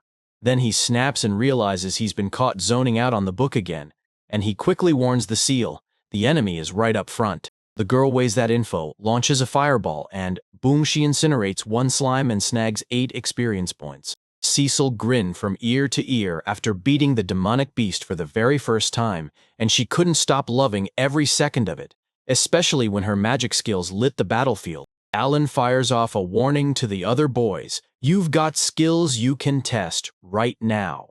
But the shock hits even harder. They didn't have a clue they were special in the first place, and the boy can't believe the academy never told them. No time to waste, push forward and hit the battlefield now. Hollabanga ready for them to test their brand new skills. Turns out it's a total stomp, no wet spot left on their side, and all that's left behind is a pile of magic stones. Cecil feels her power surge. She's already hit the 7th level. And right then, mana floods back into her, making her stronger than ever. They battled monsters for a full 10 hours straight. Then boom, next time they'll pick up right where they cut off. This dungeon his own way, and he can do it as many times as he wants. The boy slips into the dungeon solo, gears up his summoned beasts, and fires them in like a strike team. Then he heads off to his lessons. And every day, each floor lets you snag up to 200 magic stones, so the more dungeons they conquer, the richer they get. And after 5 brutal days of pushing forward, they finally reach the 6th floor, where the dungeon's guest waits, and it looks like nothing more than a sleeping monster. There's just one C-Crank monster, and he drags 10 A-rank fighters with him, while Cecil already knows how powerful her friend can be after seeing it once. No reason to prove it again. And since Cyrene hasn't seen Alan's skills yet, he's about to make her witness them for herself, and a whopping 35,000 D-rank magic stones, because the boy squeezes 7,000 magic fruits for juice, boosting his skill by 6 points, and then Alan storms in to show his friends exactly what summoned beasts can do. Once he's ready, the boy charges right up to the enemy, and the boss snaps his eyes open, instant fury. Alan kicks things off the old-school way. He launches the bears straight into the fight to smash the boss's minions first. Sirens over the moon, she leaps onto the bear and clings tight like it's home, while Drago keeps his eyes locked on Braun. And that boy can't stop wondering what secrets are hiding under his armor. After they crush the boss, the boys are handed a reward right in front of them. A treasure chest pops into existence, and boom, their first dungeon is cleared. Alan grabs the steel sword as the prize, and he's already planning to sell it at the very first shop. After a while, the boys trade their sword for a single gold coin, and Cecil can't shake the fear it won't buy them even a bite to eat. But nope, she's wrong, because the boys have the goods. They talk about dungeons popping up every single day, and they decide they'll turn boss subjugation into a daily routine. So Siegel tells him to seize 3 different dungeons, but the kid shuts him down because dungeons are a paradise, a perfect little playground. It's all so convenient, like it was built for this. And whoever cooked up that whole other dimension system, absolute genius. Surprisingly, the guys don't feel an ounce of fatigue. Every test is crushed, and they walk away buzzing with satisfaction at those rising numbers of new traits. While the girls dug into their meal, Drago couldn't see a single difference between them anymore. Alan had braced for trouble, but if they could just enjoy the process, then that was a win. It's May, and the class teacher snaps the students' attention with a chilling announcement. In 3 months, right during the summer holidays, they'll all have to capture the dungeon or face expulsion. They lay out the rules for a dungeon capture. Up to 8 people can pull it off, and you're not allowed to bring in anyone who didn't study at the academy, especially not high school students. Last year, that difficult task got 20 students killed. Now listen, the kids are terrified, sitting in pure shock. Alan thinks this job is brutal for any kid who doesn't even know the Demon Lord exists. Every boy hurls his sword to the swordmaster and begs the girl to step in then. Chaos erupts, panic snapping through the crowd as everyone scrambles, searching for anyone to join them, or anyone to take the fall. Alan, of course, knows zero etiquette. But even he gets one thing. Recruiting demands respect. So he shouts his buddies into line, only for them to stare like, wait, what are we doing? The boy can't help but feel like he's back in some school club. So he slaps up an ad for hardcore gamers begging for new members. Then they storm the boss like a raid. The boy leans in, and says they're hunting people who specialize in restoration magic, monks included. And get this, the four of them have already bagged 2 C-class dungeons. The students hang on every word, and when the guys pull off work like that already, shock hits them hard. A whole lot more keeps coming apparently. They're dungeon capturing twice a week, and if you don't join at least one capture, you're not meeting the rules. They lay out the rules you can't change from the start because these dungeons are deadly, and the boy is begging everyone to trust in the skills of their own comrades. They'll split the payout right down the middle, and since there are only a few people, that slice is huge, and on top of that, they throw in bonuses, incentives, a social benefits package, and real room to grow your career. All the boys snap into focus, calm down, and feel inspired. Then they beg the kid for advice, and everyone's absolutely thrilled. Cecile is fuming because nobody will join them. So tell me, is it because there aren't any monks in their crew? Lunch break hits, and the students pack into the cafeteria, chowing down when out of nowhere someone strides up to Alan. He blurts out an apology for interrupting his meal, then tells him he's in the exact same class, and finishes by insisting, "No tricks." He's a monk. The boy asks if the group needs another healer, and Alan lights up welcoming him and pulling him into a dinner table chat, only to add that he'd rather not eat at noon. Turns out he's not just a monk, he's an all-out ascetic too. Alan warns them it'll be awkward to eat with a kid staring right at them, so he tells the boy to ditch the fasting rules and go grab something tasty. Alan slips 2 silver coins into the monk's palm, and not long after, the monk shows up for dinner. Then he leans in and demands to know how to rake in money fast inside the dungeon. Alan finally clocks it slowly, but then the truth hits each brother down in the dungeon is sitting on about 40 to 60 silver coins. That's a massive fortune for the kid, so the second he hears it, he chokes on his food. Then he blurts out, asking permission to join in the repairs. The boy steps forward, introduces himself as Jim, and the guys light up with warm greetings, so they all agree to hit the cave next Saturday. Gio's first raid with the team kicks off, and the boys crash into a C-ranked dungeon then. As their levels spike, it feels like he's just passed some divine test. Turns out the comrades from the same squad who battle demonic creatures all level up together at the exact same time. Guy still doesn't fully know what to make of his comrades' faces yet, but he clocks one thing fast: these guys move as one unit. Some cover the rear, some rush the enemies, and the whole time it's like they're a single unbreakable whole. He tore through the dungeon and cleared it. Exactly what you'd expect from a sword master running the campaign. 2 more weeks slam by and the boys already snagged those dungeons by the 3rd day. Now they're thrown into the Class C dungeon on the bottom floor. Boss Alan's minions scatter and Cecil hurls a flaming spear straight at them. Then Alan unleashes his summoned beasts. That C-crank opponent is way too puny for these monsters, so the fight turns nasty when Drago gets hurt. But GI snaps to his side and heals him fast. Like the wounds won't stay put for a second. Alan barges into the academy and asks if the boy has finally learned magic. Then he drops his answer: before he ever came here, he was in the church tending to the wounded, getting paid 10 silver coins a day for it. Alan called it a pretty decent gig, and G's pay landed right up there with what a noble servant would earn. The monk burned through 2 long months learning every skill, and the kids won't get their hands on it until next year. When the guys get handed a treasure chest for beating the boss, Gia's eyes go wide then. She lights up with pure shock and joy. They score a mithril butler, and when Aelin hands it over, she gets 15 gold coins. Then the reward gets sliced in half. 3 gold coins for the guy, plus a 5th of every magic stone. After they wiped the dungeon clean, Gi leaned in and demanded the guys stay joining the group for good. The guys were practically jumping at the chance to take him in now. They finally get to see the kind of person he really is. Alan drops this bombshell. They're renting a house as their base, and the boy immediately invites the monk to live with them. Cold as ice, he shuts them down and says he's got a place to live without them. Then the boy spins on his heel and bolts, shouting that they won't see each other tomorrow. Cecil admits he's just like the others. No clan, no tribe, no fancy family name, so nobody can force him into war. But Alan's not buying it. He knows it's never that simple.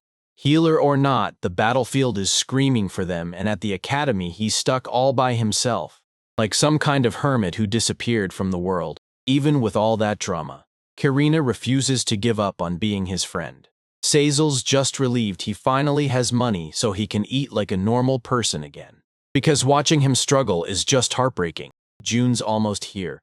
Alan's sitting on 60 card slots from a brand new branch of prizes, and the kids finally unlock the awakening skills. Now the only question left is what power he just gained. These new creatures are way bigger and way deadlier than the last ones. And the boy burned through most of his money on magic stones, totally worth it. Because after 2 years and 11 months, he's finally about to meet fresh faces and new characters for the very first time. Alan also scored a brand new talking doll, Marika, and she's no ordinary toy. Her magical powers let her slip through walls like a ghost. Now the kid's itching to test a brand new skill, so he summons Denku, same stats as before, but this time an awakening line shows up like a power-up has arrived. Then the creature unleashes a whole swarm of its own kind, and Alan wastes no time. He tests the awakening skill on every single one. Yeah, my boy's back, and he's bringing a brand new girlfriend with him. He introduces Marika to his friends like it's no big deal, then drops the bomb that from now on, she's moving in with them. The doll girl beams and says she's thrilled to finally meet mortals, and the boys light up, greeting her with pure joy. Alan's itching to rip through every new thing the dungeon has to offer. He's practically counting down until the next time he steps into that cave. 2 more days slam by, and today the academy goes into full hype mode. Special guests arrive to light a fire under every student's fighting spirit. Sorgmaster Doberg from the Kingdom of Latash, Hero Hermios from the Empire of Giamote, and Sorgmaster Sylvia from the Empire of Giamote. Ali treats Giratim like trash, and it all goes back to that first meeting because it ended in a real mess. Cyrene pops up out of nowhere and fires off. Doberg, how do I finally start using these skills? The girl gets told that they'll study those skills next year. And yeah, I've said it a dozen times, but she doesn't want to hear it one more second. Dobert blurts out why she's suddenly asking about skills, and she lights up. She wants to get stronger. If Alan can use them, I can too, she declares, and then Doberg snaps. So, who is this boy? The hero points and says, "That's the black-haired kid I was telling you about earlier, Doberg." Right then, a tiny sound snaps through the hall. The class teacher snaps, "Silence, everyone." And the man immediately adds, "If you got a question for any of our guests, now's your shot, don't miss it." Doberg snatches the sword, then thrusts it into the girl's hands and dares her to strike him. "Concentrate," he says. "If she locks in, she can pull off the skill." And with the frontline man already 30, Cyrene has a lot to learn from him. Just as the girl is about to unleash her cut skill, she yanks it back and snaps, "This isn't a skill." Then he steps in and demands she take it away using a skill. This keeps happening again and again. No matter how hard she pushes, she can't make it work. Doberg steps in and asks if she wants to quit, but tells her that if she grinds for a whole year, she can finally learn it. She tells them she can keep going and everyone else can only stare, jealous of her iron will. While Alan and Cecil can fall back on their skills, she pushes herself to sprint and catch her friends. All the other guests stare and the hero fires up the idea: let Alan throw down in a training fight. But the boy doesn't even hesitate. Like this is the only thing on his mind. 8 hours crawl by and Karina still won't quit. Meanwhile, Alan seethes with rage, staring at that old man like, "So you're really trying to kill her after you promised to teach her?" Even worn out, she refuses to quit, because Alan has been drilling this for ages, and she just keeps talking non-stop. She jumps to her feet, screaming that Alan has a goal he's chasing, and she'll back him all the way, but only if she first gets stronger. Her teacher snaps at her to focus and unleash her skill on him, and with a sharp swing of her sword, she finally lands the slash skill. That man's grinning like he just won the lottery. He'll never forget this fight. Cyrene stays upright for a moment. Then the strength snaps, and she crumples to the floor, dead tired. Alan sprints up to her and shoves the herb of life into her hands while Dobert grins and decides he's not done working with her yet. The hero steps up to Alan and demands his goal. But Alan just smirks and says he'll tell him once he's finally earned full trust. The guys are gearing up to smash the C-ranked dungeon on the 3rd floor because today is finally here. They've been waiting for this moment forever, and now Alan's about to unveil his brand new monster to everyone. The boy shouts at a bunch of giant turkeys. Yeah, turkeys yanks on the saddle, hops on one, and screams for the others to move straight toward the quarry. Enemies are closing in fast, and Cyrene better hurry time to fire up her brand new tax. The girl whips out her flying sword and slices the enemy with a raging whirlwind of air. One clean strike. No hesitation.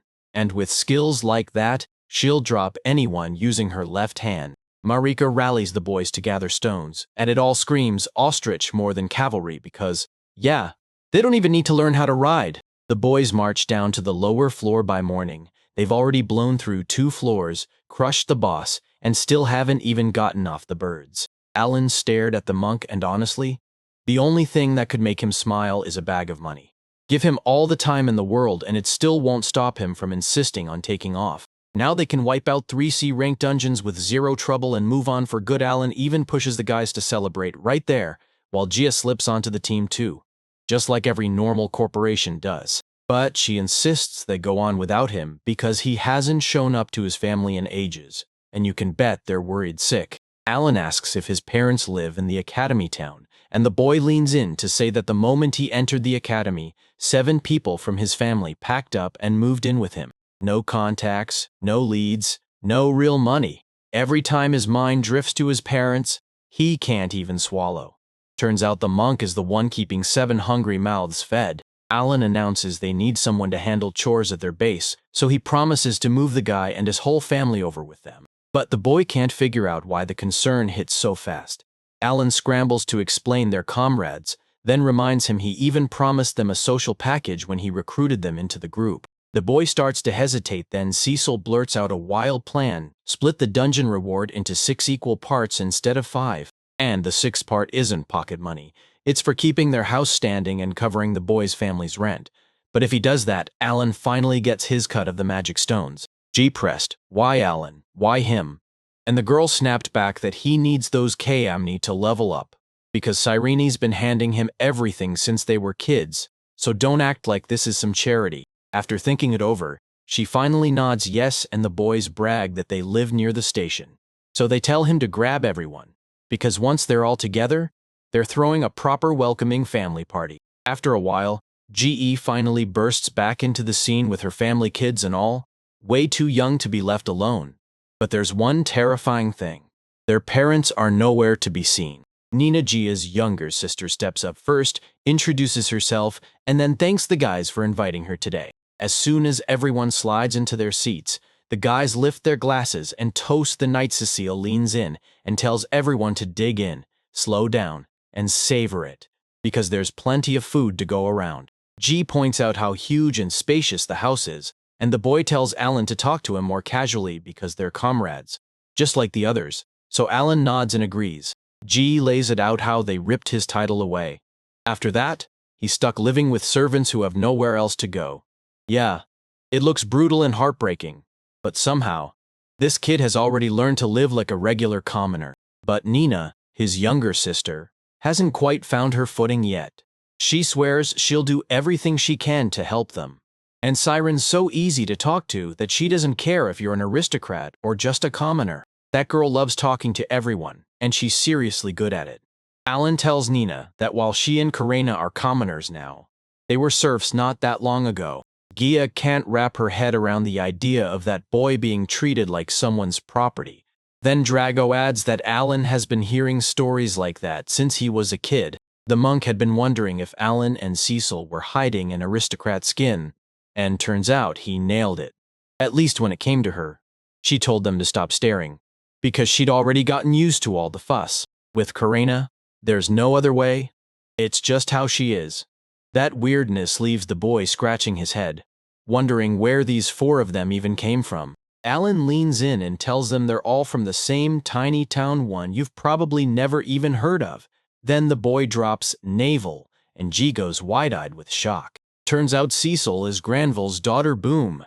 And the other boys immediately shove themselves behind their backs and beg Madame Nina to hide them. For a split second, Alan just stares because the friendly vibe flips to full-blown aggression out of nowhere. The G's are raging. He explodes, saying this is how they handled his family, and the nerve of them makes him furious because they're the ones who wiped out his carnal family. Cecil demands to know what this boy has to do with all of it. Then the kid drops the bombshell. The ex-Vicomte Carnel is his father. Drago snaps. "Did you do it, Alan?" And the kid finally cracks. "Last year," he says. Alan and Carnel went head-to-head in a brutal territorial war over who owned the Mithromenes. Gi roared that the boy would get no escape with just words, then snapped at the king's messenger for the latest update, because he wanted to know what they did to him. That royal envoy again? Did he really slip away with this? Alan never would have guessed Jim was Carnel's son because Carnel swore he had no gifted kids at all. His daughter nailed the evaluation ceremony, and to her father's delight, she was brutally, painfully talentless. But then the twist hit. He wasn't just raising one kid. He also had a son who was insanely gifted. Granville wasted no time settling the score with his old enemy, and he snatched the vacant title of Viscount right out from under them. Cecil finally gets the whole picture, and now she's determined to spill it herself. But first, she needs to talk to G alone, so she asks his companions to step out for a bit. The boy does what she asks and gets shoved into silence. But his curiosity is screaming, so he leans in fast as the girl finally starts telling him everything. She claims Carnel denial. The infamous murderer Douglas's mastermind dragged her into his plan, using her help to steal the mithril ores. Then he kidnapped her and her servant Alan to fuel vile blackmail. And it was only Alan's quick thinking that let her slip away. Her father stormed straight to the king and laid out what happened then. Viscount Carnel and everyone tied to it were thrown into prison. Carnel's title got stripped, and their estate was seized. The girl had heard a rumor. Mrs. Carnel was locked up inside one of the royal castles, and it turned out to be real, even though her father had helped bring the Carnel family down, and that was something she refused to feel ashamed of. The girl fires back. "If G still doesn't believe me, then why doesn't he ride straight to the royal capital and see it with his own eyes? I don't need to hand you proof." Jai stands there stunned, because he never imagined his father could pull something like that, and now the boy finally understands what really happened. Alan never had a clue that Carnel could be a caring parent, because she insists that until he turned 5, servants took care of him around the clock. Everything shattered after the evaluation ceremony, because that was the day the boy stood there, knowing he was seeing his parents for the very last time. He got ripped from his family and shipped to a whole new city with just a handful of servants, living there until his final days. No fancy aristocrat lessons, just a meager allowance that barely kept him afloat. But when the boy hit 10, they finally sent a teacher, and the kid lit up, thrilled his father hadn't forgotten him, and worried that he'd still have to get ready for the academy. So he finally got the gut-punch truth: he was still trapped in the Carnel family. Then, boom, last October, his service got yanked, the money for living dried up overnight, and the boy was tossed out of the house with no clue what to do next. G threw himself into church work, and before long, Nina, an orphan who'd lost her parents, fell into his care, and by year's end, a royal envoy stormed up to the kid, demanding answers as the boy blurted that the Granville family had organized the demolition of the Carnel house. But if the boy keeps battling monsters and carries out his noble duty for 5 years instead of just 3, then every last sin will finally be wiped clean. The king himself will march in with the boy to lead the house of Carnel, making him the new lord. And that's the whole truth of his tale. He hasn't shown his talent in ages, but his destiny is still coming for him. And even his family has to have a place to belong, so for the next 5 years, he'll fight tooth and nail to wipe their name clean. Now, Alan finally gets it. Guy is carrying a noble debt too. The kid leans in and tells him they're all heading to this war, and since they're marching to the same place, Alan offers to take the burden together. At first, Guy got shut down like straight-up trash because they came from rival families that had been at each other's throats for years, but Alan insists it doesn't matter, because they need him, which is why they band together and stack their skills like a perfect team, and that's exactly why this mission is so dangerous and brutal. 3 months after her brother was thrown into the front lines, Cecil finally said he died, and out there behind the rampaging monsters lurks a man who calls himself the Demon Lord. They surge even more, building strength to finally take him down, and the boy yells for the monk to join them. Then he coldly promises the monk he'll use Alan for his own agenda. So yeah, the boy's like, that's fine, I'm not giving up. And he's pushing Gia to chase Gia's dream. 2. Then he explodes into a scream. I don't care about your dumb demon lord. I just want to be a nobleman again. And the guy fires back. Then let's chase nobility together. No matter who he used to be before the academy, what matters now is that they've got a new friend. And Cecile swears it looks like she'll be the first Granville to share the same roof with Carnow. Guy trembles with everything he's been holding back, tears spilling from his eyes, and Alan jumps in saying he doesn't have to carry it all alone, then leans in and welcomes Guy back to them once more. And just like that, the whole vibe turns warm kids crowd together, sip hot tea, and trade exciting stories like it's the best day ever. The very next day, Gia's family shows up and spills out a full apology for how they acted yesterday. Then turns right around and thanks the boys for backing them up. A tiny, dull version of the boy shoots out and waves at the new mortals, and everyone melts because she's insanely cute. Then the boy just watches, thinking, somehow, we're gonna make this work. He has zero doubts that Gia will finally smile the moment he claws his nobility back, yet the royal envoy is just using those pretty words to exploit the crack in his armor. Alan has to find out if the Carnow family's revival is real, and if it's actually possible. On top of that, he's dying to know what's got Somov, the envoy, so locked in. Gia's sister leans in and asks if they're hitting the dungeon again today, and her worried gaze screams that she's terrified for her brother. But he flashes her a confident grin and promises, don't worry, everything will be fine, because he's heading there with his comrades by his side. The boys huddled at the entrance of a B-class dungeon, where monsters from D up to B creep around, and you've got about 10 floors to grind through, clear 3 of them, and boom, the A-class dungeon's unlock. The catch? You had to finish in at least 12 hours. Right at the dungeon entrance, the inspector shot them a question. Just 5 of you? Think repless? Deadly traps are waiting. Alan nodded like, I get it. Drogo looked at the maze and swore it was the same as the last one. And Alan nodded hard, 12 floors, and said there was no way it wouldn't take forever. But he was still betting they could crush the whole thing in a month. Alan barked that they had to tread like every step was a bomb. And honestly, it wasn't for nothing. Those trap warnings were real. Then he shoved tiny vials of antidote into their hands and ordered them to down it fast, or get poisoned. Alan cracked open a tiny dungeon map and said his flying brigade was already scouting the area, then they'd chase the heat trail right after. Together, they marched to loot a B-class dungeon. Then, on the 4th floor, Gia spotted a huge chest and practically lit up, bragging about it. Cecil snapped at him to quit, warning that greed would be the very thing that destroys him. The girl warned Alan that the chest wasn't just there. It was almost certainly a trap monster pretending to be treasure.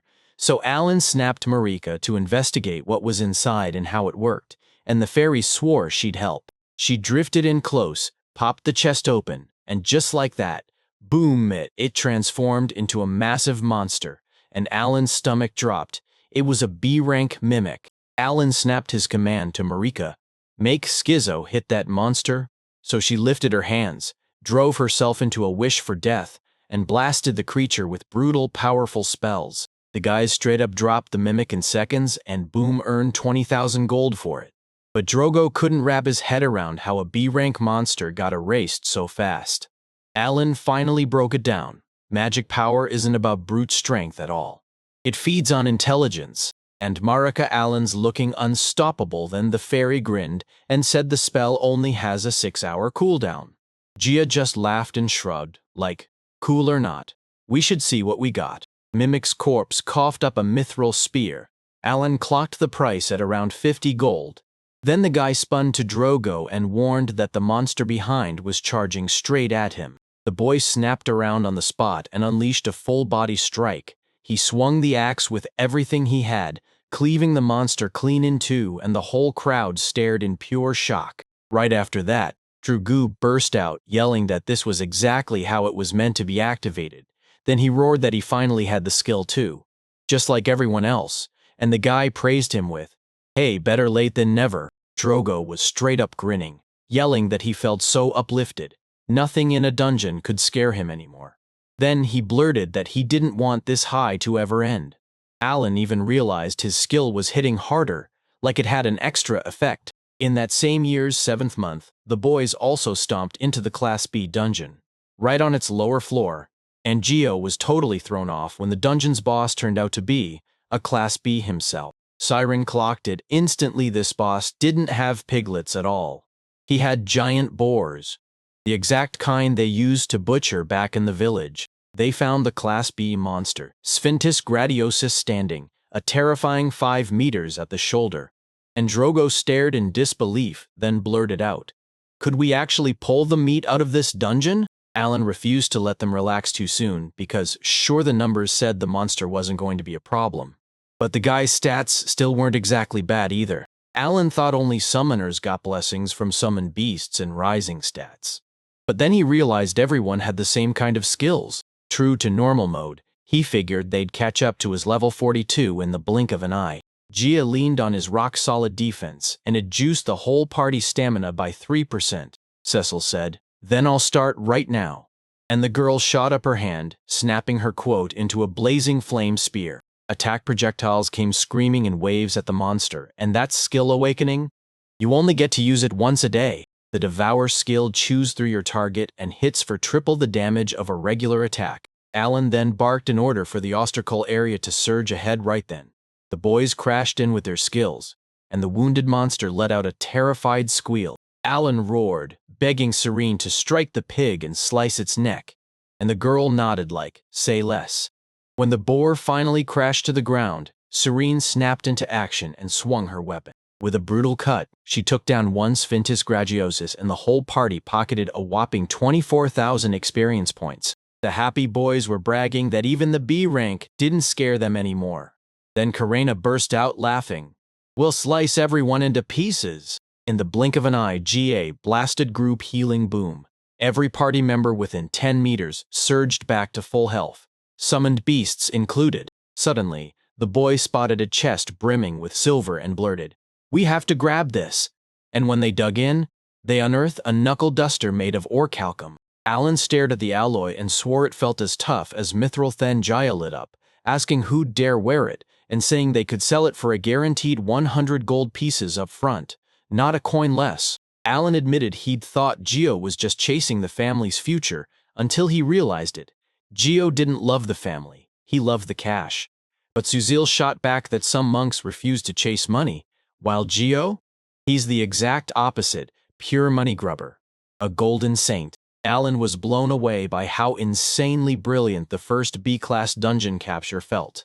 And then he spotted the terrifying growth potential too, realizing that in normal mode he could power himself up really solid. But even so, the demon army was still way beyond their reach. And Alan knew he had to keep leveling everyone up, no matter what. And most importantly, he had to rise on his own. Plus, from a 1B-class dungeon, you can snag around 200 magic stones.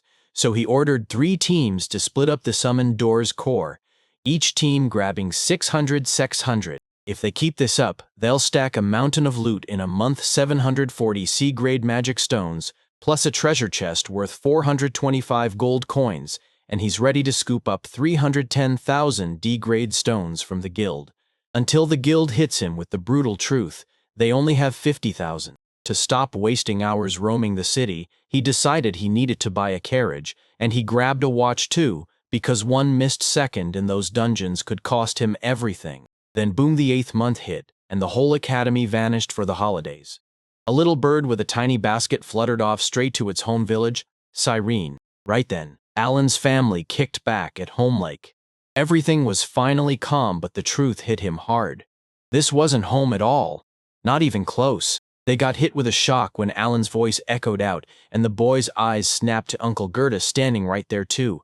He grinned, said hello, and explained that he was talking to them through the bird.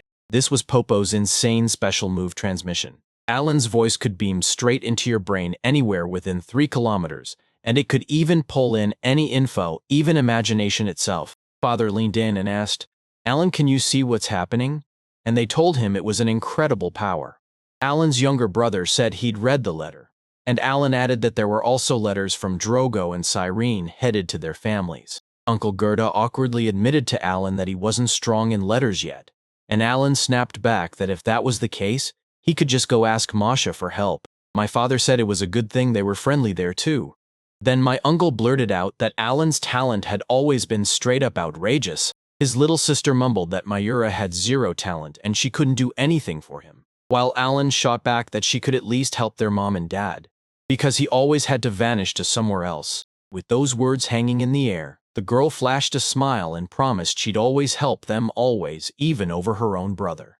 Then her father straightened up and said the elders of the new pioneers' village had appointed him. Next year, they'll finally lay it all out. Alan looked his father in the eye and congratulated him from the heart because after 10 straight years of Alan's father driving the hunt, this choice felt inevitable. Uncle Ger promised he'd come with them too, so Alan shouldn't stress tell Kirina the news, and the boy nodded in agreement. He figured his parents were only in their 30s, and that meant it was time finally to start building their own village, and with the hunting grounds right nearby, Alan insisted that now his father had become important.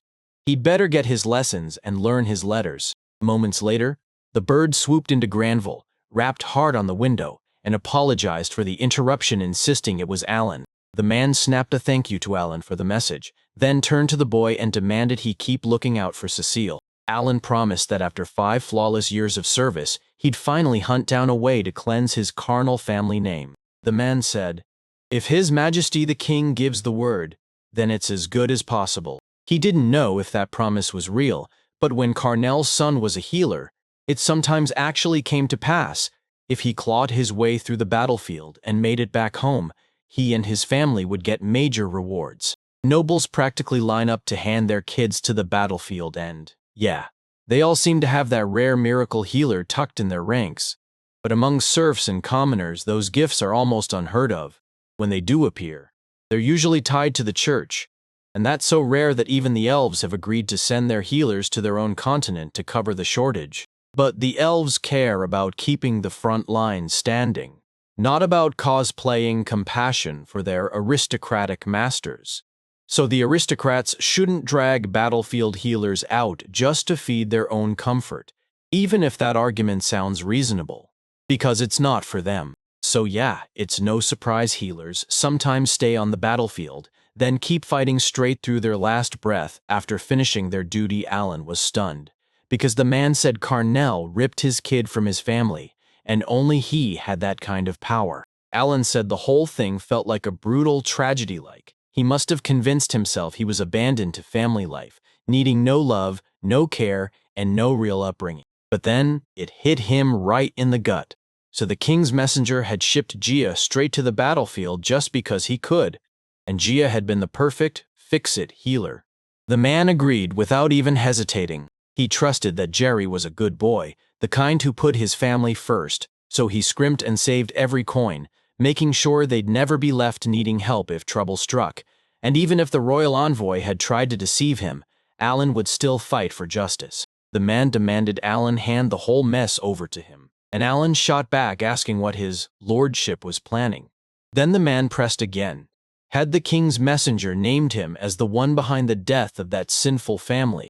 Alan shot him a thankful look and told him their fight was still way down the road, so they could bide their time for a bit. Then Kirina turned to them and asked, "So how can we help Gia?" Trago blurted out whether the king's messenger was their enemy, and Alan shook his head. Maybe the promise was real, maybe it wasn't. So Seal said they had to wait and see what her father uncovered. Gia's face went white, and he blurted out his thanks to the guys, then admitted he had to earn money for his family, so he'd do whatever it took to conquer those dungeons. Autumn rolled in and the summer holiday chaos came to an end, and that's when the boys gathered up to storm the Class A dungeon and prove themselves. Karina leaned in and asked if there were any queues, and the guard snapped back that only 1 group out of 10 ever makes it there. He jolted when he realized there were only 5 of them, then demanded whether they were the same crew as the Swordmaster, warning them sure, people talked about them like monsters, but he told them to stay sharp and be careful. Alan stared down the final boss, the one chilling at the very bottom, and decided it was an A-class monster, one he hadn't even seen before, because everything down there felt completely brand new. He clocked Gio pacing around in pure misery, but he knew that golden ringing would snap him back to his senses, so they marched straight in, capture, and no prisoners, because no labyrinth like that had ever been seen before. Alan fired off scouts, but they never came back monsters, and traps kept them gasping for air. And for 2 nights their snoring robbed Gia of sleep at the first level, while Karina refused to cling to her precious. Alan was relieved only the ones who didn't need sleep stayed with him, so he didn't have to worry for a second. Then, as they pushed forward, the B-class monsters kept multiplying, one wave after another. Then they finally met the Orc King and the Cyclops, and the guys unleashed their skills so hard the monsters went down fast. One orc, they raked in a whopping 20,000 experience. Then it was time to take down a Cyclops, and when he tried to hide Drogo, the guy snapped back and flew away. Geo grumbled, bandaged up the guy, and dragged him back to life. But Drogo didn't even have a clue how it all went down. Then, just as the ostriches and the seal moved in, something got stepped on, and the trap snapped to life. Gia shrieked. But Cecil and Drogo were already gone, snatched away by a spatial trap. She blurted out an apology, and Alan shot a look at Cyrene, asking her to calm the Cyclops, which she did right away. Alan flipped open the book and immediately felt sick, losing those 2 hits like a gut punch. And nearby or not, the 3 other units weren't nearly enough.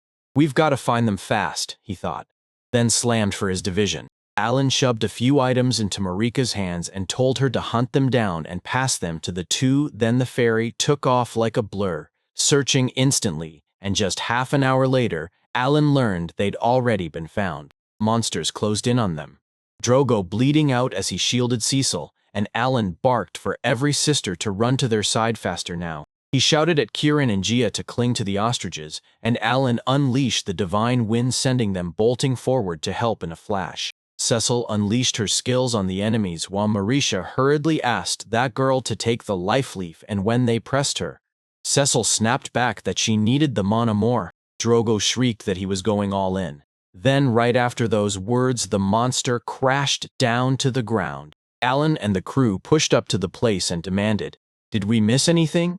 Cecilia practically burst with relief, and Drogo immediately knew Alan was close. The sky erupted with fairies. They bowed and thanked every last one. Jaya's stomach twisted with nerves, and when Alan snapped around and told him not to step aside, Jaya shot back, "Big deal, I'm the reason they almost got killed." He whipped around to the boys and apologized, because Alan had to save them first. Then they swallowed their pride and carried on. Alan warned them to stay sharp around the traps, or one wrong step could have landed them on the moon. And just like that, September hit its final curtain today. The guys were pumped to rush down to the lower floor, because the boss himself was waiting. Only now did Gia finally claw his way back from that crushing failure, thanks to his little sister. Down on the lowest floor, the guys were shaking in their boots, staring at an A-rank monster. Alan's eyes widened. This monster towered at least 10 meters tall, and Drogo blurted out, "Do our attacks even reach something that big?" Ellen realized they'd hit the jackpot, because their very first monster was an armored brute packed with absurd physical defense. Its hits weren't terrible, but they didn't even come close to a dragon. If a dragon had shown up, they would have bailed on the spot. But this one they could take on. The boy's stats kept climbing higher and higher, so Alan somersaulted across the pages, thinking they should wait until he cracked it. Special skill, substitution. Alan jumps in and snatches every target within 50 meters, then grabs the shark oil special skill and the awakened skill spread too. Alan shot Cecil an apology, then swore that today, right on cue, he'd make the first move just like the plan. After that, he grinned and showed them his brand new technique, Power Explosion. When those affected monsters spotted the tiny fluttering things, they froze, clueless. Then Alan snapped that they'd unleash maximum area damage. Once the meteor shower kicked in, the whole battlefield erupted in non-stop explosions, and Alan tore through 10 kings at the same time, earning a massive 200,000 points. He warned that one of them nearly killed him once Cecil's jaw dropped when G froze in panic, and then, right on cue, the boss burst out of a cloud of smoke. Next up, Cecil and Drogo bolted forward, but the monster nearly ended them with a single step, and then the boss snapped towards Cyrene and launched straight into the attack. The boys froze in shock as Cecile snapped, asking if this was some plan or if Alan had completely forgotten the substitution. They were terrified for Karina, but she burst up from under the boss's hand. She said it felt like just a grain of sand. To her then Alan blurted out that she was a real atlas in a skirt, and when Gi used the cure, everyone else stared in pure awe. Drogo finally got through to the ostrich. This was it. Their shot to get right up near the boss's head, and with a brutal cry he sprinted straight at him. As soon as he closed in, Gia unleashed a brutal burst attack, and right after, Cyrene snapped a red flower onto the monster. Alan blurted that he and Cecil would join the attack too, but they absolutely had to keep their hands off Cyrene and Drogo no matter what while. Cecil snapped back that she already knew all of that, even without the guy. Side by side, the boys unleashed a full-force attack on the monster, and in one brutal sweep it drained all its strength, then it crumpled to the ground, knocked out cold. They finally dropped one massive great wolf and boom, they raked in 480,000 experience points. The guys erupted with joy, shouting that they'd won, and that it couldn't possibly get any better. Alan snatched the A-grade crystal and stared at its insane glow, while Gia's eyes locked onto the treasure chest in shock yet. Alan couldn't wrap his head around it being made of plain wood. After they snagged the orichalcum halberd, the boys immediately panicked. Were they totally duped? Alan shot back that it was fine, because now they finally had the gear to go up against Drogo. Cecil nodded and admitted the mithril axe just couldn't cut it against monsters like that anymore. So Drogo thanked his blade one last time and then said goodbye. Alan had this terrible feeling the war would turn out just like this, so he clenched his teeth, pushed for another level, and hunted down even better gear. Suddenly, a cube slammed into view right in front of them. Then a message rolled out, congratulating them for clearing the Class A dungeon, along with a certificate that confirmed everything. Alan's eyes went wide as he blurted out, "What's that mark on the certificate?" It looked exactly like a guild card. Dorava believed that occasionally had 5 A-class dungeons, they'd unlock access to the Y-class. The boys blinked in shock, wondering if Y-rank monsters were next. And Geo prayed the treasures wouldn't be the same old junk. Then the whole summer of dungeon hunting fun with their friends finally came to an end. In October, Alan hit 30 right as the holidays snapped shut, and it was time to crawl back to his desk at the academy. The kids all shouted that because of Alan's advice, they'd just cleared high-level dungeons. Everyone realized only 3 were missing, and people guessed they'd bolted out of pure fear, while others were still stunned that Alan and the crew had actually cleared an A-class dungeon. They stared at Karina and straight up said, "She's a swordmaster, most graduates can't even survive an A-class dungeon." And just like that, it was clear. She was in a league all her own. Cecil leaned in and asked the big-shot consultant what he'd do after lunch. Was he really going to start taking consultations again? Alan grinned and said it was time to swing some iron, cranking up his sword skills, because he hadn't trained like that in ages. Cyrene offered to set up a duel with Alan, but he shot it down. His summoned beasts were raking in rewards inside the dungeon, and switching them out would have cost a fortune. Suddenly, the swordsman snatched Cyrene away right when she was about to say she wanted to fight Alan. Then Rifle showed up and greeted Alan like, "We're partners today." And Alan immediately went along. In the heat of battle, Alan's mind screamed one thing: don't let himself forget me high.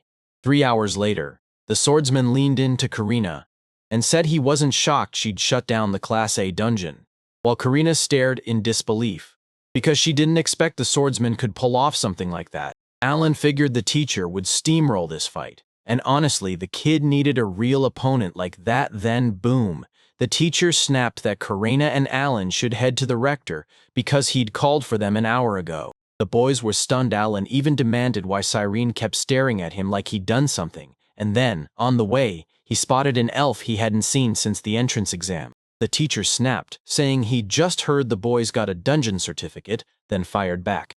"So what are you doing next?" Alan grinned and said they'd wipe out the Class Y dungeons. The guy told them there were 4 of those spots tucked right in the academic city, and you wouldn't have to travel far. Then they'd set off and roam the kingdom. Alan leaned in and asked the teacher how far he'd made it back in his student days, only for the man to laugh and say that not a single teacher ever pushed beyond an A grade. Nobody had stepped into those huge dungeons for decades. Dobrik was the last one. Even trying to beat his record would be a legendary feat. Alan swore it'd be easy. The teacher jabbed a finger at a towering shape pushing out of the fog, and the kids stared, stunned by the wild architecture. Then the elf grinned and said he was thrilled to welcome the most determined and friendly players of their game. He dared them to outsmart the wise man and snatch the key to the right answer, and Serene fired back, asking whether he was a real elf or just glued on his ears. Alan snapped at the girl, and the man shot back that he totally got her curiosity, because he'd lived for thousands of years, and out of all that time, he'd spent 43 years ruling the city and the academy. Alan said they looked like bugs to him, and that thought made him wonder if that's exactly why the man's face stayed so unreadable, and whether that building was an old piece of elven culture, far older than anything else in the city. The man declared he had a job lined up for everyone who'd cleared the A-class dungeon. Then he slammed down the details. They'd compete in the Academy's martial arts tournament in just 1 week. Cyrene was grinning, but Alan's mood fell through the floor. When the boy asked what this shocking news was, he realized he'd heard it for the first time, and the teacher snapped back that only second and third-year students could enter the tournament of the 16 swordsmen. In that world of honest steel, magicians and scientists have no business, but after praising their hard-earned skill, they bent the rules and made an exception. Soon, distinguished guests from every country will show up along with the royal family of the Kingdom of Latosh, and Alan even calls it, "Drogo's got higher attack power, so he should join in."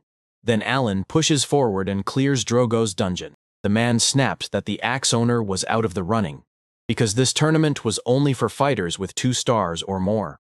And Alan swore he had plenty, but at his current rank, it still felt like a cruel waste.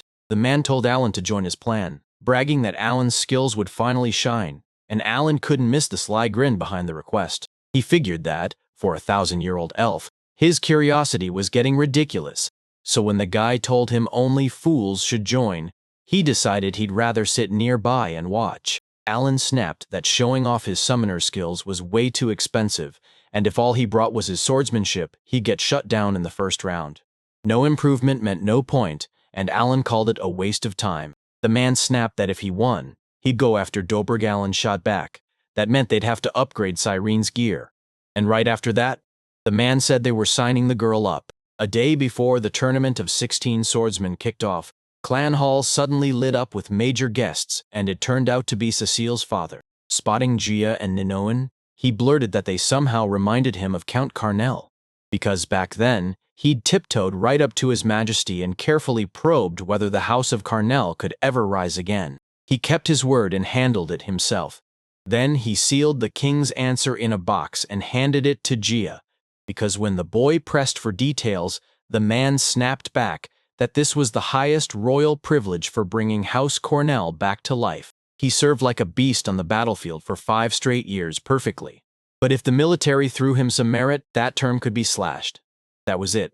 And yeah, the boys were thrilled, and on it right there sat Granville's and Hamilton's signatures. Then the real Hamilton stepped forward, the one Gia had never even spoken to, even though they'd been classmates. He told them he'd come for his father, who was closely tied to both the Granvilles and the Carnells. When they asked if they were the top branch of the same dynasty, Alan shrugged off the whole thing, saying the biggest feudal lords didn't have time to deal with trouble on the ground or meddling in someone else's backyard. So Rifle couldn't help but wonder if Alan was really a serf. The boy said House Hamilton would shoulder their family's future while they fought out their duty on the battlefield. Gia thanked them and blurted out, "Why are you doing this?" The man said nobles aren't born, they're built, because they own every choice they make. And then he marched straight into what duty and honor demanded. He insisted the kids understand one thing. Both sides' royal agents and vassals kept their mouths shut about whose orders they followed, because in the end they swore their loyalty to the royal family. More precisely, Crown Prince Dauphin slays the Latash with his own hands. He's the king's nephew and the heir-in-waiting, and even the king can't touch him unless the crimes are backed by proof. Alan thought the mastermind behind Cecil and G's kidnapping could finally disappear since the king is old and sick. Maybe in 5 years the crown will pass to a new prince. He had no clue what would happen, or if he'd even deserve that privilege.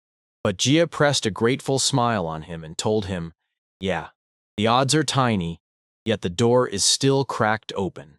He swore he'd do everything a true nobleman should, and Cecile turned to Nina and said, "See? You got a damn good brother." The man warned them that tomorrow was the round of 16, and they better lock in their focus right then, and Serene nodded along. The very next day, the Academy's martial arts tournament kicked into full gear because these students were about to step into a fight that would decide everything against the Demon Lord. The man jabbed his finger at the Crown Prince for Alan, while Serene tore through her enemies without breaking a sweat. Then the hosts practically rubbed it in, saying it wasn't shocking at all that a swordmaster could outfight a spearman and walk away with the win. People couldn't stop staring as the girl's power shot up overnight. There were even rumors she'd already cleared the Class A dungeon. Cecile snapped that only Doberg was still left, and then they pressed in close, telling her, "Don't forget a single lesson." Cecil threw down a challenge at Doberg, and everyone in the crowd leaned in, hungry for the fight's outcome. The man admitted she'd traveled a long way, and Serene could see it clear as day. Cecil had gotten stronger. He bragged that he was a monster hunter, a demon slayer, and way more, and then he dared Cyrene, "Go on, hit me if you can." Kyrena bolted into the battle and unleashed her skills, but Doberg snapped everything back with his power, and Kyrena couldn't strike back at all. Two legendary swordmaster techniques collided. Doberg hurled Kyrena aside and snapped, "So that's it?" And the impact left her reeling as Doberg immediately pressed. "Tell me, was that the end?" She cursed, then lunged forward like a storm, and they slammed their skills back into the fight right when an explosion rocked the field. Cyrene swore she wouldn't go down, but then she crumpled to the floor. Doberg won. He told her to get stronger, for his friends and for everyone. Everyone saw it coming. Siren was rushed into the infirmary with injuries that looked fatal, and Alan was forced to use that life leaf quote to keep her breathing. She shot up and swore she'd swing with everything she had yet. Not one hit ever landed on him, and Alan calmly said his skills and gear were just stronger. He told her, "Don't worry, 1 year ago, nobody could have guessed you'd get this strong." Then he pushed her harder. "Next year, level up and beat Doberg." Siren nodded, and then out of nowhere, a voice snapped in that it had been an amazing fight, and every guest loved it.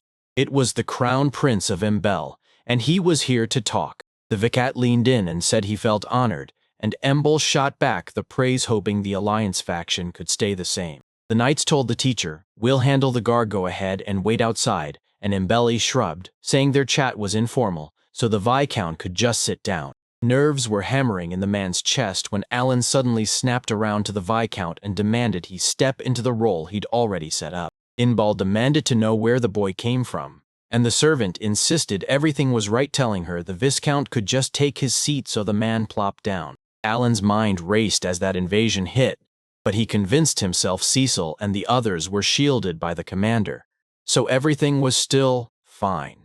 Then he couldn't stop thinking about what the prince really wanted from the Viscount. The prince said the Viscounts were crushing it with the Granville domain, handed it to his care with full trust, and then backed it up. He'd already produced a swordmaster, expanded the Mithril mine, and wiped out every rival, so the whole Viscount story went down in history. The man snapped that he wouldn't talk about any physical destruction, and the prince nodded, saying that with the House of Carnell rising again, something His Majesty had sealed with a cold, formal piece of paperwork, this unforgettable move could finally happen. Imbil roared that he had his back 100%, because the battlefield was raging right where the Gemmet Empire demanded its finest fighters, and he swore it was the perfect stage for the Master Swordsman and Carnell's son. There was no better move for the kingdom, so Alan stayed silent as tension hung in the air. The Viscount panicked and rushed to the prince, begging him to stop. Thimbal shot back, "What are you even worried about?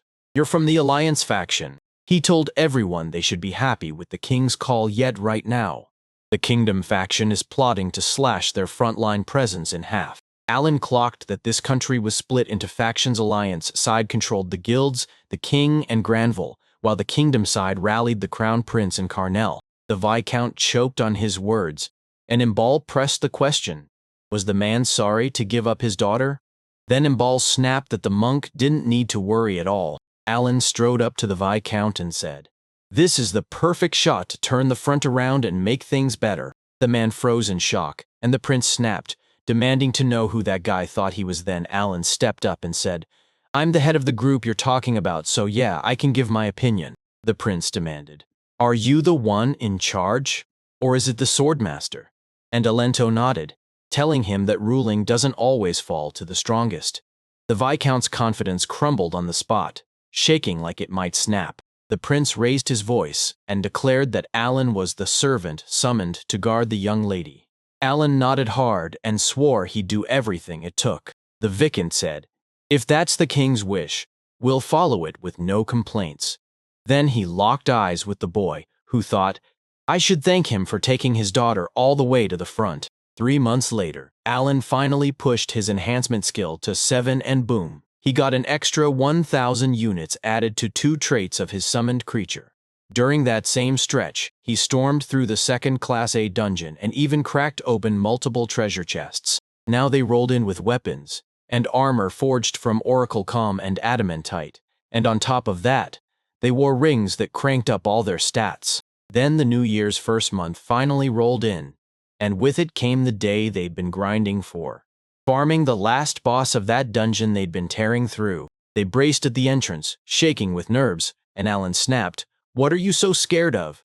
Because after all, this was their 76th boss. Drogo just muttered that this monster was insanely fat. Right in front of them loomed the mightiest lower-level boss rank A and absolute tank of a dragon, snoring deep and slow while the guys argued and plotted around it. Jian spotted the monster standing there with zero backup, so he demanded where its assistants were then. Drogo guessed they'd gotten devoured because that belly was wobbling like it was still chewing. Cecil snapped his head toward Alan and demanded what they'd do next, and Alan grinned that they'd accept, no doubt about it, and Cecil felt it in his bones that this was the make-or-break moment. He figured that before a brutal showdown he'd better double-check his card lineup, so he opened them up and scanned his team's guys' stats too. Alan declared he'd be the first to charge, warning that once the monster got hit it would blast them with fire, so the boys had better be ready, and they all nodded in agreement. The boy finally got it. Cecil had made one thing crystal clear. She'd warned him not to say the name of her spell.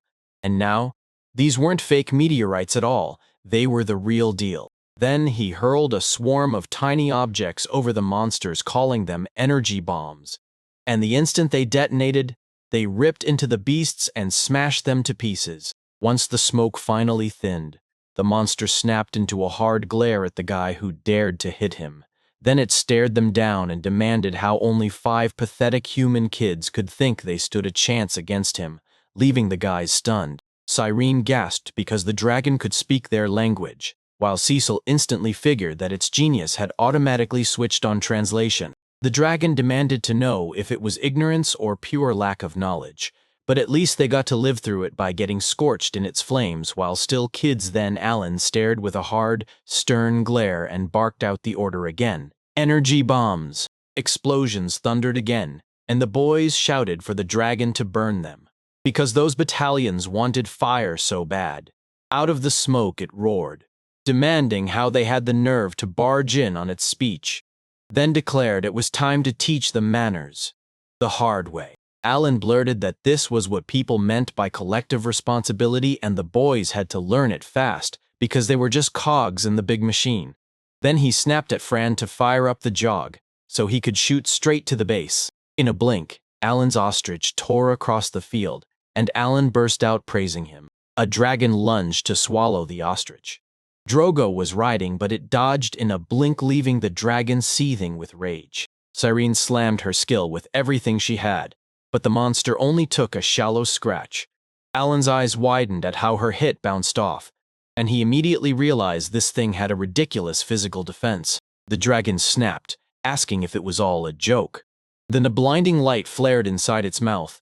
Alan shouted that a flame was about to erupt, and that the boy needed to lock on with protection right now. In the next heartbeat, the whole battlefield erupted into roaring flames, and Cecil screamed for her comrades as they huddled behind their hands to block the blast, while Alan snapped the awakened skill into action, sacrificing himself to make it work. The dragon clocked it as a wild, clever technique Then Siren leaned in and grilled the boy, asking if she could dodge direct hits too. Alan nodded and said a follow-up strike would wipe her out instantly. While the dragon was already cooking up a second deadly attack, Cyrene dashed straight to his feet and slammed into his iron paws, trying to break them apart, and Cecil thrust her staff out, shouting for a fire spear. Maria hung in the air like she couldn't be stopped, and Alan snapped that she had to unleash Shaitza because it might finally work. So the fairy nodded and promised she'd drive him absolutely insane. Gia felt her nerves snap as the dragon kept stacking flames way longer than before. Alan's body went stiff, and his mind screamed that this couldn't be real. The monster wasn't just roaring up heat, it was charging strength. He snapped that he'd never get time to forge his warriors, so the guy should sprint to the corners. Then, right on cue, the dragon unleashed a massive inferno attack. He wiped out every one of Alan's creatures, and the moment the dragon smashed Fortico with a single blow, the boy's jaw dropped in pure disbelief. Then it hit him. After his next breath, CCL and Gia would be gone instantly. The monster was already stocking up for its next breath, and Alan snapped out that he didn't have time to call it off. Then he shot Cyrene and Drogo a look like, "What's wrong with you guys?" Suddenly, the dragon snapped its head toward them and slammed into the fight again with brutal force, and the boys' ostriches immediately bolted, launching into the air and streaking across the battlefield. Cecil snapped to Gia and demanded why he'd frozen, and that jolt brought him fully back. Then he finally found his voice to toot. Drogo said they killed Fran. Alan promised they'd strike back for him, and the biggest truth hit them hard. They were still alive. Right then, the dragon cackled and sucked in another breath, and G's jaw dropped in shock as it kept on living. Drogo snapped at Serena to get up and demanded why she was still lying there, while Cecil warned the boy she couldn't keep going. Alan blurted, "Everything's fine. I already figured out the timing, and I'll catch up to that monster." But he admitted it was going to turn into one brutal, never-ending fight. Then the dragon stared at them and demanded, "Are you sure?" Cecil tensed, and Drogo didn't hesitate. He agreed on the spot. Alan snapped his head to the boys and told them to bunch up behind him, and when he saw Serene drift off, he fired a question. What was she up to? Alan asked, but silence hit. No one answered. And when he looked at the girl, the air around her felt heavy and gloomy, leaving the guys stunned. In the blink of an eye, Cyrene sprang to her feet and sprinted straight at the dragon. Alan shrieked, and the beast taunted her, asking if she was just itching to die. Alan snapped his attack straight at the girl, charging right at him, and Yaya went wide-eyed because it looked like a direct hit. Then Alan scooped up the clover and said she needed to eat it. Cyrene wouldn't be stopped. She shot straight at the dragon and slashed one of its legs clean off with her sword. She dropped to the ground as the dragon's paw slammed down beside her, shrieking in agony, and for a heartbeat her eyes went totally dead. Then Alan snapped, asking if she'd triggered an extra skill, and she just admitted she'd pushed past her limit. The monster shrieked as Irene spun around, and Cecil barked at the boys to watch the girl, because she wasn't fighting at all, she was dancing instead, and Drogo even swore that when she was 5, she'd pulled the very same move. Alan nodded along, clocking that her extra skill was right there the whole time, so he couldn't understand why everyone freaked out until it hit him too. Boom! Alan was just as shocked as the rest. And right then, that guy kept staring at Cyrene's abilities like they were trying to expose a secret. He couldn't figure out where that weird surge came from until it instantly pumped 3,000 units into her stats. And then he froze at the unfamiliar regeneration, realizing as soon as he read it that it heals 1 health point every single second. The dragon shrieked, mocking her like a little human kid. Then, wham, she got smashed across the body with a brutal tail strike. Serene snapped sideways, scrambled back onto her feet, and yanked her sword up high. The girl shoved off the dirt and sprinted straight back to the dragon, her eyes blank as death, and the monster started pulling in breath, ready to roast her to ash. Right as he started to speak, Cyrene drove a punch into his gut, then snapped a kick straight into his jaw. No chance to fight back. Just a brutal scream tearing through the air. Then it crashed to the ground and erupted in flames, and the boys pulled off the kill on one pot-bellied dragon, earning a sweet reward of 1,600,000 experience points. The boys just stared in disbelief as the dragon they'd slain vanished into thin air, and Drogo blurted, stunned, so it really did have a heart in its belly too. Alan was convinced this boss was the toughest of them all. Then the game rewarded them with triple the experience points compared to every other one. Alan snapped his head towards Cyrene, who'd been standing in silence, and asked, "Are you still with us?" She spun back with a grin and said she'd slain the dragon. So now she was a dragon too. They were stunned. Gia swore it was an incredible extra skill, and Alan muttered that everyone else had one, except him. Cecil demanded to know how the girl got it to work, and Karena snapped back that she had no idea, because it fired up on its own. Jaya's eyes snapped to it. Boom. A chest was right there, and they had to crack it open before anyone else showed up first. It was pure gold and so huge, it looked unreal. Alan blurted out that he'd never seen anything like it, and when Sari finally cracked it open, she stared in shock. So much space, yet a tiny ring sat inside, and Seal nervously insisted the size didn't matter, because this could be the exact ring Alan had been chasing. The boy snapped the ring onto his finger, praying it would refill his mana, but it crushed his hope because all it did was simple regeneration, just like Cyrene's skill. Shirogo shrugged and said, "At least it's something," and she nodded, adding, "And it hits even harder when you unlock the skill that turns health points straight into mana." Cecil grilled Alan, asking if they'd slain the dragon. Alan shrugged and said, "Yeah, Cyrene killed it." Then Cecil pressed, "So why did she want it dead in the first place?" Cecile admitted that since they'd already struck down their target, she couldn't stop wondering if it was finally time for them to swing at the white dragon next, and Jaya fired back. Was she talking about the very same one that had swooped over them? The Carnals from Granville? Drogo burst out, saying he could already picture everyone cheering with joy, and Serene snapped that she was fantasizing about driving a piece of iron straight between his ribs. Alan let out a heavy sigh and said they weren't killing the white dragon. Cecile snapped back, asking if they were seriously going to name a reserve after him. Alan warned that they'd barely scraped by just now, and it only happened because Cyrene's skill finally kicked in. He said that if they killed him right now, he had no clue whether they'd ever hand Gia his long-awaited prize, and the guy looked genuinely shocked. Ellen stepped in and told him the truth. Those lands were now part of the royal domain. This territory is basically useless. No one's going to stick around for it. So he asked, if mithril mining starts up again here, what happens? Then he said, once we hand this place to Gia, we're going to show that white dragon who the real boss is. He flashed a cruel grin and promised they'd squeeze every last bit out of the operation, while Cecil stared in shock at just how unexpectedly considerate Alan was. Gia couldn't believe his father picked the wrong fight. Then the kid burst out that they'd charge in there with zero luck involved, swearing they wouldn't even step out of the dungeons during spring break. 3 brutal months flew by, and the boys were still grinding through their 3rd A-rank dungeon until they struck down a monster, and it dropped dead right on the spot. Cyrene blinked in shock when she saw her rank jump. She was suddenly 4th, and she swore her life was basically over.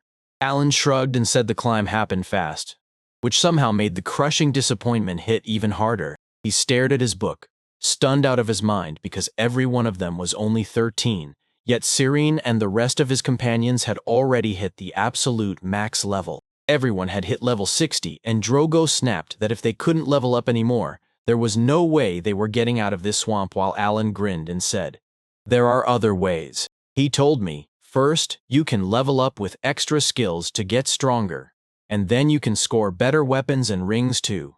Though they only landed that golden chest once, Drogo couldn't wrap his head around it. No more leveling up, after all he'd gotten used to, while Cyrene shot back that it was downright unfair, and Alan clung to the idea that hope was still right there, waiting. Back in his old world, online games would sneak in updates and bump up the max level every now and then. So after all these years, there had to be one. He just had to figure out how to trigger it. He couldn't help wondering if Hero Doberg was level 62, because in just 2 years they'd march into the battlefield, and he had no choice but to figure out how to power their whole group up. Then school holidays ended, and April arrived in Alan's world. Right then, 20,600 brave students from their academy kicked up to sophomore status. The teacher told everyone, "You're staying the same class this year," then smiled and said, "But we've got 3 empty seats so we can welcome new students."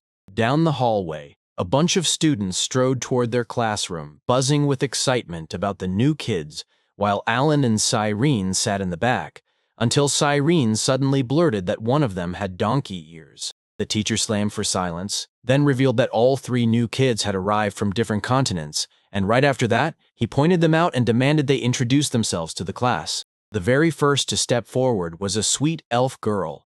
She introduced herself as Sophia Luna, straight from the elf kingdom of Rosenheim, then flashed a smile and begged them to call her Sophie. Next out stepped a stern elf so serious it practically snapped the air, who introduced himself with a formal name and declared he was Princess Sophia Luna's personal bodyguard, heir to the throne. The entire class was blown away when a real elf actually showed up, staring in awe at her pale skin, because they'd never seen an elf before.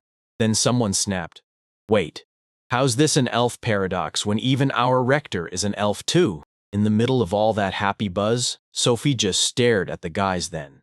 Bam! Her eyes locked onto Alan, and the moment she did, Alan's gaze snapped right back at her. When she realized it, her fear snapped, and suddenly she looked way more courageous, even shocked by what she was seeing. Alan caught that strange reaction and couldn't help wondering if she'd ever laid eyes on anyone with black hair before. Alan stared at her, and his thoughts sprinted with excitement. If she was really going to fight, he'd tell her to go ahead, because he'd twist off every single one of her ears, even if her bodyguard was nowhere near 13 years old. Suddenly, a petite new girl burst in from the ranks and asked, "Can I introduce myself?" With a sweet voice and a slightly dark complexion, she said she'd come all the way from the land of gnomes, the Balkis Empire. Merle, yeah, that was her name, said she was 13 too, then lit up when she introduced herself to the class, and the students instantly adored her sweet, gentle vibe. Alan even found himself thinking, "That's who I want my daughter to grow up like." The teacher pointed out that Alan's group had the smallest crew. Then Alan shrugged and said he was the least tied up, so he'd handle all the new students. Sophie grinned and said they wanted to ask him about it. Alan nodded and promised they'd talk over lunch, and he couldn't help thinking about adding 3 more people to the group. No matter if there were 5 or 8 of them, the experience points would still stay the same. But he had no clue whether those 3 even knew the Demon Lord was real. After the lessons finally wrapped up, the boys piled into the dining room, traded pleasantries, and Alan stepped forward to introduce himself, then named every one of his comrades. He told them they hit the dungeons every single day, and everyone already knew the deal then. He leaned in and asked if they still wanted in. Sophie didn't hesitate and said she'd already conquered the C-class dungeon in the academic city of Rosenheim. Her talent is Spirit Wizard, while Formal swore he's an archer, claiming his skills will be a game changer for the group. And Merle chimed in that she's got a rare one too, a Demon Stone General. Alan blinked in genuine shock. He'd never even heard of something like that before. He immediately wondered if racial traits had anything to do with it. Cecil then leaned in and asked if the Spirit Wizard actually used spirits in battle. Sophie pressed, "Is that really true?" And Alar shot back that it was personal. Then he admitted he wasn't ready to spill it yet. Morel said she wanted in, but life had her tied up still.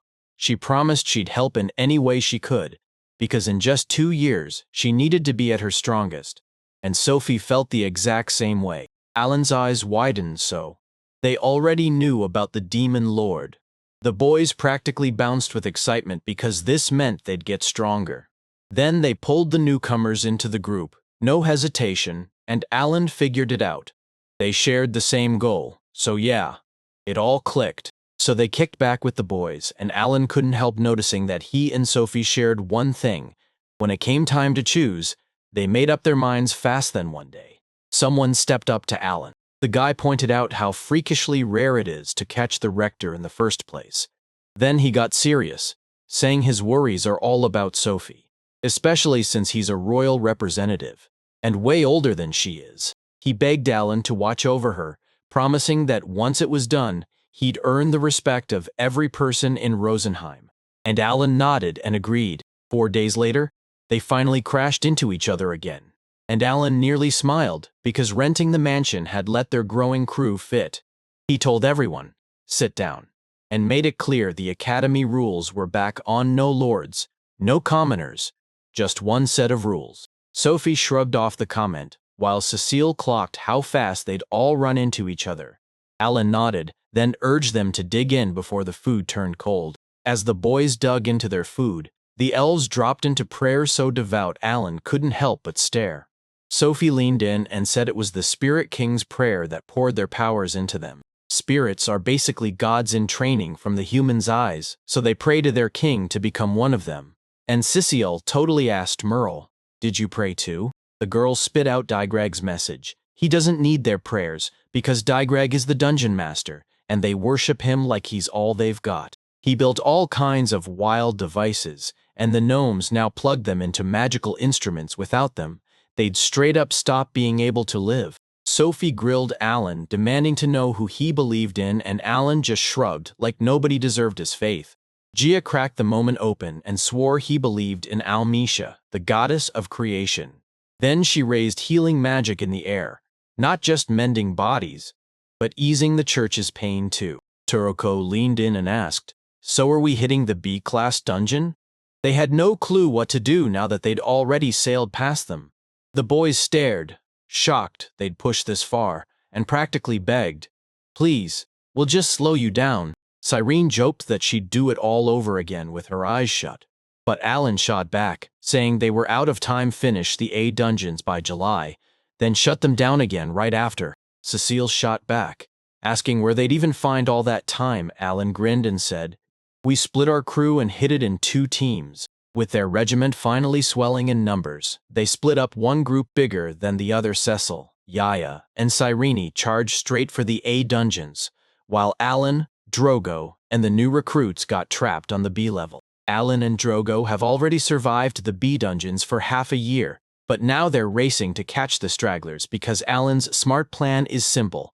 The summoned monsters are more than enough for both teams, meaning it's Alan, Drogo, and the whole youth squad with all the newbies. The new transfer students got pulled into the group like instant friends. Alan handed them everything they needed. Merle lit up and said Summoner sounded awesome. And Sophie couldn't believe it. You could literally feel your power grow just by being together.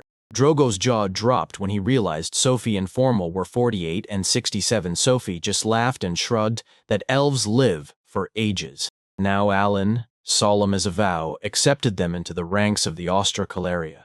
And when he told that guy he had a truly wonderful talent, Alan thanked her. Following the game plan, they pushed ahead. Alan even told Merle to stop, but somehow everything seemed okay and the girl awkwardly nodded and went along. Right then, Sophie begged the water spirit to heal them, and just like that, their wounds vanished and they were whole again.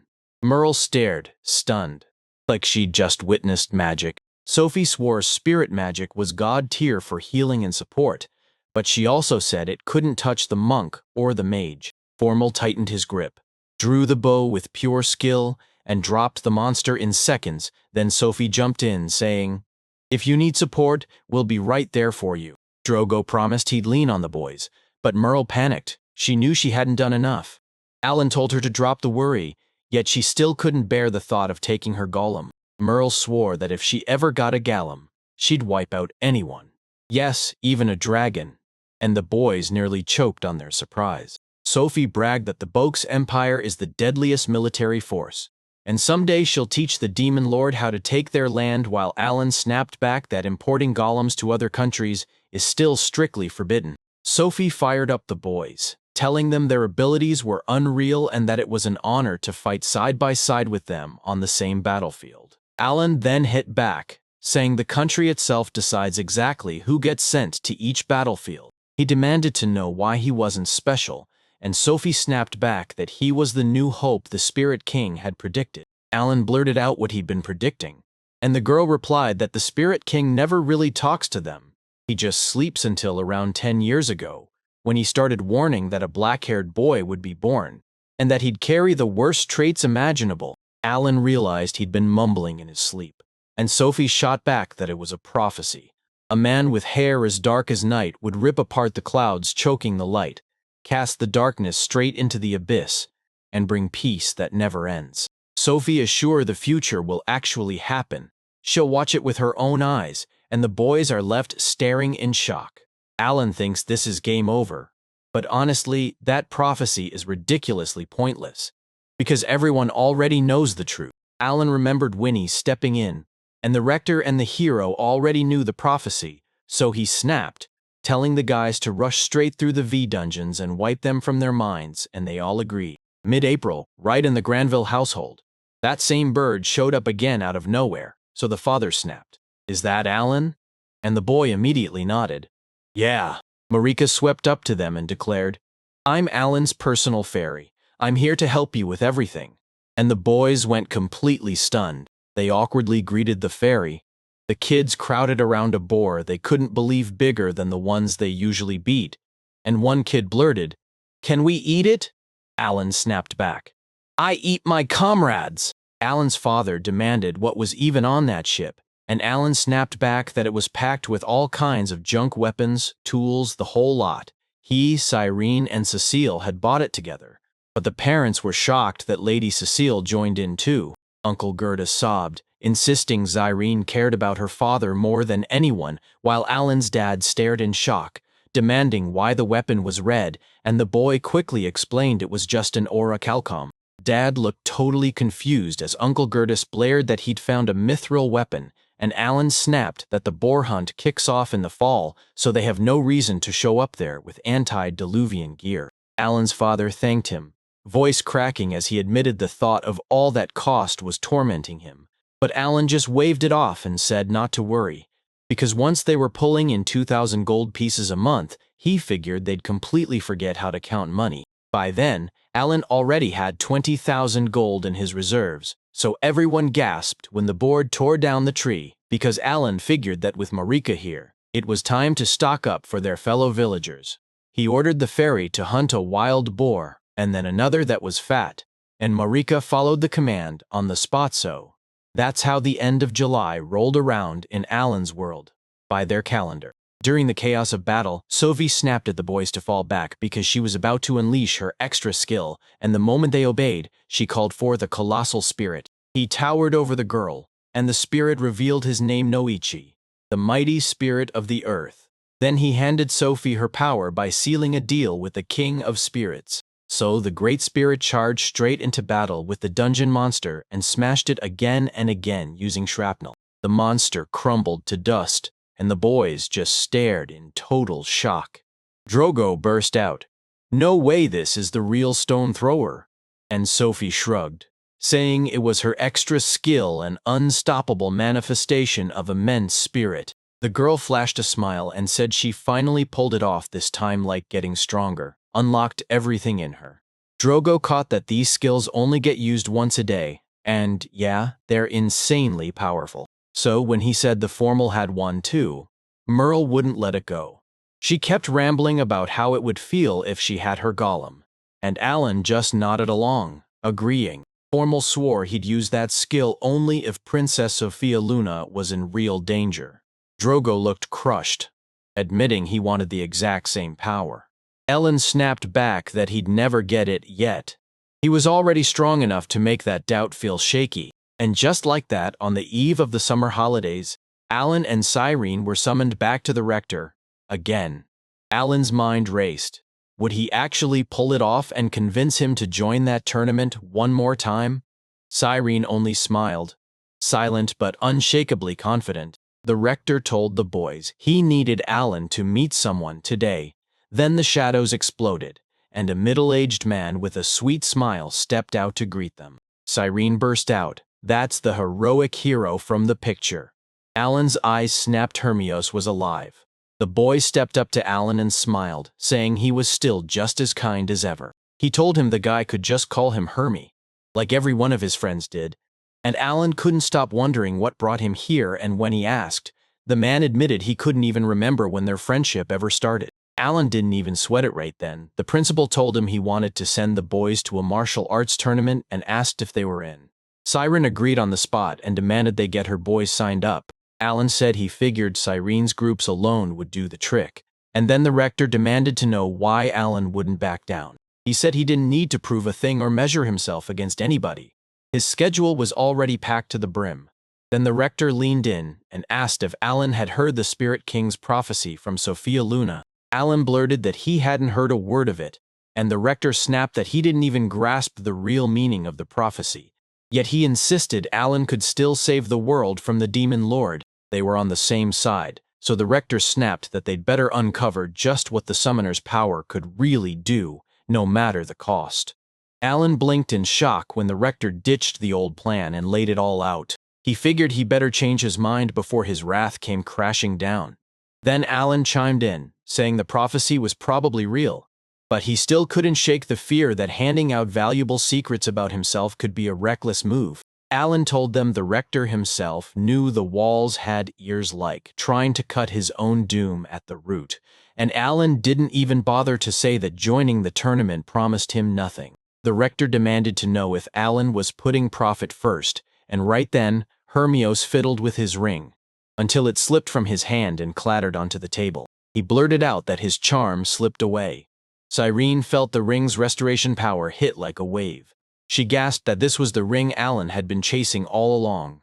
Then the boy snapped at her to shut up. Hermione admitted he was terrified, because it would be pure madness to waltz in and nearly lose the ring of the King of Spirits, the very one that got handed to him for saving the elven army. Alan fell silent, and Hermios watched the boys disappear into the dungeons again and again, wondering what secret they were hunting. So he asked the elders for advice, but Alan only thanked him and snapped that he didn't need any help. Hermio told Alan his ring was one of a kind and no dungeon ever had it.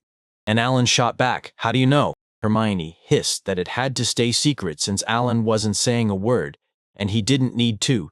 Then the guy blew up in fury, but Hermione just insisted he was nice and would talk after all. The dungeon master was terrible at this, so there was no way he'd ever forge a true ring of magic power. So Alan pushed him to prove it himself, letting Alan verify everything. He bragged that Oreshulcum weapons were easy to find, dungeons exist for that. But then he snapped that they need to stop right there. Alan figured Murrow would be seething with envy after the talk. Greg had, but then he realized the whole guild was suddenly whispering. So he blurted out, "Why are we stopping?" Hermio snapped the truth, 8 of them, total, and then warned they might never come back from those sprawling dungeons. He leaned in and demanded to know if Alan was really ready to sacrifice them. The boy shot him a grateful look, then asked what Hermios was really pointing at, only to hear him say the rector had made an offer, because Doberg, the master of the sword, was tied up this year. The winner would face him as the opponent. If he gets defeated, he'll hand the ring over. Siren's jaw drops in shock. Alan asks straight up if he can inspect it, and Hermios nods, agreeing without hesitation. Alan noticed his mana surging back fast, and it already felt like he wanted to siphon it for himself. So Hermios asked the boy how much power he really had, and Alan just knew he'd already dug up a mountain of information. Alan thanked him for letting him try the ring on, swore it was the real deal, and asked if that convinced Hermios that Alan could join in. To get the ring, you either beat the hero or wake the sleeping king, and Alan had no real choice because he hated the idea of poking sleeping people. So he said the preempt is off, grabbed his shot, and joined in. Alan blurted out questions about every detail of the battle, and Hermione just shrugged. That guy can pull off anything. Alan swore he was taking the infinite recovery herb until Hermione snapped that he only had 2 months left, and that he should have already been plotting his plan by now. Cyrene bragged that she already had 10 plans lined up, and Alan told Hermione to get ready to hand over the ring. He figured Hermione wouldn't break down without the ring until he humiliated him in front of the entire kingdom, with guests from abroad watching. Alan told them that's exactly how they roped him into the tournament with Cyrene. He didn't want it, but the hero talked him into it, and then Drogo leaned in and demanded, "So you're really telling the whole world the hope of humanity?" Cecilia froze in shock, and Sophie snapped, "This is the perfect chance to prove Alan's power."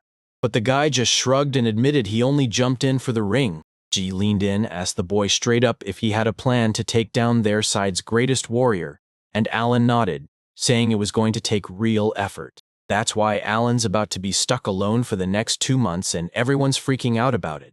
Alan just shrugged and said he'll sharpen himself because he's chasing a whole new level of summoning. Cecil realized summoners live and die by magic stones, and his mind immediately raced. Where was he supposed to get them?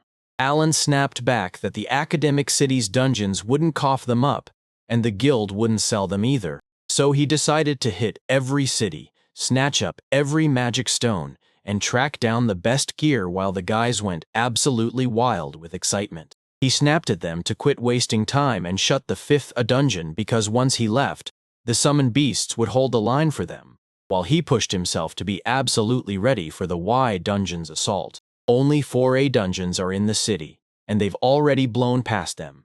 Now the crew has to gear up for the journey, because Sophie just said this is their first time. Serene demanded to know what Alan would do now that he had to take over the dungeon too, and Alan snapped back that he'd handle it himself, then warned Serene not to slack off and to remember those extra skills. The girl vowed she'd beat the hero for sure then.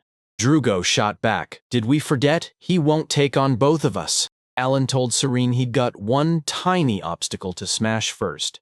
And Serene lit up. She'd heard about the same kind of problem from her own obstacle, and she couldn't wait to fight Alan more than the hero. Alan waved them off and promised, "We'll meet after the holidays," and then, bam, 2 months vanished, while he just hunted magic stones non-stop. By the end, he'd stacked up 28,000 gold, only to blow every last coin on 1,000,000 E&D stones. They went for a whopping 100,000 sea stones. Then he crashed the whole market, and when vacation finally ended, his skill shot up to 7, unlocking the power to summon B-rank monsters. And yeah, even he started shaking with fear. October hit, and he turned 14. Demanding, commerming. Jaya shot a look. Alan didn't seem small anymore. Sophie's jaw dropped when she realized Alan had beaten the A dungeon boss all by himself. And Serene? Her nerves were screaming. The tournament was waiting for them. But before that, the Academy unleashed a brand new special course. Its chilling lessons on the Demon Lord, the horrors the kingdom once swore were true, and the legend of the hero and the Lord, locked in an eternal war between good and evil. From their class, 4 will step up for the noble duty, 3 because they're hereditary nobles, and Siren because it's simply in her nature. Their choice will decide who dares to follow them into the war and who backs out. Some will refuse the battlefield, sticking to their lives as adventurers and knights. But sure, people swear they're doing it for their comrades, and they'll quickly realize they overestimated themselves. Even when the strongest heroes fight like monsters, the battlefields still bleach bones white because talented youth don't always come home. So the Academy created a special course for anyone who's chosen the path of war. Alan finally understood how Mihai hadn't died, and after that, the tournament news didn't spark a single bit of excitement. Karina and Alan had to represent their class, so they begged for every ounce of support from their classmates. A few days later, the whole crew packed into the stands. Then Alan crushed the very first fight, and everyone couldn't believe it, because he made a third-year look totally helpless. Sissel realized Alan hadn't even bothered to draw his weapon in ages. Some people hadn't seen it at all, and Drogo started to wonder if Alan had something lined up to hunt down the hero. Hermione clocked it. Alan was holding back, refusing to show what he could really do. The hero felt wrecked and bored, completely blindsided, and they reached the final in a rush they didn't see coming. Cyrene stormed onto the battlefield and the crowd started whispering like, "Alan's insanely strong." Then Alan stepped out to face Cyrene, and everyone's jaws dropped in pure shock. The girl told Alan to grab his beast, and she couldn't wait to see it, so Alan thought, why not? It slammed him with nostalgia for their battle 8 years ago. Back when they played knights then, Cyrene declared, "I won't lose," and Alan nodded along, just as sure. They charged straight into the fight, swinging their skills like weapons. Cyrene even warned, he won't have time to summon his monsters. But when she tried to fire off an extra skill, it flat out failed. Alan instantly regretted telling her to lean on her extra skills because when the fight erupted, Cyrene tore through it and dominated the whole exchange. Sure, she was the better swordsman, but Alan hit harder, moved quicker, and stayed one step ahead. She told him she'd gotten way stronger, and Alan was giving it everything while she laughed and enjoyed every second. Even the crowd couldn't believe Alan was still standing toe-to-toe with the swordmaster. Cyrene demanded to know where Alan's pet was, and she made it clear she wanted it shredded to pieces. No doubts about it either. Then she launched an attack on him while he was busy flipping through a book, laughed that it was already too late, and slammed him with a skill. The boy realized she'd nailed him right in the face straight from that blow. She'd just taken down A-rank monsters, and Karina's eyes widened in shock, because he still wouldn't go down. Right when she tried to get close, he snapped his sword straight to her neck and growled that the game wasn't finished yet. Cyrene's rage flared, but she caved because Alan just crushed the Academy tournament, and everyone's jaws dropped at the Sword Master's shocking defeat. Cecil shot the others a question. "Have you seen it?" And Drogo snapped back, asking whether the summoned beast's skill could even stop the attack. But nobody had a clue what he'd conjured. Karina swung and hit him, and when he realized what happened, she congratulated Alan. Then the guy just shrugged and said, "That was a great fight." Alan leaned in and told the girl, "Don't spiral. Doberg already agreed to fight the silver medalist." Then he smirked and asked if she wanted to get payback for what happened last year. Cyrene nodded with total confidence. If those spies weren't messing with him, then he was level 62, wielding the exact same sword, no doubt about it. He couldn't tell if that was a blessing or a disaster. But Cyrene was just too honest to hide behind anything. Her hits are simple to track, but her secret power is the real weapon to seal the win. Cyrene's stunned, and Alan blurts, "Why are you getting mad again?" She was crushed because she knew she couldn't get stronger anymore. Dober had been stuck at the same level for way too long. Alan cut her off right when she was about to reply. Then he barreled up and clapped his forehead to hers, telling her not to stress because they'd figure it out for sure. He told them to treat it like just another wall to smash. Then he stared out over the stadium, and there stood Doberjin Hermios. Finally, he leaned toward the girl and promised he'd show her what the true top really looks like. Hermio grinned and told him that adults also have to bring down little kids who start thinking they're too big for their boots. The host stormed into the academic town and told everyone, "Tonight's special watch, a real duel." Then they revealed Swordmaster Doberg had stepped in to face the tournament's finalist, the brilliant Cyrene. Doberg and Karina climbed into the stadium together as the crowd erupted, shouting at every move like the whole world was watching. While they were stuck together, Cecil's stomach churned with one question. Could their Cyrene actually win a fight? One of the guys clamped a hand over his mouth and whispered that not a single student had ever taken a special match before, so Cecil and Alan couldn't stop freaking out. Ellen even said he handed Siren his ring to crank up her agility, and that's why she ended up with 2 rings, each one boosting her agility by 1,000. Dober lifted his blade and barked that he guard the oppressed, crush the tribes, and devour fire. He blurted at Chiron to show him everything she'd pulled off this year, and she trembled like her knees were about to give. Alan figured that since Doberg treated his opponent like nothing but a student, he wouldn't unleash his extra skills. This was Cyrene's golden shot. Then the girl shouted her skill, "Limit Break," and right as the words hit the air, Cyrene started trembling. Seeing that, Alan snapped that things were getting ugly right then. Cyrene barreled into the enemy with her weapon, and Doberg slammed his thunder sword up to block her attack. Cyrene kept raining slashes down, but Doberg slid out of every single strike like it was nothing, so Ellen couldn't wrap her head around how he was that fast. And he only shrugged that there must be something they hadn't figured out yet. Doberg realized Cyrene's power had surged. Then he blasted her with a kick and snapped that it still wasn't enough. She slammed backward, but the herb of life swept in and healed her on the spot. The guys were freaking out. Alan snapped that Doberg was only just beginning to map out her moves, and somehow that felt like the worst possible omen. The instant Cyrene opened, the man launched a brutal earth push and sent her crashing to the ground. Then the girl flew back, furious and cursing. When she crumpled on the arena floor and stopped moving, Doberg snapped, "What's wrong? Get up, don't just waste away and die for nothing on this battlefield."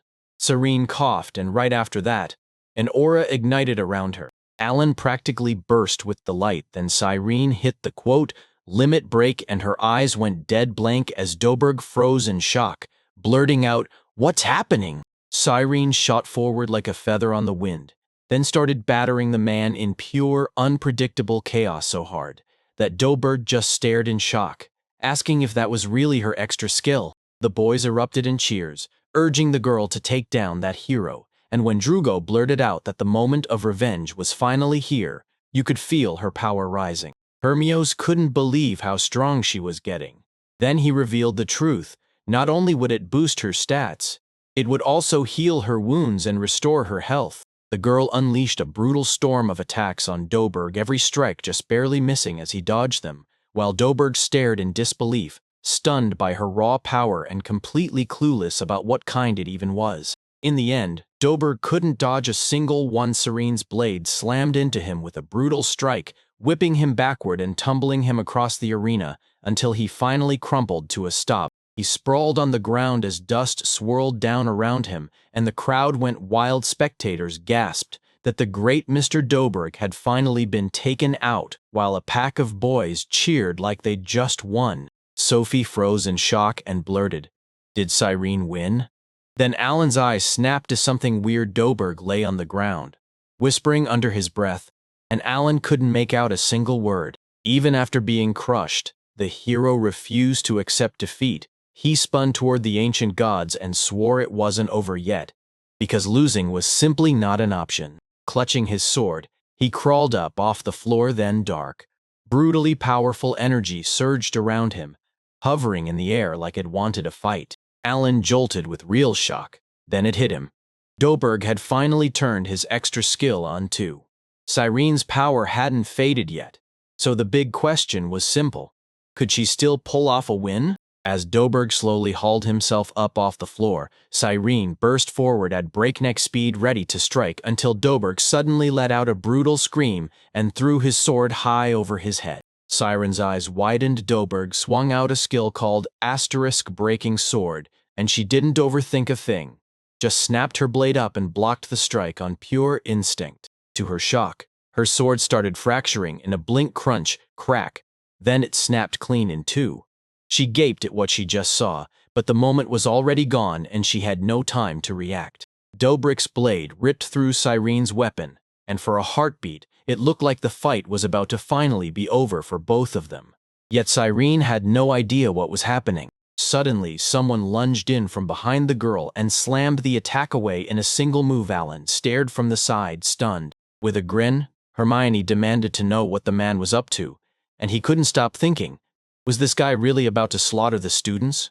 Then, right in that instant, Dobrig snapped back to his senses, stunned by what he'd been about to do. He said it wasn't like Dober at all because the skill sucked him in so effortlessly, and the guy couldn't believe it, watching himself get swallowed up in the fight against this girl. He eased his sword down to the ground and dropped to one knee in front of Cyrene, and the girl's eyes widened as she blurted, "Wait, what are you doing?" Doberg stared down at her and declared it was her clear victory, and Carino froze. "What are you even talking about?" she blurted. Doberg just thrust his weapon into her hands, apologized for her shattered sword, and said she could take his blade. So Cyrene clutched the weapon to her chest and demanded, "What's happening?" Suddenly, the tournament host blared that Doberg had finally thrown in the towel, so the points win belonged to the swordmaster Kirin. The girl stared in disbelief, and the whole stadium erupted in applause for her. People in the stands couldn't believe it. How could Doberg have lost after winning before? Then someone pointed out the brutal truth. A 13-year-old girl had beaten him up so badly in that fight. Everyone's buzzing that this fight didn't hit hard enough compared to what they were hoping for. Then the girl comes back, and the guys immediately start gushing, calling it straight up amazing. Even with everyone's sweet words, Cyrene's heart was still in turmoil. She clutched the brand new sword they just handed her and let out a heavy sigh, because once again, she'd failed. Alan couldn't shake the feeling it was because the fight didn't end the normal way, like something in him was bruised. But he shrugged it off, telling himself a clear mind doesn't get wrecked that easily. As Alan stared at the stands, Hermione leaned in and asked if that guy was really this worried about his girlfriend, and Alan straight up said yes, before thanking the hero for stepping up so fast for her soul, because nobody even seemed to notice how. Hermione shut his eyes and admitted he couldn't see much either, then told them not to stress about Doberg, because that guy just doesn't know how to lose. Alan couldn't shake the fear was his only real worry, the fact that this new extra skill suddenly made him feel sick for a reason he couldn't explain. The host stepped up and started talking about how he stood right before them, shining in golden armor, gripping golden weapons, and then he declared he was introducing the academic city's citizens to a hero, the only hope for all of humanity. Hermias gripped his sword in both hands, swung it high, and waved like he owned the whole arena with a huge grin, while the crowd in the stands erupted, stunned by his presence and the sheer beauty of him. Alan glanced around and felt zero shame in it, because this was totally normal for any local golden boy, and that's all it was. He knew a real hero meant way more than fame while the Demon Lord's army mowed down thousands. A savior finally stepped into the world, like a messiah, because the people were begging for one. When he was just 15, he tore onto the front lines, and somehow he was still there at 24, so the common people didn't hesitate to crown him the hope of humanity. Hermios tugged at his clothes and beamed like he owned the moment, while Alan scowled, stuck wondering if those praises actually thrilled him that much. He forced himself to breathe, because in just moments he'd wipe that smug smile off the hero's face, then snatched the ring right off the hero's finger. Staring at Alan, Hermios barked at him to stop frowning so hard, saying this tournament would rocket him into fame. Ellen let out a heavy sigh and snapped that this was the last thing he needed. But Hermione stepped in, calming the boy and assuring him he wouldn't get away from his own fame. He'd still have time to adjust to it. Alan said it coolly, basically daring fate. I can't stand useless moves. And if Hermios just hands over the ring right now, then Alan won't lay a finger on him. Hermio burst into laughter, calling it a killer joke, then admitted he didn't know how many pointless moves Alan had pulled off. But he'd have to stack a few more, because he couldn't let the hero win. Alan figured that once you hit the max level, every move after that would be totally pointless. Eyes locked with pure determination, Alan snapped that every move of his was deliberate. Then Hermias' grin sparked again, right on the heels of his words. Alan's crew looked like they were seconds away from panicking while the rector stood there, waiting to start the fight. Then Hermios shifted into stance, ready to go, and told Alan it was getting interesting, daring him to show them what he could do. In the blink of an eye, the ground under his feet vanished in a snap, swallowing the arena in a thick cloud, and before Alan could even react, he bolted straight at him at full speed. The boy blinked in shock, stunned by how fast it all went down. Then Alan snapped his sword up and slapped aside the hero's strike as a massive blast of air erupted around them. Fans were honestly blown away that Alan could drive back Hermios' attack, and some people even argued he should have gone easier on the man, because that hit could have finished him for good. Alan stared in shock right alongside everyone else as the boy's sword trembled in his hands, realizing Hermios had that kind of hellish strength without even firing off a single skill. The hero stumbled back, eyes wide, and burst out that this whole situation was getting hilarious. Then he started sizing up Alan's moves and realized they were exactly like the ones he'd seen in the fight with Cyrene. He couldn't wrap his head around how Alan was even resisting at all. And when he looked closer, he realized Alan still hadn't gained any extra skills yet. That kill count was straight up insane. He stared at Alan and demanded what he meant. And Alan just smirked like, no idea what this hero's even talking about. Then he realized Hermios' eye of appraisal was the kind that wouldn't let him see the monster buffs it gave him. This was a game changer for the boy. Alan stared at his summoning cards. Hermios nodded in agreement and snapped at him. Don't cry. At that exact moment, he launched attack after attack at Alan, and Alan barely scraped by, dodging explosion after explosion. Hermias clocked that Alan was getting crushed even without using his skills, then leaned in and told him to figure out what kind of hellish nightmare he was really walking into. Everyone stared in confusion, because if you wanted a real showdown, a swordmaster would have wiped the floor with a hero. Alan figured both fighters moved at nearly the same speed. But fencing clearly favored Hermios. So yeah, now it was Alan's time to act. He grabbed the card, snapped it into place, and summoned Doradora, and Hermios froze, stunned. Right then, a colossal dragon crashed onto the battlefield and started tearing into Hermios, and the hero just froze in shock for a heartbeat while Alan didn't hesitate at all, sprinting around the side to strike. Hermios stared in stunned awe. Alan couldn't stop wondering how that hero would react. The crowd gasped in horror at the dragon's rampage, and the monster beamed, because it lasted, could sink its teeth into a meal. The crowd shrieked in pure terror when a dragon burst into the arena, and they instantly labeled it a monster. Some folks even broke down and screamed their hearts out in absolute horror. Hermione admitted she'd gotten hurt in a shaky voice. And at that moment, Alan stared straight at his own wound.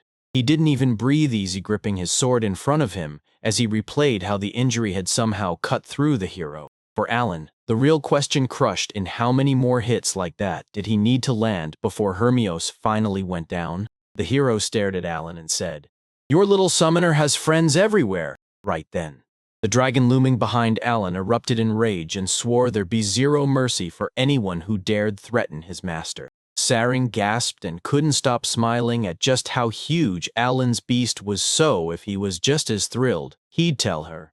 "I always knew Alan had more surprises coming for us." Jaya looked totally lost, then blurted out whether Alan was secretly mocking the hero battling the dragon.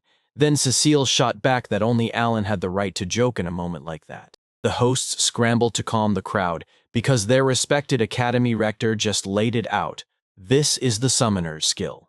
He said a summoner can summon beasts, and even the crown prince looked terrified. Alan was convinced the hero's skills were still out there, unseen, so he barreled forward again, desperate to finally witness them.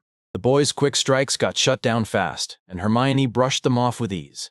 Them, "Ooh!" Out of nowhere, the boy yelled, commanding his dragon, Dora Dora, to unleash the awakened party skill, and Dora Dora snapped into action, building it on the spot. Right then, Herman's body froze as the dragon's mouth lit up like it was about to unleash something brutal, and the next second it blasted him with a terrifying move called Fire of Rage. The hero slammed his hands over his face, terrified of the fire burning him for real, and the crowd's color drained as panic hit, because everyone feared for their beloved hero. From the smoke blasted by the dragon, a man suddenly rose like a nightmare waking up, and Alan couldn't help but stare in shock.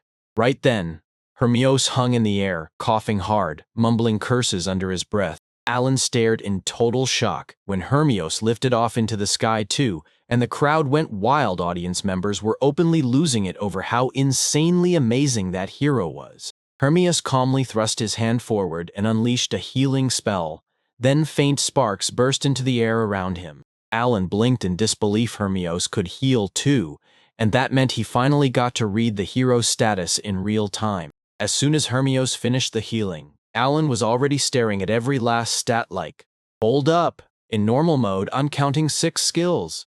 And deep down, he just knew Hermione wasn't done yet, that something was coming to blow his mind. Right then, the hero couldn't stop himself from asking, "Why can't I see the beasts Alan summoned?" So he surged forward and threw out the challenge. "You can't reach me, Alan." He flashed a grin and told him, "Right now, Hermes is in the most dangerous spot possible." Then he lobbed a tiny map forward like a bomb. Alan yanked up a swarm of his curlers, and they spun around Hermione in midair while the hero stood there stunned. Alan unleashed his skill. Right as Alan shouted CPU overheating, a massive blast roared through the arena, and the crowd instantly drained of color, terrified for the hero trapped in the explosion. Cecile and Gio gaped in awe, and the girl insisted that Alan picked the perfect spot to pull this off for the hero. Out of the thick smoke, a blinding flash tore through and Hermione shot up from it. He cleared his throat and warned Alan, "It hurts, a lot." The boy grinned wide, acting like Hermione's words totally shocked him, then demanded how the hero felt about saying it all over again. "It isn't." The hero's jaw dropped again right on cue. A brutal explosion roared through the air, like the universe was mocking him, and the crowd boiled with rage, screaming at everyone to stop that rampaging little monster. Panic erupted as they screamed that Alan was about to kill the hero. Then the host snapped around to the citizens of the academic city and demanded they calm down, insisting they let the announcer speak. After the next explosion lit up the sky, Alan couldn't help but marvel. His book was packed with cards that could summon lightning fast. Alan realized something wild before. It took roughly 10 seconds for the power to pull each new creature from the last branch, one by one.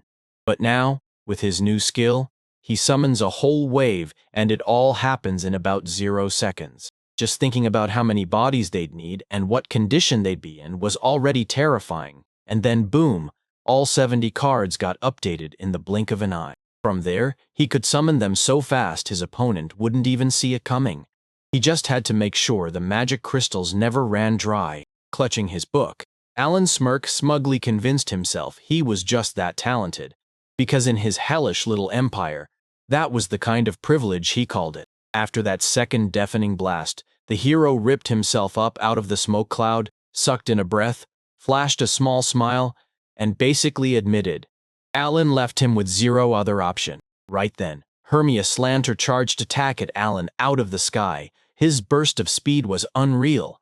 Alan figured the hero was going to spear dive straight into his head. Hermios crashed to the ground fast, swung his sword to strike the guy, but Alan slipped the hit with a clean dodge, leaving Hermios only shattering parts of the arena. Right then, Alan snatched up a tiny card, blurted out that it was Caroline's turn to step out, and Hermione flicked her gaze away like she'd just been hit with something shocking when she heard that name. Turns out, Alan flipped the switch on a B-rank beast card and bam, a massive three-headed dog crashed onto the battlefield, daring him. If you want me, then call me. Caroline teamed up with the dragon and unleashed every skill she had to smash Hermios and claw victory for Alan, and just like that, the crowd erupted into pure rage because a giant monster was standing right in front of them. Hermios kept that grin on his face like he was taking on the demon lord's whole army by himself. Puculum delin heads. Only to find nothing there. Hermios blurted out in shock that these monsters didn't even have blood. And right then, Alan roared for Dor, swearing he'd avenge Carrie's sister. Right then, the dragon blasted breath at Hermios as he tumbled downward, and in the same instant the hero flipped over and slashed with his sword to strike little Alan. The boy froze in shock and blurted a gasp. Then, at the very last second, he snatched the three-headed dog card back from the brink. As the monster lunged, Hermio cursed through clenched teeth, and Alan sprang back. Hermios fired off a healing skill, shrugging off the fight in no time, while Alan sat on the floor and crushed the herb of life under his hands because the guy was wrecked. Hermione let out a loud sigh, impressed that the summoner was so good, then baffled by how completely he had no idea what to do with it. Right then, Alan snapped in surprise. The hero's sword burst into a blazing glow, and the smile vanished from his face.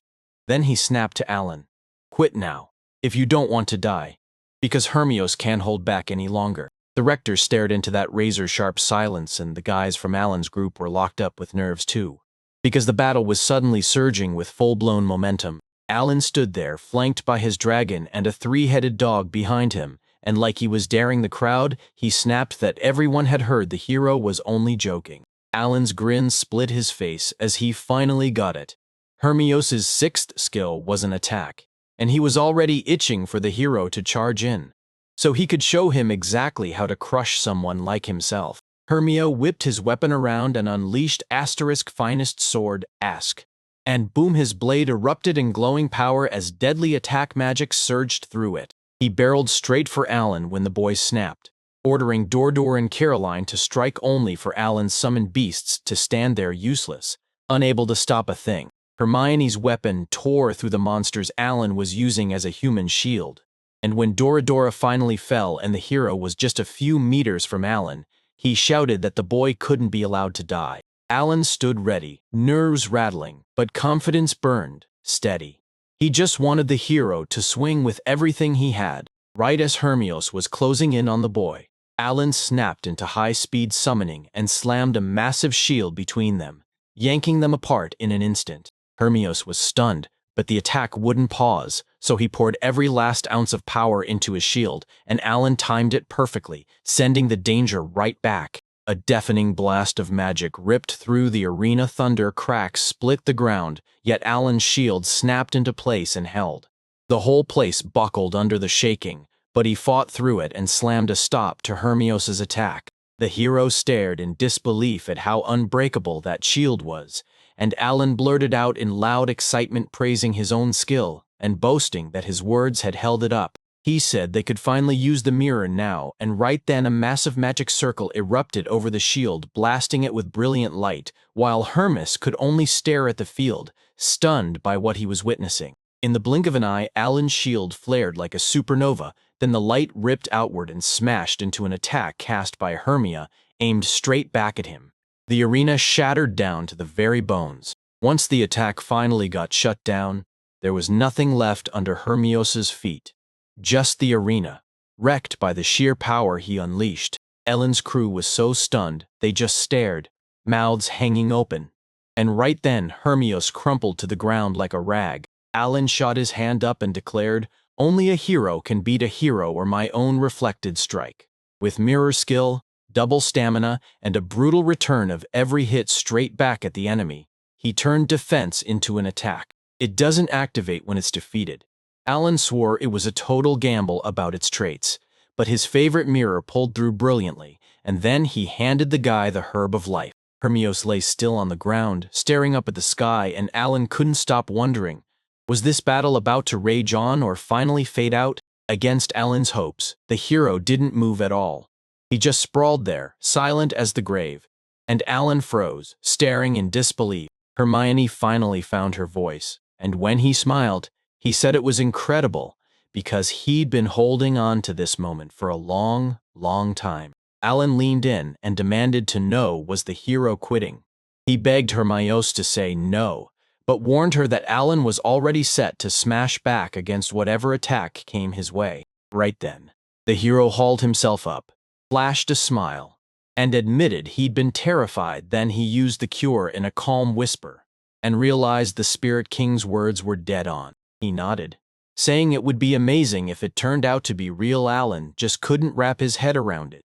Then Hermione smiled and said it meant humanity still had hope waiting for a bright future. Hermione never even scratched the surface of the Demon Lord's true presence, because everyone kept drilling it into him, beat every divine trial, and prove he was the only perfect weapon they could ever trust, the hero they all needed to believe in. But this enemy was unbeatable, and by now Hermione's had already lost too many friends, the ones who trusted him and charged into this battlefield with him.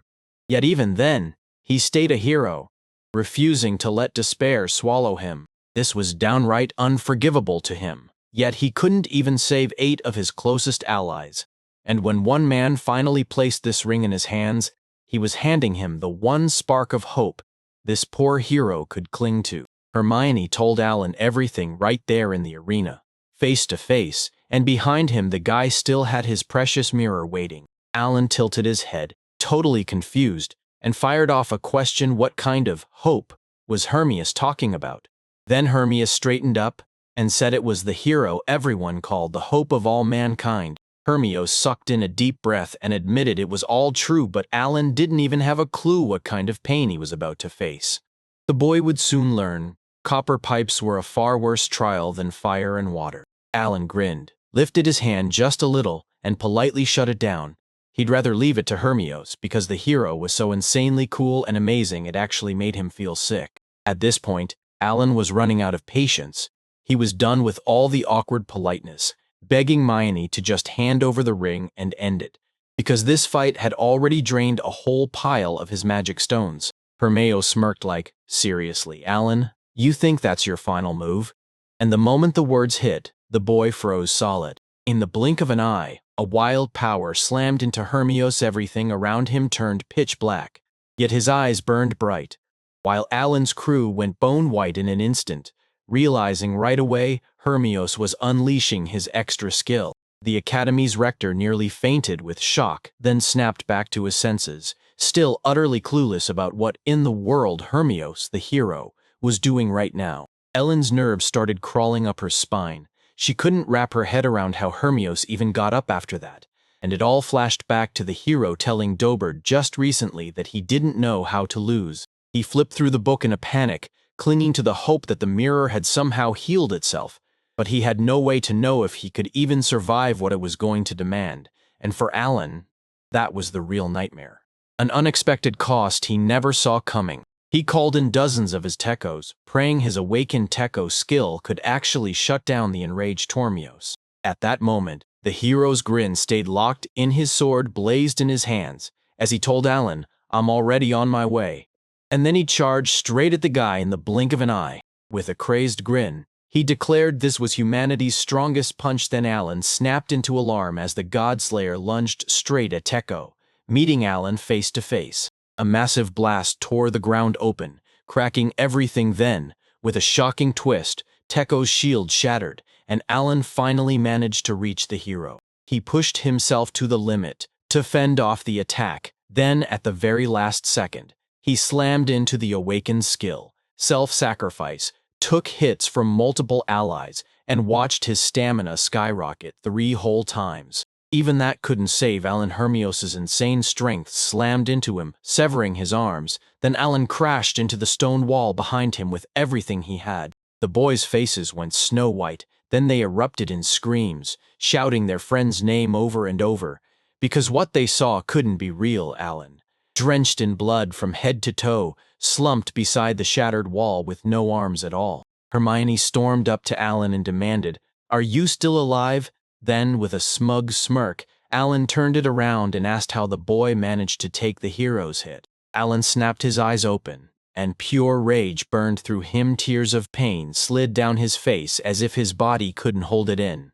He didn't know if Hermios had come to end him, but one thing was crystal clear. This fight would be brutal, and he'd still rip the ring off even if it meant doing it from the hero's corpse. Right above him, a tiny window flared open. Then a small object dropped into his hands. Momoko's awakened skill, the blessing of heaven. It can slam your health and mana bars back to full, even regrow shredded limbs. So when Alan got his hands on it, his arms came back in the blink of an eye. Hermios froze in shock right before his eyes. The boy's arms had been growing. He snapped and asked if Alan had been carrying the elven restoration potion the whole time. Alan grinned and lied, saying Hermios could count it that way. Then, right out of the same book-made window, Alan's sword burst into view again, only for Hermios's blow to knock him straight back out. The boy shot to his feet, snatched up his sword, and got ready to strike again, while Hermios stared in shock, asking if Alan could really pull swords out of thin air, like this was some kind of summoner power. Hermione said Alan himself could clearly feel the gap in their abilities, so she couldn't stop wondering why he refused to quit then.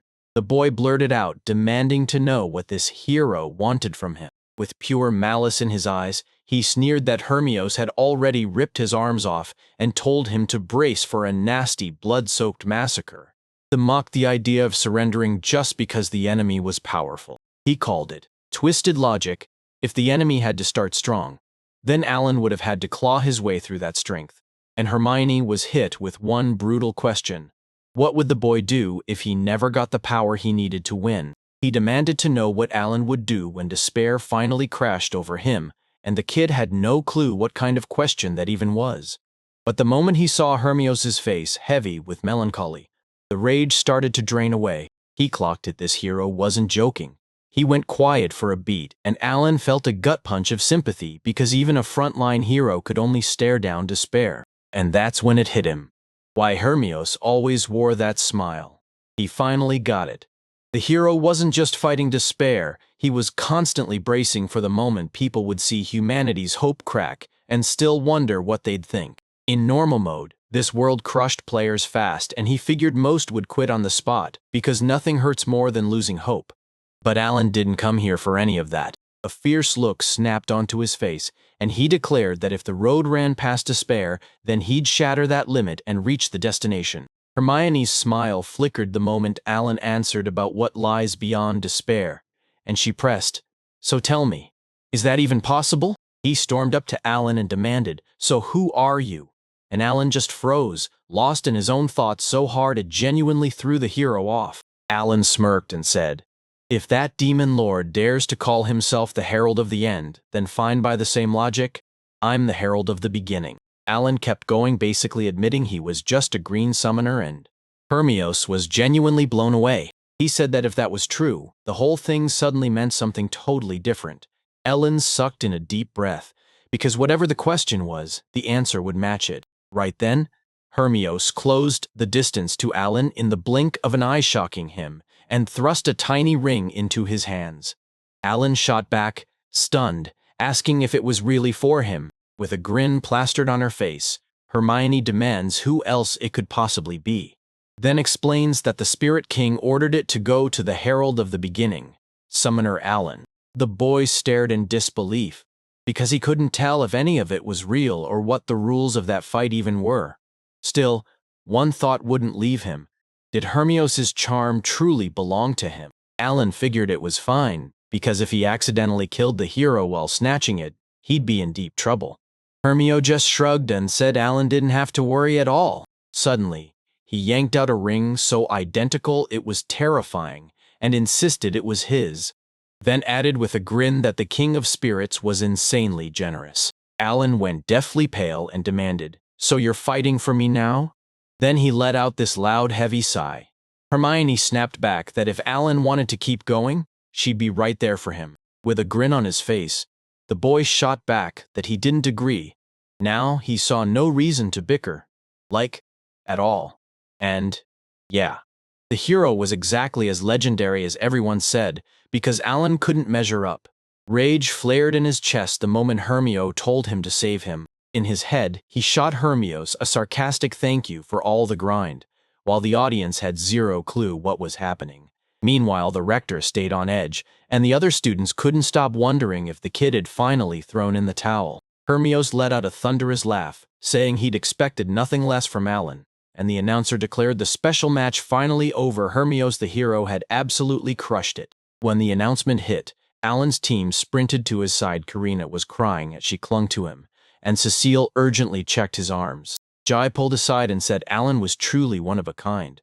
And Drogo couldn't help but nod because Alan always gave it everything he had. With the school martial arts tournament finally finished, Hermios and Dobberg sprinted straight into their airship and blasted off for the front lines. A week later, the award ceremony lit up the town hall, and Alan leaned in, asking Karina if this was her second time. She nodded, grinning, and told him it was her third. The moment they stepped through those doors, every eye snapped to them like the room just turned into a battlefield, whispers exploding everywhere, and folks murmuring that Alan was still just a kid, even though black hair was supposed to be almost unheard of. People kept asking why the Ratch Kingdom was still keeping him under wraps. Didn't they realize they were supposed to report the most talented kids to the Five Continents Alliance? Cyrene realized Alan had blown up into true fame now, so when the Ares prince spotted him, he shouted for the boy to freeze because the night itself warned that the prince mustn't push Alan's buttons. The air felt like it was telling him, "We get you." But trust never landed in his heart. Alan couldn't wrap his mind around how fast they'd already labeled him dangerous, and honestly, he couldn't blame them, because he could summon a dragon. The prince lit up, praising the tournament as wonderful, and said he was thrilled to have people like them. Then he urged the boys to keep serving for the kingdom's sake, and the boys immediately agreed. Alan just wanted the ceremony to crawl to an end. The crown prince shook with nerves then, out of nowhere. He praised the brave Alan, saying he'd battled the hero himself. He swore he'd just witnessed the Academy's greatest fight in its history, and Alan snapped back his thanks because the big win was knowing the prince had been watching every second. Suddenly, the prince gushed that Viscount Grail was a stand-up guy, praising how such an incredible servant was rising in his domain, and then he demanded to learn even more about the Viscount's subordinate right now. Vika froze in shock. Then Alan bolted out an apology and snapped that the prince had been fed the wrong story.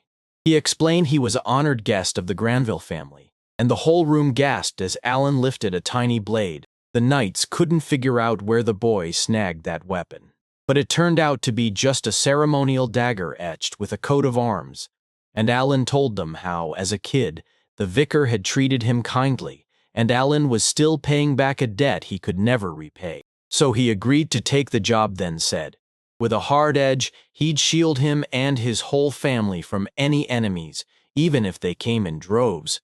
Prince and the others in the hall went deathly pale. The heir declared that guarding the nobles of their kingdom was a job worth dying for then. Right now, in the northern fortress of the Gear Amble Empire, a girl demanded to know if Hermios was home. The hero nodded, but admitted he hadn't been there long. Then the girl asked how the boy was doing. Like nothing ever weighed on him.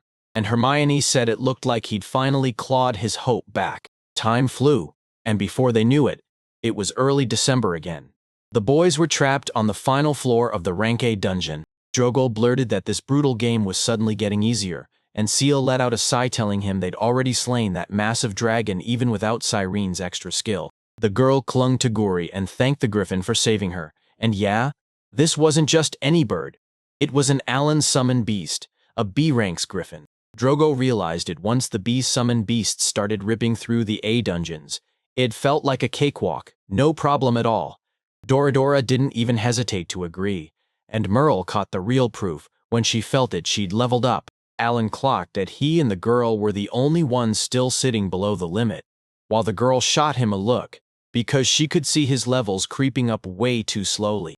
Gia suddenly blurted, jabbing her finger at the golden chest, saying she'd never seen one like it for a whole year, because inside, they struck gold and pulled out a magic ring that handed them a full 1,000 points of mana. Alan let out a heavy sigh and admitted it'd be way better if it was forged from gold or calcum.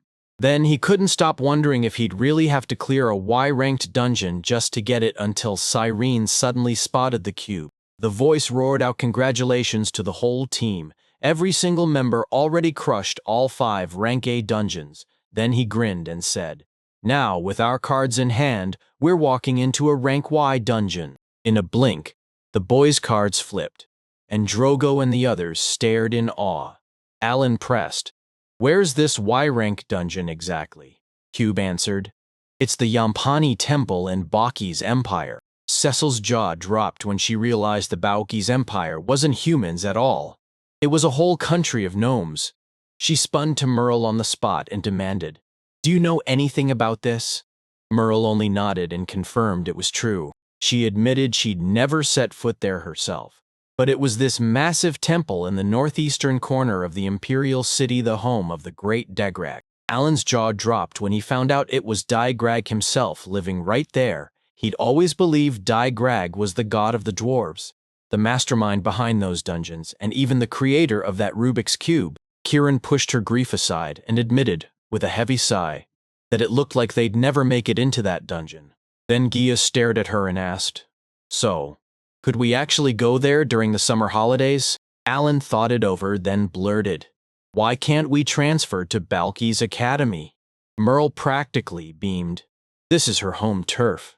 Drogo just stared, baffled, like, "So how would that even work?" Sophie grinned and said she could go straight to Rector Feodosil.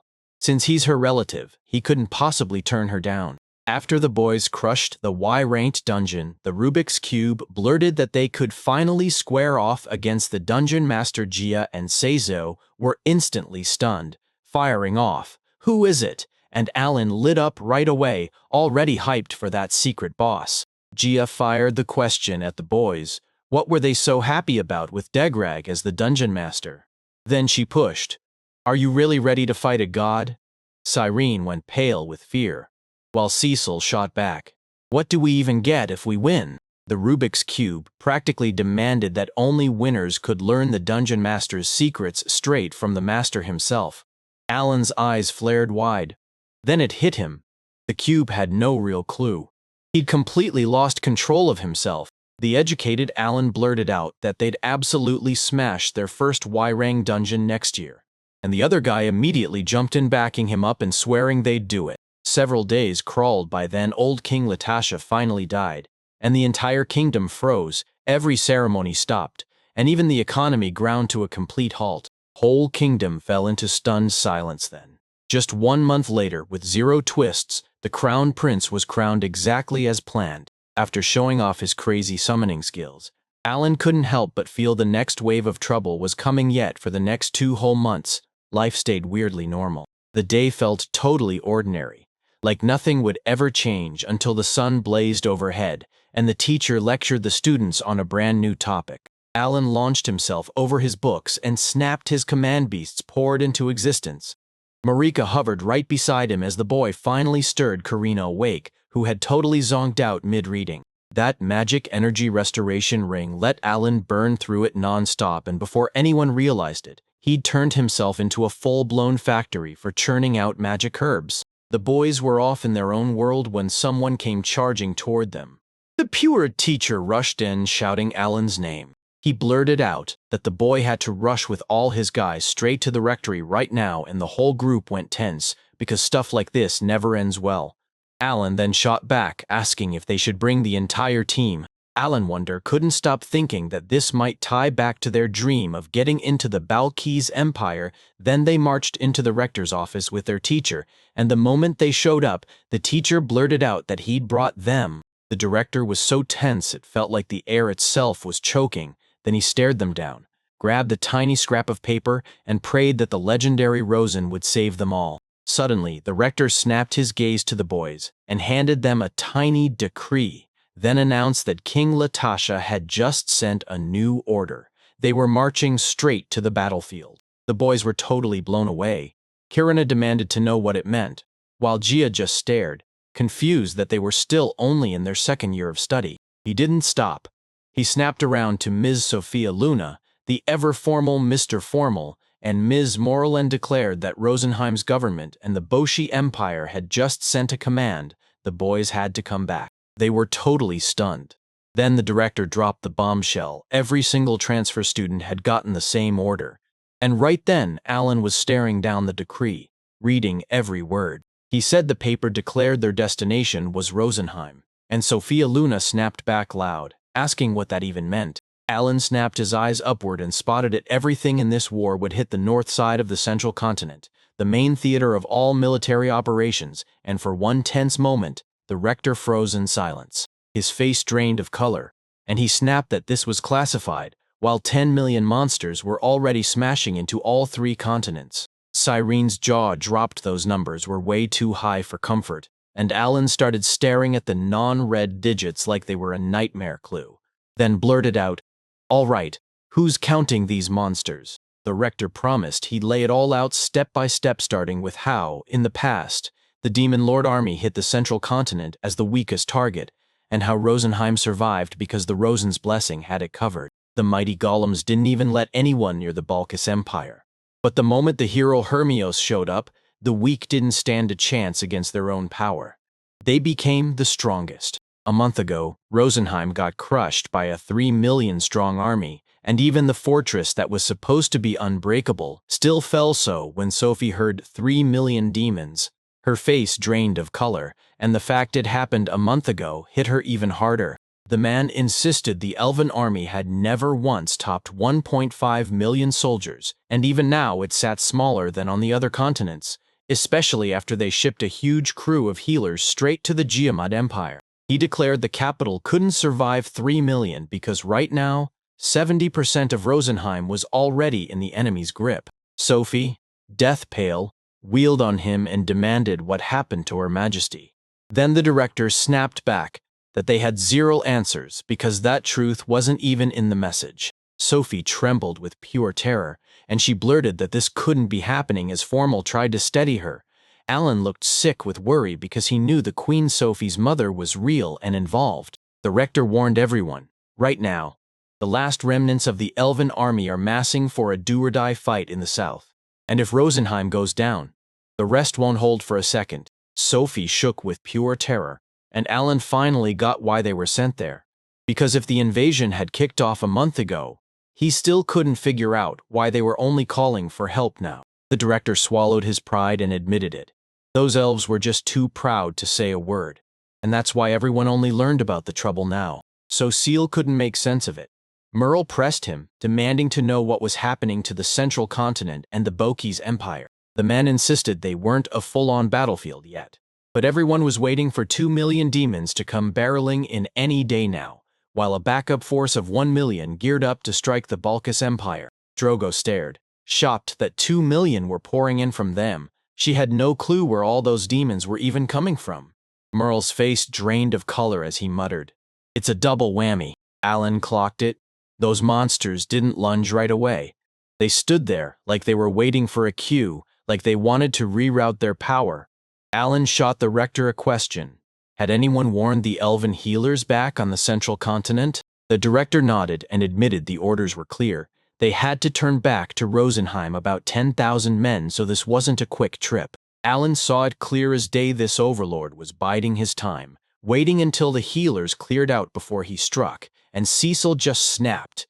So the central continent has to fight with no healers? Because yeah, that idea was straight out insane. The rector threw up his hands and said, "I can't do a thing. GMAT Empire has a hero on its side." Cecil snapped back, "Yeah, but there are 50 fortresses on the front line.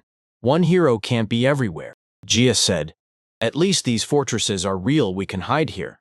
But Alan cut in fast. Only 6 million are left, so where the hell did the other 4 go? The rector nodded and said Alan had it right.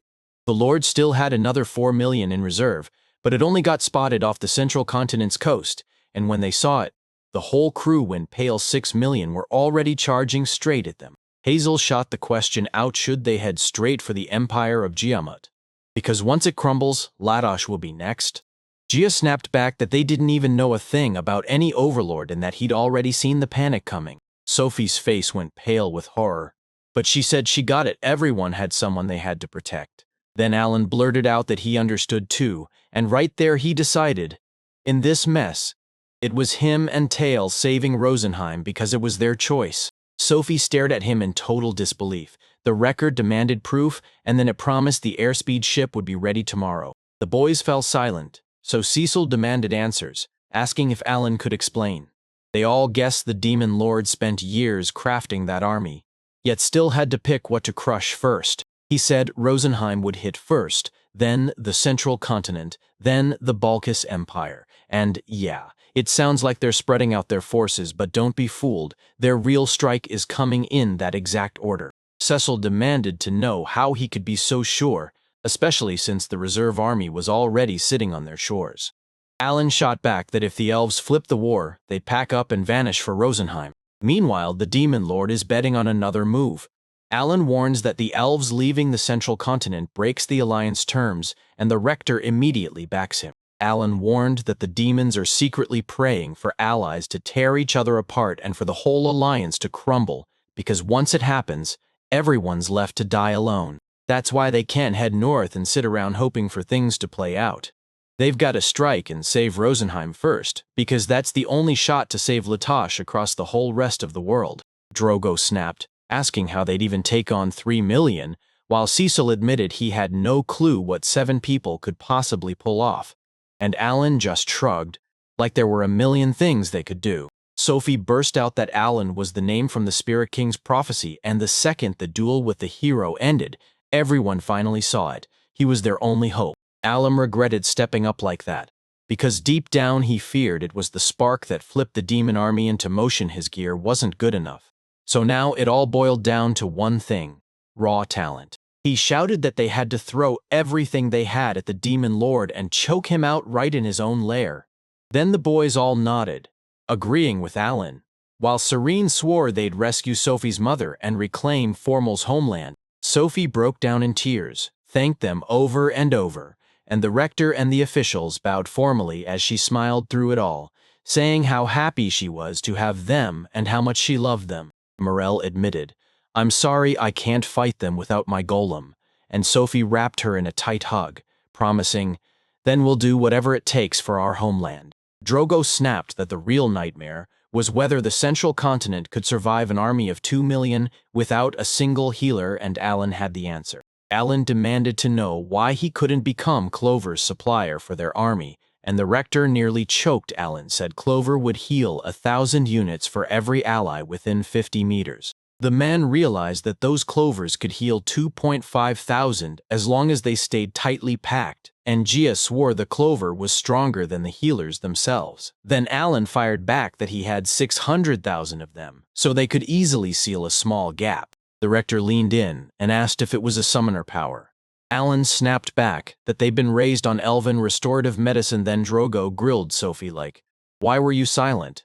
Since they're in cahoots. The girl finally admitted that without Alan, none of it would have happened at all, and even joked that maybe this was her way of apologizing for their healers vanishing and for Alan being tied to Rosenheim. Then the guy just praised her right there. He said that with this help, they could finally save the 5 continents alliance Rosenheim too.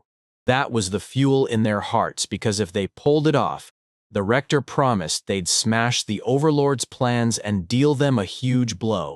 Gia swore Alan could do anything, and the moment he spoke, he promised he'd chase a happy ending or carve a world that never ends. Then he snapped his gaze to Merle and vowed to hand her 10,000 clovers. She thanked him with tears in her eyes and vowed she'd treasure every piece, while he braced for the hard part, moving the golems, because it wasn't going to be easy, and he also made it clear their plan to hit Balki's empire in April wasn't cancelled. They'd rather smash the Demon King's army first, because once that's gone, conquering the Y-ranked dungeon becomes unstoppable. So Cecil grinned and said, "Yeah, I'm a storyteller." Morel sobbed, swore she'd be waiting for them in the Baki's empire, and promised they'd finally see just how brutal her golem really was, while the teacher stared in disbelief, admitting he never thought they'd split up this soon, and Alan hurriedly thanked him for letting him study in peace. The rector swore he'd stay and carry out his duty, then added that he wanted to fight for the people and the queen too. Alan thanked him. The teacher spun to Drogo and warned him that with talent like his, he'd always be right at the front, so he'd better be careful. The boy nodded, and suddenly it was go time, like they had to pull off a miracle on command. Their class teacher wasn't about to let them hit the battlefield this early, but that didn't mean they were weak. Sure, they were second years, yet Serene, she was way stronger than him. Alan's final lesson hit hard. The battlefield isn't like the dungeons, so they had to stay sharp, watch every step, and fight to come back alive, because they had nowhere else to go. Their classmates grilled them. "So you're really headed to Rosenheim?" Alan nodded. The whole student crowd swarmed in, fighting back tears, saying they'd miss them like crazy.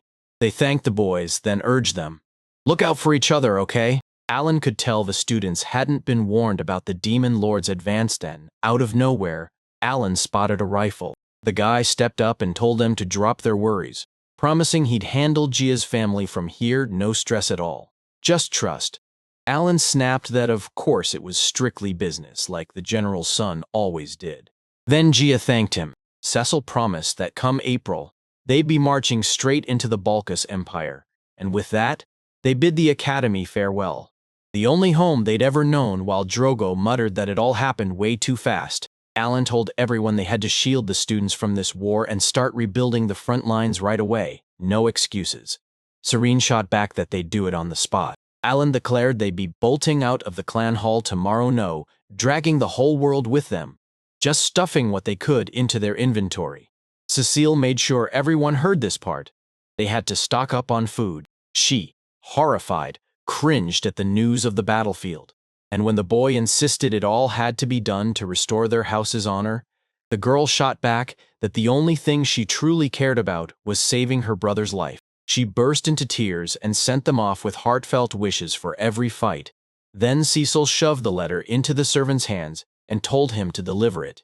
He nodded and promised he would. Alan leaned in, couldn't stop thinking about it. Cecil fired back that she'd chosen the very same path, and her brother Mihai even sent a last message home before he marched off to war. Alan shot the boys an apology and snapped that they were being marched to the front because the king couldn't stand him, and his own pride was the real match that lit the whole disaster. The boys just stared at each other. They said, "Don't even think about it, it's too late." But he was still set on crushing the Demon Lord anyway. Serene just trusted him, certain he'd handle everything, and that the Demon Lord wouldn't stand a chance. The very next day, Alan was roaming the suburbs of the academic city, and Lilith dropped the bombshell that they'd finally gathered intel on the demon army on the central continent. Then she asked, straight-faced, if they should wipe every last one of them out. Alan nodded, admitting it would be rough, so they had to stay sharp, and she agreed. Then the dragon let out a weary sigh and charged straight into battle. Right then, the boys burst in, and Cecile snapped that everything was ready. They sprinted to the high-speed ship, where Sophie thanked the servants for all they'd done and promised she'd track down their families. Then they all thanked her back. The ship lurched forward, and Cyrene quizzed Rosenheim like she couldn't wait. What was it really like? Cecil pushed for details too, asking how the locals treated people and whether trouble would come knocking. Sophie chimed in with a warning. In that city, you'd better wear a hood. This stunning continent is wrapped in endless evergreen forests, and in the capital a colossal world tree towers over everything. Its people are gentle and classy. They bow to nature's spirits, and they absolutely hate conflict. This whole continent's population is basically the size of the kingdom of Latash alone, so when they set their sights on the nest ahead, they're headed for a trading city that stayed peaceful for ages. Trobe promised it'd be safer if their families had already slipped into refuge there. Sophie really hoped so, because at least her mother had a solid bodyguard standing guard, and for now, That meant she was safe. Alan only wished he'd known what was happening in Rosenheim because the fate of the elves had him on edge, and with no orders coming in, they had no choice but to decide and move on their own. 4 days later, the boys rolled into Ganetsto. The port city, and Cecil's eyes scanned everything, stunned there was zero destruction in sight. Mid-January, one of the guards spotted Princess Luna and froze. Then he blurted that the Council of Elders was already waiting on them, and they were getting taken in right away. While Alan rode in the carriage, his face drained of color, because outside, a massive crowd of starving, ragged elves sprawled the streets. Cecile watched the wounded stack up and realized they couldn't even patch them all up then. Drogo snapped to the truth. They weren't ready for the final battle. Alan figured there were thousands of refugees starving and exposed to the cold, no food, no shelter, nothing. Cyrene insisted they could hand out the boys medicinal clover. Alan snapped back that there wasn't a single second to spare. He wanted answers about this country fast-like. Right now, so GS blurted out, "Split up!" And the guys instantly jumped out of the cot. Alan promised that once they were finished, he'd unleash the summoned beast on their behalf, so the boys nodded, agreed to it, and sprinted straight to the refugees. At the massive building, Sophie burst in and blurted that she'd returned. Then the old elf stepped forward, smiled at the princess, and said they'd been waiting for her all along. Sophie didn't waste a second. She demanded what happened to her mother and where she was. He swallowed his pride and apologized, saying they'd begged the queen to evacuate. But she was still stuck on the front lines right now in TMO City while they were running low on magic stones, so keeping in touch with her was a nightmare. Sophie couldn't believe it. She blurted that Her Majesty had to be safe, and the man just shook his head, saying she probably wasn't, because the TMO was about to collapse any day now, and a massive army of demons was already waiting for him. Sophie's face went paper white, and Alan told her that if they got one more day until tomorrow, they'd pull it off. The moment the elves clocked him, a human panic hit, and they demanded what he was doing there. While another elf stared and realized he had black hair, they demanded to know if he was the one the prophecy foretold. Sophie nodded and declared that Alan was the savior the Spirit King promised, which was why he'd come all the way to Rosenheim, and everyone's jaws dropped because he was just a tiny little boy. Alan mulled it over, clocked that one elder was basically worthless, and still chose to step in. Then he snapped that the elf's hand had to be healed first. The man insisted he'd already gotten help, but beyond that, she was totally gone, and Sophie told Lucille to finally listen to every word Alan was saying. The boy pulled out a tiny object and swore the blessing of heaven would wipe away every injury he'd suffered. Then, just like that, Lucille's cancer surged back to life. The elves stared in awe and shot back. "Alan, tell us, did you bring the elven elixir with you?" They had no idea how long humans had already known about it in their kingdoms. Alan figured they were seeing exactly what they needed to, honestly. That was a relief, so he marched up to the general and demanded the numbers on the wounded. The answer hit hard. About 10,000, counting only the soldiers. Alan swears this elven elixir works right in the central square, and the nearby streets get every wounded fighter there, and it'll rip their bodies and magic back to full strength. He promised them 1,000 of those potions, and ordered the general to march his army into position. Then Lucius snapped that there weren't even 1,000 elixirs left anywhere in the world. He leaned in and hinted it might be some mystery medicine they'd never heard of. Then Sophie snapped. "It's elven elixir, and that's all you need." She ordered him to do exactly what Alan told him. The boys swore they'd march to Tiamo to see the queen, handing the restoration over to Luchao. But the man nodded and warned, "I get it, but I won't have the time. That airship will be easy prey for monsters, and by cart it'll take at least a month to reach there." Alan told them, "Don't sweat it," and promised, "If questions pop up, you can contact them." Then he said he'd leave deputies in charge for the updates before he called Lily and Popo, and the fairy hit them with a chilling question. "Wouldn't it be easier to just kill you all?" The elf shrieked that it was a ghost. Lily snapped back, "Do you want to die? I'm a fairy Alan summoned with his talent."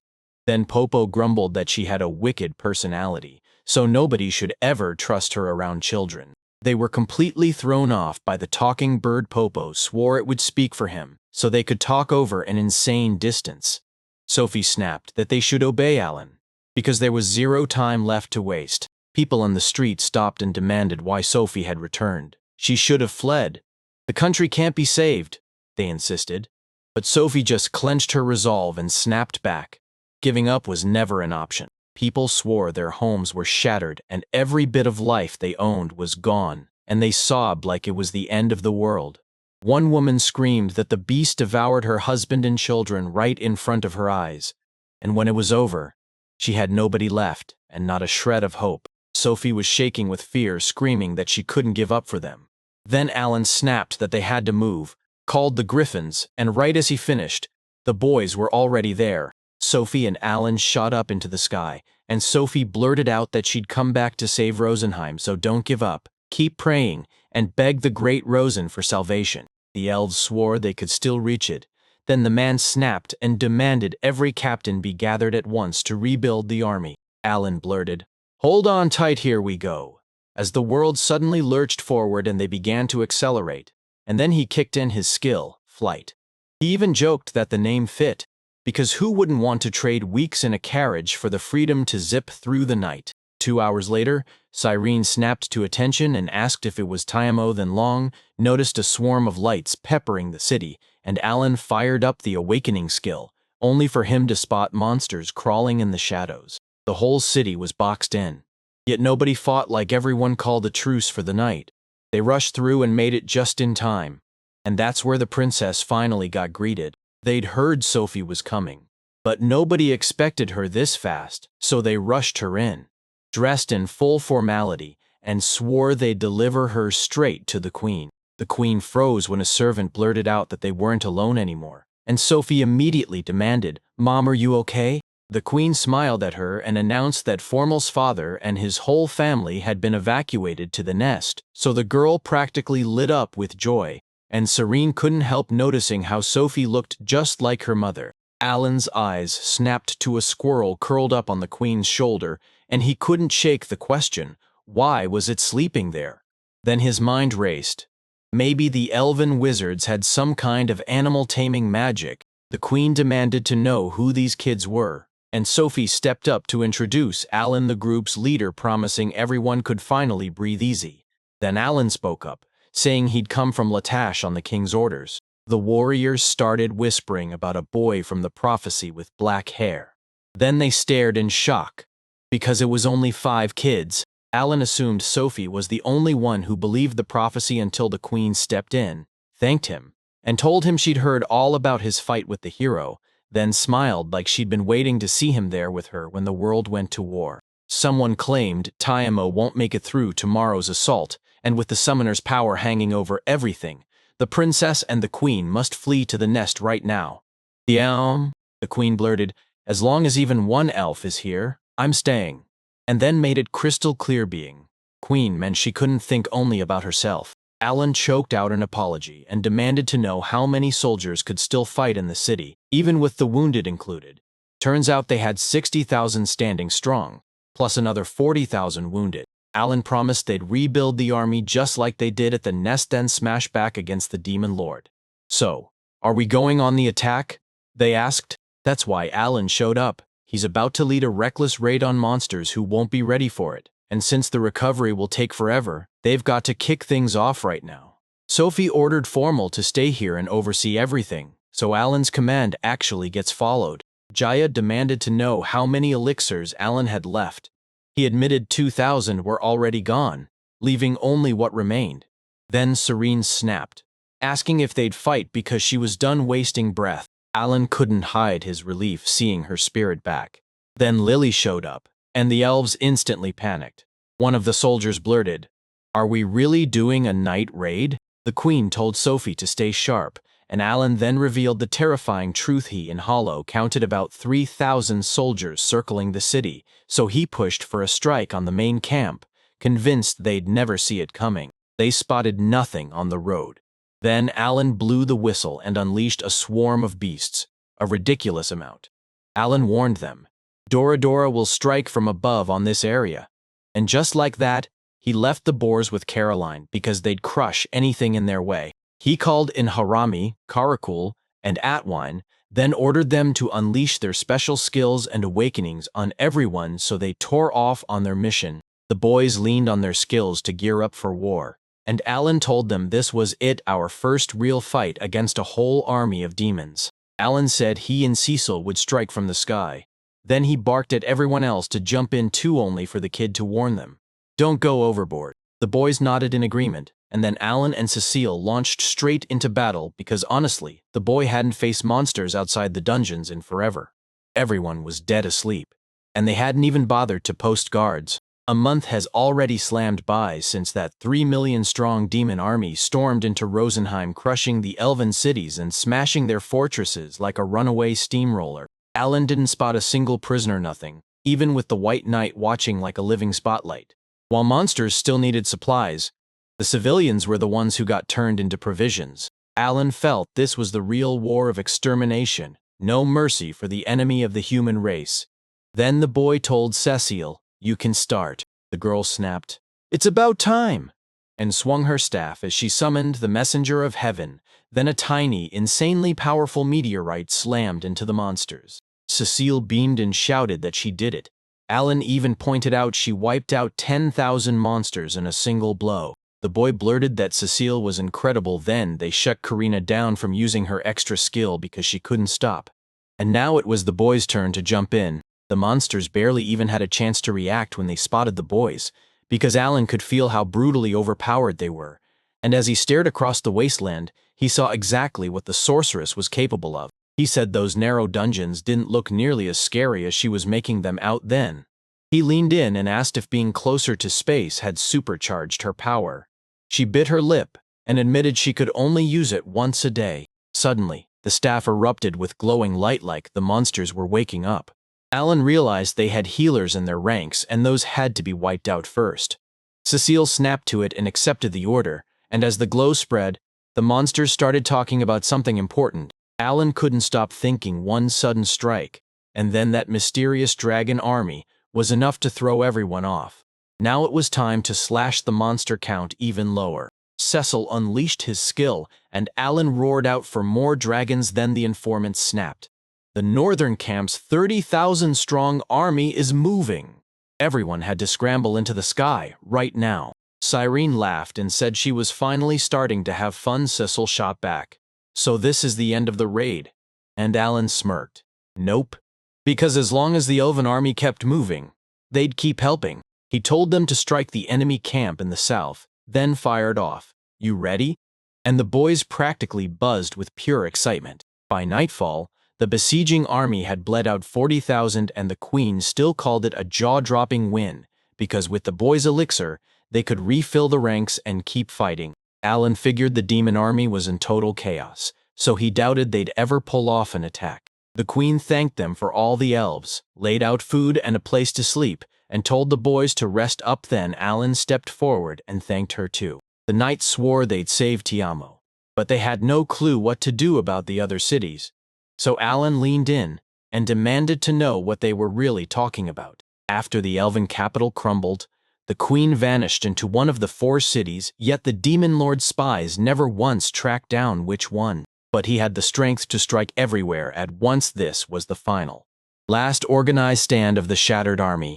Their arrival bought them time, and a worn-out Alan snapped that they handed out 500 elixirs to every besieged city, then planted summon creatures on the spot to wrest control of the chaos back. Now the monster army isn't 300,000 anymore. Alan burned through every heaven-sent blessing and 2,500 B-grade stones to cover the gap.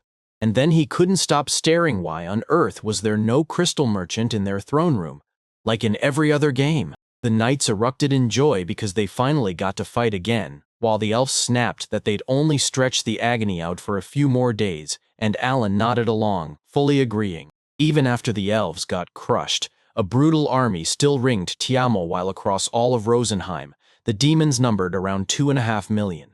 And the queen made it clear, by buying just one more day, they managed to save their lives. They were so thankful it felt impossible to put into words. And Alan warned them the war wouldn't end anytime soon. Then he asked, straight up, if they honestly thought he'd turn down the mission reward. The boys gasped, and the knights bristled with suspicion. Alan blurted that he wanted magic crystals. Everything they loot off the dead was his, and the queen just nodded like it was his birthright and handed them over. Alan demanded a meeting with the Spirit King, and the queen froze in shock. Then he pushed, asking if it might cause trouble. Sophie scrambled to apologize for not introducing him sooner. The girl swore she didn't think he'd ever be able to talk to the mighty Rosen. Alan shot back, "What's wrong?" And the queen smiled like nothing was happening. Everything was fine. Right out of nowhere, the squirrel perched on her shoulder blurted that he was basically the messenger of the very beginning, and Alan's jaw dropped. The squirrel insisted she was the mighty Rosen. Then Alan snapped. So what does he want? Alan stepped up and greeted him, and Siren shot back, asking if this was really their god while the elves stared at her like hatred had hands. The guy swallowed his pride, apologized, and admitted he'd pictured the god way differently. Then he thanked him, clutching the ring like it meant everything. Rosen said those days were over, and there was no sense dwelling on them, especially since the hero had demanded it. So he looked at Alan and asked, straight up, what Alan wanted from him. The kid blurted out that he wanted a reward for saving Rosenheim, and Rosen leaned in, asking what the prize even was. Alan didn't care about gold or artifacts. He wanted his crew to switch into full hell mode, and Rosen just couldn't stop thinking about it. Alan told everyone their crew was trapped behind the height limit because they picked easy mode. Then he said in hell mode, the points are way tougher to earn, but the limit is gone, and Rosen swore he'd check. Alan's mouth shut, then out of nowhere, someone yanked him away, and Cecil blurted, "Why are you sending these requests to the King of Spirits?" While she had no clue what any of it even meant, and Drogo just stood there utterly lost. Rosen told me he went straight to Almisha, the goddess of creation, and she flat out said nobody could ever overthrow the regime. So when Alan heard that, he snapped that Rosen was nothing but useless.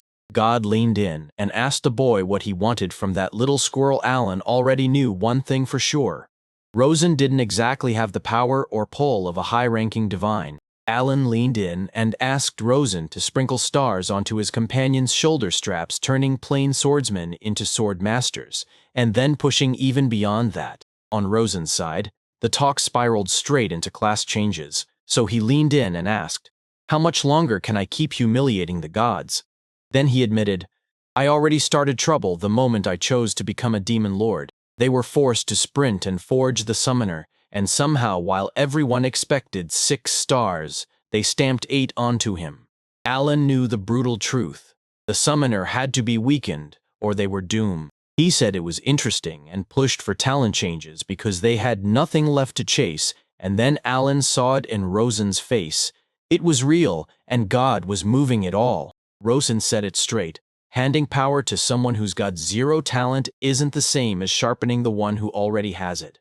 Because if you don't have the strength, you'll burn years of your life to make it work. The boys refused, and Alan snapped that their lives weren't endless, that they could trade experience points for it. Rosen then warned, "If you do this, you'll crawl right back to level 1. Alan shrugged like it was no big deal as long as they got paid. Then he pressed, "So do our skills reset?"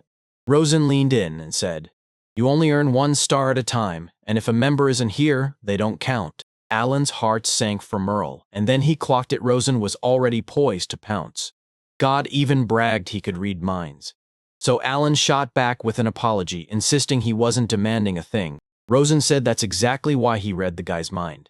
Because he had a sister named Mayura, and he could grant her a 1-star talent chosen from anything the guy decided. Alan swore Mayura would be okay, promising to throw every ounce of power he had into saving Rosenheim. Then Rosen simply crashed into sleep. Alan said they'd go because they wanted a chance to crash too, and the elves were stunned by Rosen's ridiculously long talk, plus the way he kept trading words with Almisha. They insisted Alan had to write everything down with care, and the elf warned that everyone would just have to get used to Alan being the chosen one. Morning found Cecil at Alan's side. She greeted her with a grin. Then Alan shot back, asking why Cecil was making those negotiations with the King of Spirits in her name. Alan felt the anger hanging in the air, and his mind raced. Should he confess he was from another world or stay silent? In the end, he chose the truth. He told me he picked the summoner talent in another world. God reborn there with a goddess's help. And just yesterday, he even talked with the Spirit King using the memories from his past life. The boys stared in shock. Sophie realized Elmisha really had sent them a savior. One of the boys insisted the goddess hadn't demanded a thing or reached out to him. Sophie nodded, saying it made perfect sense. After all, the god wouldn't just step in. Alan clocked that Rosen was a demigod. And suddenly he saw a way out. Jaya was relieved Alan hadn't become a lord, and Cecile immediately asked, "So, how old are you?" They couldn't believe his answer. Drogo leaned in and asked Alan if he'd been an ancient old man back at their competitions as a kid, and the boy shook his head hard. It wasn't old age, he told the boys, because they were stuck in the same group and practically one whole team, sharing everything. Even Alan's own parents didn't know, and he was desperate to keep it secret. Sophie even snapped that he never should have said it. Ellen burst into laughter and bragged that he'd clawed out a special privilege for them, yet they still looked miserable. So Cecile pushed back, saying they'd smile once they finally understood what it meant, and then the guy leaned in, asking if she'd really rather not become an all-powerful magician instead of getting stuck as just a sorceress. He blurted out what the 4-star magic class was called, and Drogo told him that God had mentioned it once. Then Sophie and Cecil burst into laughter like, "Buddy, you seriously don't get it." Alan snapped that it was time to go to war. First, they had to smash through the job change mission because the army was charging straight into the monsters. They raised their shields and braced for the dragon's fury. Then somehow they held the line. When the monster finally hit the ground, they stared in disbelief like, "Did we just get that strong?" And in the end, they swore it wasn't luck at all. It was divine protection. The cloaked man was stunned too. Alan just said the boost to those summoned beasts works for the elven army as well, and Serene practically demanded, "So when do we fight?" Alan reckoned he could call up even more, so he unleashed another Arapan, then ordered the Arapan army to hit the field and show what they were made of.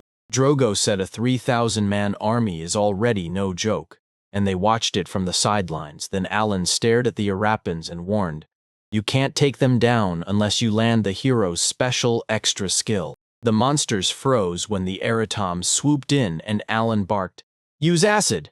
The slick stung their bodies, poisoning them on the spot. Alan is nearly out of heaven's blessings, no stones left at all. And now it's do or die. They've got to start fighting by tearing the monsters' bodies apart. He ordered everyone to surround the monsters, grinning that everyone they killed would fatten the military budget, and the battle finally erupted. Then Kairana burst in with a brand new extra skill. Drogo blurted that they had to chase after her, so the whole squad unleashed their powers in a brutal fight, and Sophia snapped that as a princess, she'd never forgive them for desecrating her country. She cried out to the Great Spirit for release, and once it answered, it promised to incinerate every one of Sophia's enemies into ashes. Then the earth shook with brutal explosions, and the soldiers finally realized the spirit they'd been hearing was the princess herself. They swore the ants and dragons were their reinforcements, so they had to fight like Sophia, because at that point everyone was just slaughtering everyone else. Alan felt like he'd finally cracked it. No terrifying higher monsters in sight, and these enemies were a joke, while the Arapan babies kept thriving. Come tomorrow, they'd lay eggs again, and in just 30 days, he'd have an army of 3,000 Arapans. The soldiers spotted the monsters bolting north, and panic twisted into questions. Was the enemy pulling back to the main camp? The maid already won. Cheers erupted as everyone sang praises for the queen and the army. Because that day, all 4 cities stood strong and crushed every attack. Even though only about 3,000 elves were left standing in the fight. The father sobbed over the dead child's body. Then a cloaked man suddenly stepped into the scene, and the father knew him. J.A. called on divine power and snapped the child back to life. The moment she spoke, her father crushed her in a tight hug, and Jaya slipped away. "He'd done it himself," he said. Alan praised him, but Jaya still couldn't save everyone. Alan swore the boy left nothing on the table. The knight marched up to the queen and promised the battle's results. They crushed around 100,000 monsters, and the queen was left stunned. The elves swore the south was scorching then. After the army crushed everyone there, they barreled straight for the eastern gate, and the demons panicked, fleeing back to their camp. The cloaked elf demanded she evacuate to the nest, but she dug in and refused. Then he snapped that he hated that stubborn streak in her. Formal pivoted straight to Getruga and ordered him to respect the queen. Then Getruga snapped with a curse. Alan spotted the elf instantly, and Sophie blurted out that Formal was talking to Rosenheim's most powerful elementalist. Cecile pointed at Lord Getruga, the spirit's sole messenger and the queen's bodyguard, and said he's like a master swordsman from Latash. While Alan couldn't shake the question, why wasn't Getruga fighting, unless he was secretly guarding the queen? He stared at it, thinking his spirits would swing things once you chopped the 70,000 promised to Alan's crew. All that was left was 30,000 stones. Cyrene beamed with joy. Then Alan snapped that this wasn't the end. He ordered them to dig deep and scour the southern battlefield, because the summoned army still needed reinforcements. The elf promised they could finally get air comms up and running again. Then they geared up to haul the rebuilding army out of the nest and straight back to the front lines. 2 days flew by, and the war situation flipped completely, like the world had turned on its head. The queen was smiling, and she asked Alan straight up if he had any more elixir. Alan told her they were gearing up right now. He heard they burned through 400 elixirs today, and if they wanted more, they'd better pay him back in stones. 100 would run them 500 B-grade stones. Getruga's rage flared, and Cecile snapped that war eats you alive. Gia nodded along. And then the knight pressed Alan, demanding to know what he really knew about the enemy army. The guy basically had the whole world figured out then. The summoned creatures kept eyes on the enemy, while the Lord's army wiped hell out of 4 cities and started tearing north in retreat. The soldiers were stunned, because even now, they still held the upper hand. Alan snapped that their squad would shadow the enemy, hunt down the target, and at the same time thin out their ranks. The elves didn't trust the plan for a second. Alan snapped at everyone to yank the soldiers back from the nest fast, and then they'd smash north together, hunting one mission, freeing Fortinia's capital. The queen was stunned. Then she ordered the plan. They'd strike, not cower. Alan snapped back that he'd wipe out the last of the Overlord's army, and the whole room reeled in shock. They tore after the demon army as it bolted north, and their raid on the enemy's rear netted a brutal haul of 30,000 stones. If they keep this pace, that 3 million-strong army is going to be wiped out in just 100 days. Somewhere in the March days, from Time O, the boys were flying. Alan was sure they'd reach the capital soon, convinced the enemy would regroup. Then he suddenly froze. The boys pelted him with questions. Alan snapped that things were getting brutal.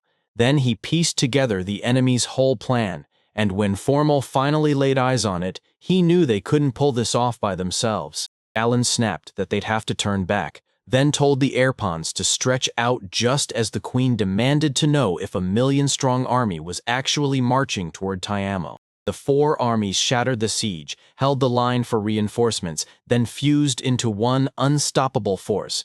Now they're rolling straight for Tiamo, and they'll be there in 2 days. The queen turned to White Yama and asked him something. Alan figured out they'd already spotted the queen standing right there. And that crushed his confidence, because these demons were way smarter than he ever imagined. The Alpha figured they'd landed under a great commander because everything moved with razor-sharp speed plus. That 1,000,000 is an absolute mountain. The boy stared at Alan, and he blurted that he was ready to hit Fortinia right away, then unleash a full-on general battle under the walls. Now they had no choice. If they wanted Tiamo safe, they had to fight. He rushed up and asked the queen, "Do we evacuate?" She snapped back, "We can't get everyone out in 2 days, so we fight together." Everyone went dead quiet. Alan thanked her, smiling like he'd known it all along. Then his eyes lit up. He had a plan. He asked if the army had any scouts, because he was ready to put their skills to work. The man said there were roughly 3,000 of them, and he didn't care if Alan took them. Then the guy demanded Alan pick a commander from that crowd, because he'd only reveal the plan to that one person. Then they'd have 3 days to hammer the city's defenses into shape. And the man nodded, promising they'd do everything they could to rush the army out of the nest. He ordered the team to move out right now. Cecile shot back, "Are you scared?" Alan guessed it was because he'd been reborn. Death didn't faze him anymore. The one thing that still terrified him? The thought of what his friends would become. The boys went dead silent, shouting that he should look out for himself. So Alan snapped back, "Don't be scared. I'll protect everyone." The marshals' jaw dropped at their unity and suddenly they launched into preparations. Then 3 days later, the enemy came marching in, with Katruga leading the charge. The elf relayed Alan's words. We wiped out 400,000 demons. Nearly half the army gone in a flash, and Getruga couldn't make sense of why they'd needed them at all. The elf snapped that they were gone for good and swore they'd defend the city while 600,000 demons closed in like a storm, so the ground shook with a brutal battle, and Gatruga screamed that their arrows couldn't even slow the enemy down. The elf screamed for the warriors to stand their ground and guard the queen. Then, right above them, a griffin exploded into the sky. Alan snapped it into being, then demanded if his spirit was the one pulling Katruga's strings. He told them he was right on the brink and needed every last bit of help because it was time to fight again. 400,000 bodies, 110,000 stones already burned through, and Alan left with just 20,000, while 600,000 monsters closed in ahead. It turned into a brutal marathon of fights, and Alan nearly dragged his companions past breaking point. But once the dust settled, there were 0 magic cures for the sleepiness and stress that kept clawing at them. But they still had to hang on just a bit longer and, thank the stars, Alan wasn't alone. He called the Arapans in and commanded them to multiply. He shouted that everybody there had to show up because the demons were practically itching for a fight, and Alan admitted he'd been chasing them for 3 straight days and nights. So yeah, they had no idea just how furious he'd become. He demanded Dorador unleash everything he had then. The dragon blasted with his breath and wiped out the demons, while Getruga froze in pure shock at the summoner's terrifying power. Alan held was the last book. Only 15,000 B-grade magic stones remained. A thunderous blast tore through the battlefield, and Alan immediately snapped his eyes to Karina, Cecile, and Sophie.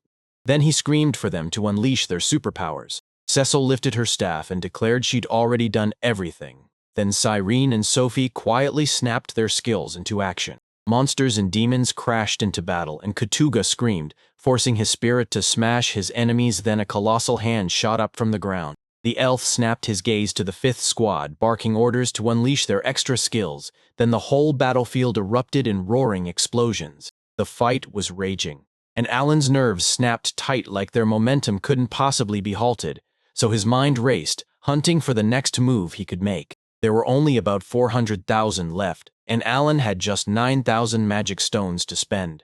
Each summon gobbled up 290 per minute, so in the end, they burned through everything in just 30 minutes of fighting. One of the monsters suddenly slammed Cyrene with a brutal hit, and as she wobbled, Drogo snapped into control while Gia threw her healing straight onto the girl. Alan stepped up to her and asked if she was okay. She nodded fast and said, "Yeah, my demons are about to crash into this place." Alan stewed over it. He'd still left the A-rank monsters in Cyrene and Drogo's hands, and that weight crushed his chest. Sure, it was a smart play, but now doubt gnawed at him, screaming that they might not pull it off in time. Cyrene and Drogo were already in serious trouble. Then suddenly Drogo's eyes snapped to someone sprinting, and an elven soldier came charging toward them, bag clutched tight in both hands. It was a scout who broke the news. "Man, it's real hell out there." Then he raced up to the northern gate and another knight met him and told him to hurry back fast. He shoved the bag into the scout's hands and ordered, "Toss it in the well." And boom, magic stones gushed out, clattering straight into Alan's book, so the scout snapped. "Yep, that's the winning strategy." Alan grinned the moment the payment hit, already daydreaming what he'd blow it on. Meanwhile, just 3 days ago, they'd hacked through enemy line raids and wiped out up to 400,000 monsters. They didn't have a second to grab trophies. The elven scouts handled that fast too. They ripped stones out of the corpses and hauled them to Timo, and Alan couldn't stop thinking about how they kept coming. Cecil suddenly perked up. Hearing this sweet, soothing sound, Alan snapped. "We've already got 300,000 magic stones," and then he blasted, "All right, time to launch the counterattack." Alan barked the order for Doradora to step out onto the field, and the dragon practically buzzed with excitement because this was the first time they'd been invited to the party. Plenty of dragons spewed fire fueled by rage, scorching demons down one by one, and Alan racked up a ton of experience points for it. He burned through 580 B-grade stones, Then Alan snapped, shouting for them to keep going, dumping every last ounce of fury and rage into the next move. The boys stared in awe, while Serene beamed at everything she saw then. Drogo stammered that she'd been frying everyone and using the magic stones to do it. The soldiers, staring in disbelief, suddenly blurted out, "I can't tell. Are those demon troops truly fleeing, or are we missing the bigger play?" Katruga and the elves stared in awe, mouths gaping as they watched these people stand their ground with terrifying strength, leaving the soldiers completely stunned. After a few brutal hours, the fighting finally slowed down. The Beonlord's army that hit him was completely destroyed. By the end, the numbers were brutal. About 200,000 magic stones were gone, and if you include 3 straight days of non-stop peach farming, it rockets to 400,000.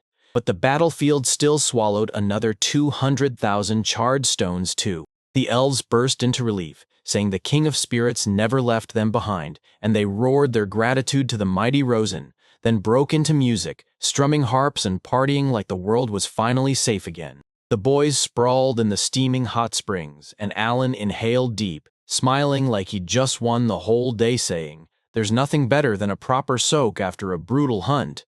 And the others nodded along like, "Yeah, exactly." A massive door blasted open, and a soldier stumbled inside, awkwardly blurting that he'd come at last, and the elves immediately trembled, because fear hit them like a storm. One of the soldiers shouted that there was nothing to fear. He was on their side. But even knowing that, fear still clung to them. Alan staggered in, exhausted beyond belief, and blurted that 200,000 had bolted, so he never even got the award for Destroyer of all living things. And even then, 8 of the 1,000 refused to run away. The queen flashed a grateful smile and thanked them for pulling her out of that mess. Then she declared, exactly like the Spirit King foresaw, that Alan was the one who would save their country. Alan sighed and said, "Fine, then it'll be a little subtle." He leaned in and asked what would happen if they got attacked by 2 million bodies. The elves went dead quiet, then Alan snapped into a grin and said, "Relax, it's just a joke."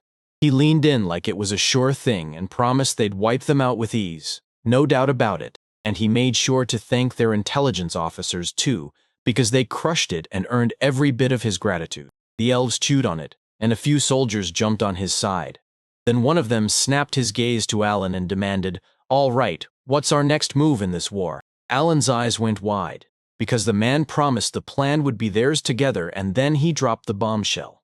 If their intel wasn't wrong, the invasion force in Brosenheim would be cut down to just 1,700,000, so they can't afford to drop their guard for even a second, because the Demon Lord is going to flip this whole situation, and he'll even send reinforcements to do it. The man demanded if Alan meant that 4 million strong army trapped in the sea, frozen solid, and still. Then Alan snapped that he was sick of fighting at Tiamo, and that they needed a safer battlefield with sturdy, dependable fortifications. The man swore that nothing beats the Lapoka Fortress, an honest-to-goodness mountain stronghold that stands like a wall. Aletus couldn't believe it. This was the fortress north of Tiamo, he blurted out.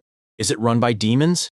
The man snapped back, "Yeah," and instant regret hit him hard, because he'd walked away earlier without even using a single one of its defenses. Alan couldn't stand the idea of staying put in Tiamo, so he snapped, "Enough. We're taking the initiative, and we're taking it back." The man nodded like he'd gotten it, ready to throw half his army at La Polka. Then the other elf snapped back that it would take 5 long days just to gather everything. And while they fought, reinforcements were closing in from the nest. Alan said it was a race against time.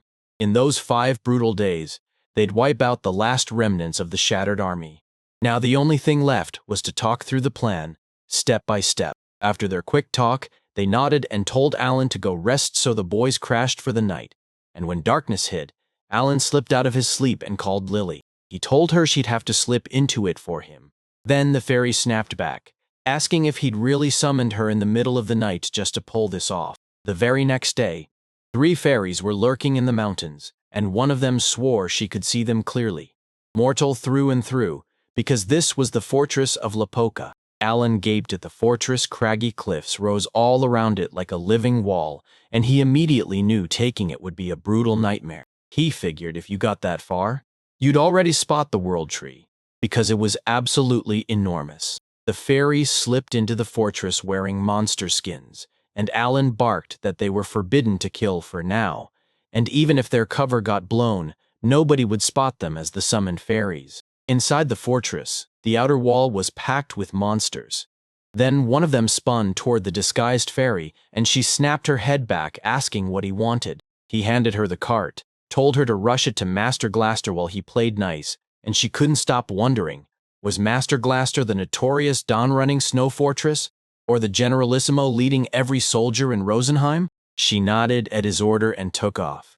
And when he said he valued his life, she better move fast because in her eyes, he was smart enough to know exactly how to make tea. But he hadn't even heard a thing about safety precautions, and she blurted out an apology, admitting she wasn't sure yet how mortal they were, because Alan was stunned by how wildly insane this tea party was. Suddenly, he froze, couldn't even breathe out a word while the fairy, hidden under that suit, gasped at the sight of a tiny table floating under the towering high ceiling where 3 demons were already seated. At first glance, they looked like the kind of people who run the world. One even had a tiny horn on the left side, and the rest of his face was swallowed up by wild hair. The second demon stared him down, jaw locked and expression hard, with a tight short haircut and 2 huge horns. Then the third demon stepped in like a living beast, towering and intimidating like he owned the whole scene. Alan guessed those were the higher demons, and right in the middle sat the archdemon. About 800 years ago, the hero uncovered their whole hierarchy, and Hermios then stormed deep into their territory, wiping out several of them. They told everyone in class about it, and he was dying to check their status. Then he spotted the fairy, and boom, the tea arrived right on cue. A demon snapped at Glazer that they needed a break, and Glazer erupted in rage, furious, shouting that they'd better rethink exactly why they lost. The demon let out a heavy sigh and told him, Spirit King Rosen has ascended. He's a god now, and that's why the elves are getting stronger. The other man stared in disbelief, muttering, I can't picture proud elves begging for help from other countries, and then his voice dropped as doubt crawled in. Did Rosen rise too soon? The demon bragged that their spirit messenger had finally gone legendary, then snapped that they'd better stop blowing it out of proportion. The demon snapped that it was impossible too, because if there really was a mighty spirit messenger, they never would have made it this far.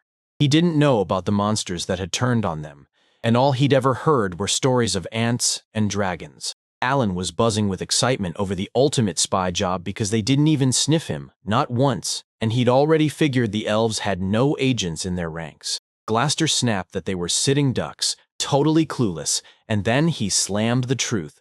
The commander already called for reinforcements. Alan froze in shock. He honestly thought an archdemon had shown up. One of them demanded, So what are the odds you make it back from the capital yourself? Alan didn't even blink. None. Glaster then slammed the plan into place. He'd leave everything in their hands. Alan believed the others were towering greater demons, and that the mysterious archdemon stayed put in the capital, refusing to show himself anywhere else. His were spiraling fast, but he still told himself they'd pull in the reservists. Glaster promised that next time they'd hit from both sides, hold their ground until the reinforcements arrived, and crush the elves under a mountain of numbers. 10 kilometers north of Taimo, the dark-haired boy stared into the gloom and muttered that this was no time to gather stones, so he decided the elves would handle it better. The girl with the neat bow who was dumping stones spun around in shock, staring at him like, Wait, did you just decide to hand this treasure to the elves? Since she knew demons and devils were real. The 2 ponytail girl and the bandana guy froze in shock, totally clueless about what kind of higher demons these were, so they scrambled for answers and started blurting out names like archdevils. That dark-haired guy was acting like the final boss in Rosenheim. But the bow girl had no clue. She was convinced nobody in her country had ever matched him. But it never got easier every hour that passed. The bandana guy just couldn't figure out what kind of plan this was. The reservists were meant to head south, or at least circle around that way. The girl let out a shaky sigh from pure fear, and the dark-haired guy's face hardened into full seriousness. In the south, a nest had been found hungry for a feast off the elves, and as they gathered fresh strength to crush Tiamo, the bow-wearing girl realized something chilling. The nest was packed with refugees from all over the country. and the other girl started yanking the guy by his clothes, begging him not to let them do it. She needed his answer right now. But he just couldn't get it. Why should he stop them? He wasn't the redhead, so what was the big problem? Everyone went dead quiet at once, and the guy kept going. He just had to say he wasn't the only one throwing down, and if they joined in, they'd rain hell on them with every weapon they had. The guy in the bandana went dead serious and realized this was the moment he'd finally master his extra skill, body and soul. Quote, "Those ponytails meant business," she said. She'd been a full-on master of her craft since diapers, and then she started naming her moves: Holy Sword, Cut, Flying Sword, Red Flower, Thunder and Lightning, Hard Body, and Fencing. An extra. She'd been staring at the limit like it was a wall. Then the guy admitted with a sting of sadness that it wasn't something you could force.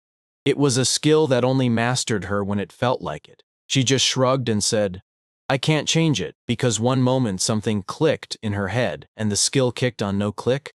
Then it never worked. With the last word out of her mouth, a dark-haired guy yanked her cheeks and squeezed until she looked like a duck, cluelessly insisting she couldn't do it and acting like some god was behind it, while the girl pleaded, "Let me go." But he couldn't just let her go. He realized they were trying to cap her growth, and she was already our hero at the bare minimum. The girl with the bow weighed it all in her head and said, "If my skill works, then yeah, I'll finally catch up with my peers in what matters." The dark-haired guy tells him to take control of the extra power, and warns that if he wants it to work, he'll have to learn how to use other skills too. Then he leans in and says, "Don't obsess over the limits, because once he does, he'll slice through every arched demon and leave them in pieces." Cyrene nodded to the order and vowed she wouldn't flinch. She'd cut. Right away the guy swung a fist and hissed a warning. But when he stared at the book, he realized he was the real one who was in good standing. He had no magic kick of his own. And after all those fights and a mountain of experience points, he'd finally hit level 63, yet there were skills sitting there, locked tight, that he couldn't use. Not yet. His level just wouldn't cut it. He couldn't trigger the command skill at all. The guy swore it would unlock after level 60, but nothing happened, and he couldn't even guess when it would finally click. No matter what, he had to keep slashing through this army of reserves. Once Lily and Wolfskin outsmarted the enemy and pulled their plans apart, they followed the Demon Lord's reserve army as it moved, and all 4 million demons surged straight for the shores of Rosenheim, while the map still flashed the remaining invading armies. 1,700,000 split into 3 million here and 1 million there. As they neared the split, their new strategy said it was the perfect time to switch tactics too, because these extraordinary circumstances demanded it. At the military council, they slammed the brakes on waiting and ordered the capture of the fortress of Lapoka to move faster. They couldn't wait up to 10 days to move a 300,000-strong elven army they didn't even have, so we ditched that plan. Then February's calendar flipped over, and just 3 days later, Tiamo, General Lucidrol showed up and Mr. Allen's face lit up. "It's been forever." He blurted. Then the general leaned in and announced their 50,000-strong army, fresh from the nest, was ready to strike. And then they, with Gatruga, will join them, and Allen has no clue what's in store for Her Majesty, the Queen. He asks, and sure enough, she's still in Tiamo, a stunning queen, dressed in outrageously rich clothes that look elegant down to the last thread. She stood there, ringed by her guards, while Lucidrol snapped that he'd lost his hand in the fight for the northern fortress, sliced clean off by some monster. This thing was way beyond even A-rank monsters, and Allen immediately wondered if it was the R-demon at last. He let out a heavy sigh, agreed, then declared, "Leave the strongest demons to us. Then I'll lead the column, and everyone follows me." A swarm of griffins and airships burst into the sky. Then Allen spotted a bat in the lower right corner, and right away Formal took the order and saw the same bat in the same spot. That mouse whipped down through the air, only to reveal the truth. Someone had already knocked it out, and Allen broke into a grin, proud that he was the one who could cut the enemy down from a full kilometer away. He realized the Formal stance was perfect for long-range attacks, then checked his stats: level 60, strength 1322, mana 716, and with 10 long months since their first meeting behind him, he was still waiting to finally see what extra skills he'd unlocked. Alan figured that he'd made it clear he'd only use it to protect Sophie, so how could he be forced to use it against his will? Then right in front of him, someone snapped their head around. It was this strict guy who had no clue what he was about to do after saving Rosenheim, and the elf kept going, saying his help had come at the perfect time. They were trapped in a hopeless mess, and he couldn't help but respect how hard Alan kept pushing. But once that kind of power hit, he had no clue what Alan would unleash next, because Alan wanted his answer no matter what. At the same time, Formal sat stone-cold serious, but the dark-haired guy blinked in shock because he swore he hadn't heard it right, not when he'd been pushing for the Spirit King to keep his word and level up every single one of them. Alan blurted that he'd dreamed of becoming a 4-star archer his whole life, even as he scrambled to recall the names of the legends who'd reached that level. The elf's face fell, and after a brief silence he finally spoke, rattling off an apology saying his question was dumb and pointless. The girl with the bow just waved it off, telling Sophie not to sweat it, because Alan had probably nailed everything, even the tiniest detail. On February 4th at Lapoka Mountain Fortress, the snow crunched under Alan's boots. He pointed out 2 gates, one staring north and the other south, and told them they'd march straight to the southern one. That kid in the huge round hat praises the pure joy of trudging through the snowdrifts. The Rilliban, not to fret, says a path will be cleared for them, and orders the Zerzols to march ahead. Right away, the Iron Knights surged into motion, slicing to cover the rest of the soldiers, while 50,000 elves slammed into the line against 300,000 demons, and the entire enemy force just froze, unable to move. Still, they clung to a defensive battle plan. Demons huddled right by the doors. Their leader sneered at the attackers as fools, smugly believing they'd been too cocky to ever break through. But no matter how they charged, those tiny forces still couldn't crack his fortress while the big ballista roared to life, creaking as it fired massive spears, and the demons practically begged the whole world to look at it. A huge arrow ripped out of the weapon and slammed straight into the knight's shield. His eye blazed, and he used total internal reflection, triple stamina, triples the damage you take, and then blasts it back at a long range. The cooldown is a full day, so Alan just sat back and smiled, because that thing was way too dangerous to unleash in a martial arts tournament. He started counting the wreckage in his head when Lucidrol spun to Gatuga. She got it instantly and begged the spirit for protection, and bam! A glowing square snapped around her, blazing through the monsters and tearing them apart. That place was like a tiny garden that never ended. Getruga blasted through it and boosted every single elf within a 1-kilometer radius for an hour. And Alan figured that meant each elf could finally keep battling for 3. The general whipped around to the archers and barked, "Wipe out the fools who seized our fortress!" Right then, the soldiers snapped their bows up and volley after volley tore through the air. He finally wanted to smash someone. At last Alan told him they hadn't shown their cards yet, so they could wait until tomorrow, and the guy glanced at his watch and went wide-eyed when he realized it was almost noon. At the same time, the guy urged the general to keep the volley rolling on that undead. Turns out the enemy was banking on them stalling for reinforcements. Lucidrol promised he'd live up to their deal, but he made it clear they'd have to hold back and save their extra skills. 3 of the squad pushed into the mountains, snow crunching under every step, while Alan locked onto the perfect spot. An animal with a G strength of 22 and an attack of +22, and without hesitation, he picked Magask. Strength was Turton 10, attack hit 10-10 Vivinen, mana stayed at 0, and his endurance clocked in at 6 while agility sat at 5, intelligence 7, luck 6 plus the bonus slapped on strength and attack by 2 each, unmocking skill digging and awakening life from a hole. Alan's like, use that awakened skill punch a hole 2 meters wide and 10 meters deep. And even then, he warns them not to get careless. The 2 nod and agree. Snow whipped down from the mountains, and inside the cave Alan and Makask kept digging, tunnel by tunnel.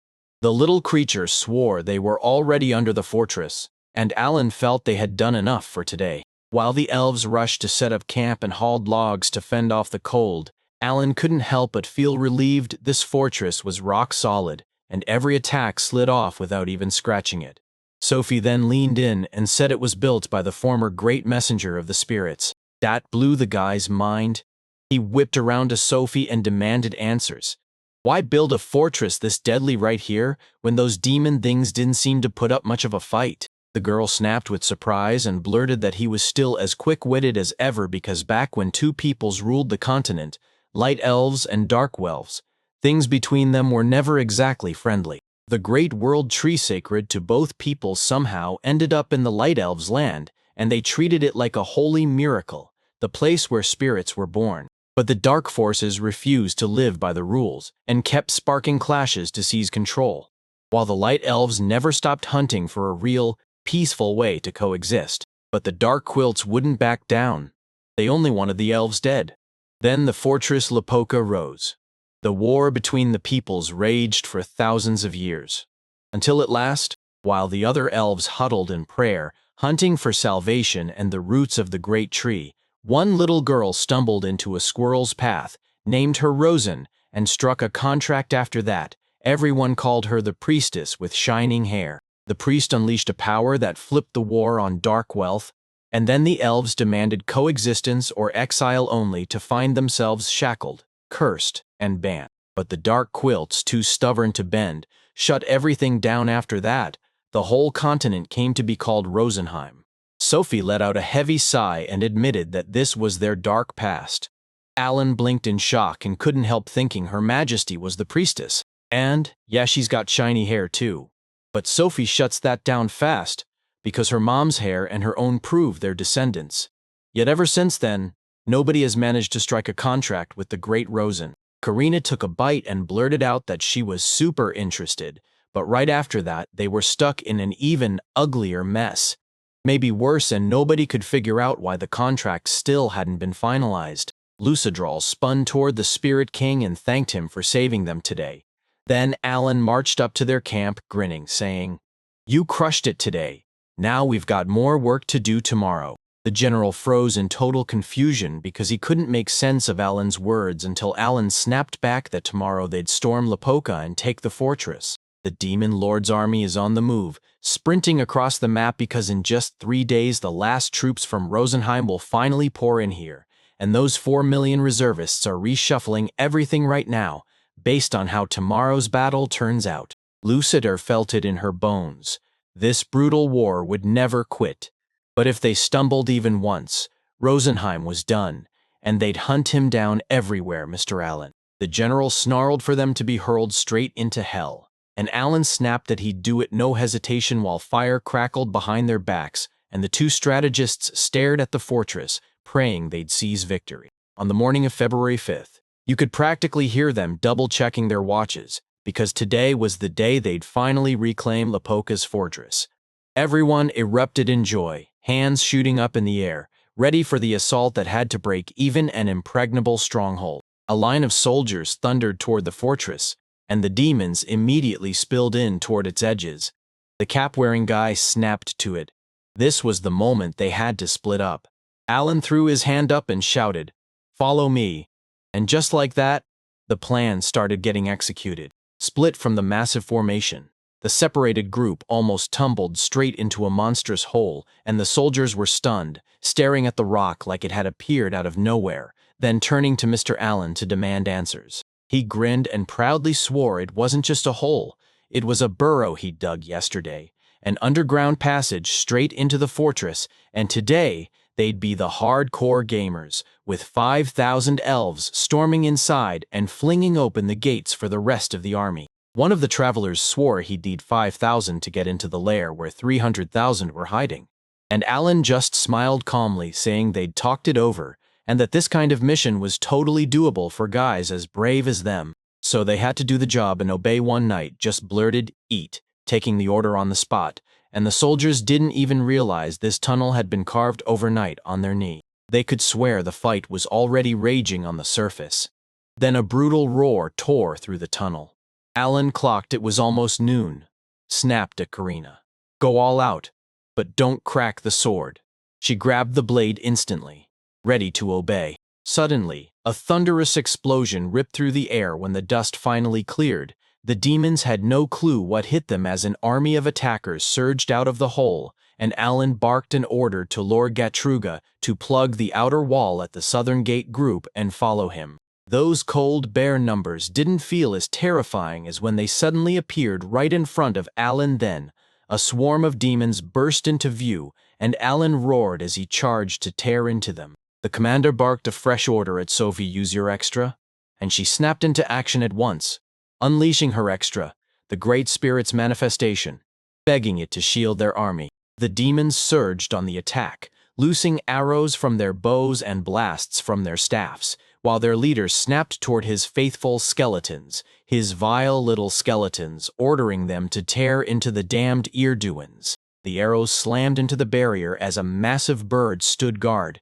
and Alan's grin spread. He praised Sophie, calling her a good girl. She hit level 60 with strength 723, mana 1621 plus 621, attack 598, agility 844, intelligence 903 plus 600, and luck 840, numbers that scream she's built to dominate. She was a spirit mage, and Alan never even clocked it, because he had nothing to measure her against.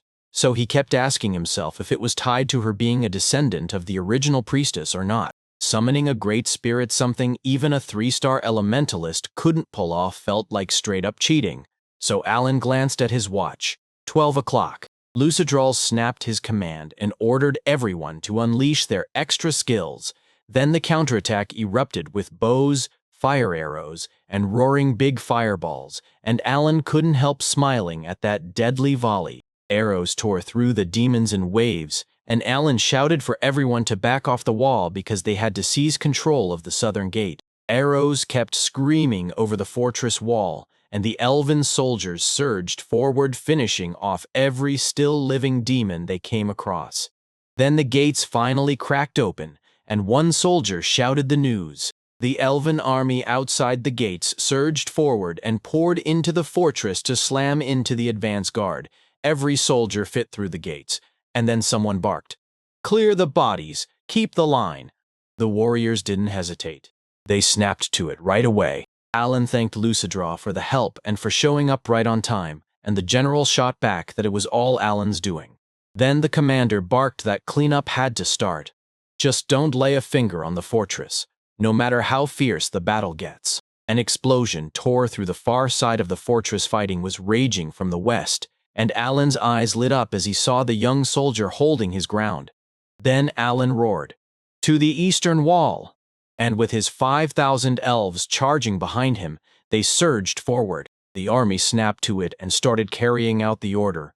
Then, from the towering stairs, the demons smashed into most of them, and Alan's eye lit up as he was told the demons had arrived. Alan shot out an apology to everyone, then declared they were leaving while the soldiers took command of the outer wall. The lead soldier snapped the order into place and begged to be trusted by them. Cards shaped like griffins ripped out of the book, and Alan lunged to summon them, while, right by the southern gate, the soldier warned Lucidral to stay sharp because tougher demons were lurking around here. The leader stood there stone-faced, gripping his massive sword on his shoulder like it weighed the whole world down, while Lucidral slumped in defeat, finally clocking it. This was the one. The demon's laugh, because it was the demon from the northern fortress. He figured Lucidral had only come here to rip off his second arm, and the general's face instantly went stone serious. Even the dog, like it had demons looming over its shoulder, clocked the truth. The general still had 2 arms, and that realization left him completely baffled, just trying to figure out how it even happened. A demon said maybe he'd been using an elven elixir, but that wasn't just any drink. It was insanely valuable, and this elf mattered a lot to them. Yet even that wouldn't be enough to swing the war by itself. Lucidral snapped that they weren't his enemy. Then bam, wingbeats thundered through the air, and a full army of griffins swooped in. Alan went stone serious, and the demon froze, utterly baffled by the sudden dwarf in their midst. The long-haired blonde demon snapped back at the leader, saying it wasn't a cub at all, more like a human child. And it was so absurd, the demon swore it had to be a joke. Meanwhile, the leader just smirked and looked at them like, "Aw, poor kids." Alan couldn't stop wondering who that cruel leader really was, the one who doomed them so. When he got the chance, he begged not to answer, insisting they stay in the dark and shouting that they were just stupid demons. The demon's shadows suddenly swallowed the light. He snapped his gaze to the Lord, trying to be merciful, then instantly wheeled on Neftara and Yagoff to demand their heads, and the long-haired one accepted the order without hesitation. She with the gorgeous hat couldn't tell if they really needed to push them, but Drogo saw it instantly. They stood at least 3 meters tall, and he figured getting off the vulture would be the smarter move. Alan looked crushed, muttered his fine under his breath, and told him to do whatever he wanted. Then he barked at Cyrene to hold the bagel tight against her chest. Meanwhile, Drogo got stuck wrestling Hoffman, and Formal had to shadow that gray-haired girl like his life depended on it. Alan couldn't stop thinking about it. He had to clear at least 3 summoning slots. No excuses. And that was his eternal nightmare. With only 3 slots total, he had to decide who was truly the most useless choice right now. That croissant slid straight toward Cyrene, and she stared at it like, wait, what is this? It had Cinderella's skin, sprouted horns, and wore stripes like stockings, so she blurted, "Pea Jester," because it didn't look like the devil one bit.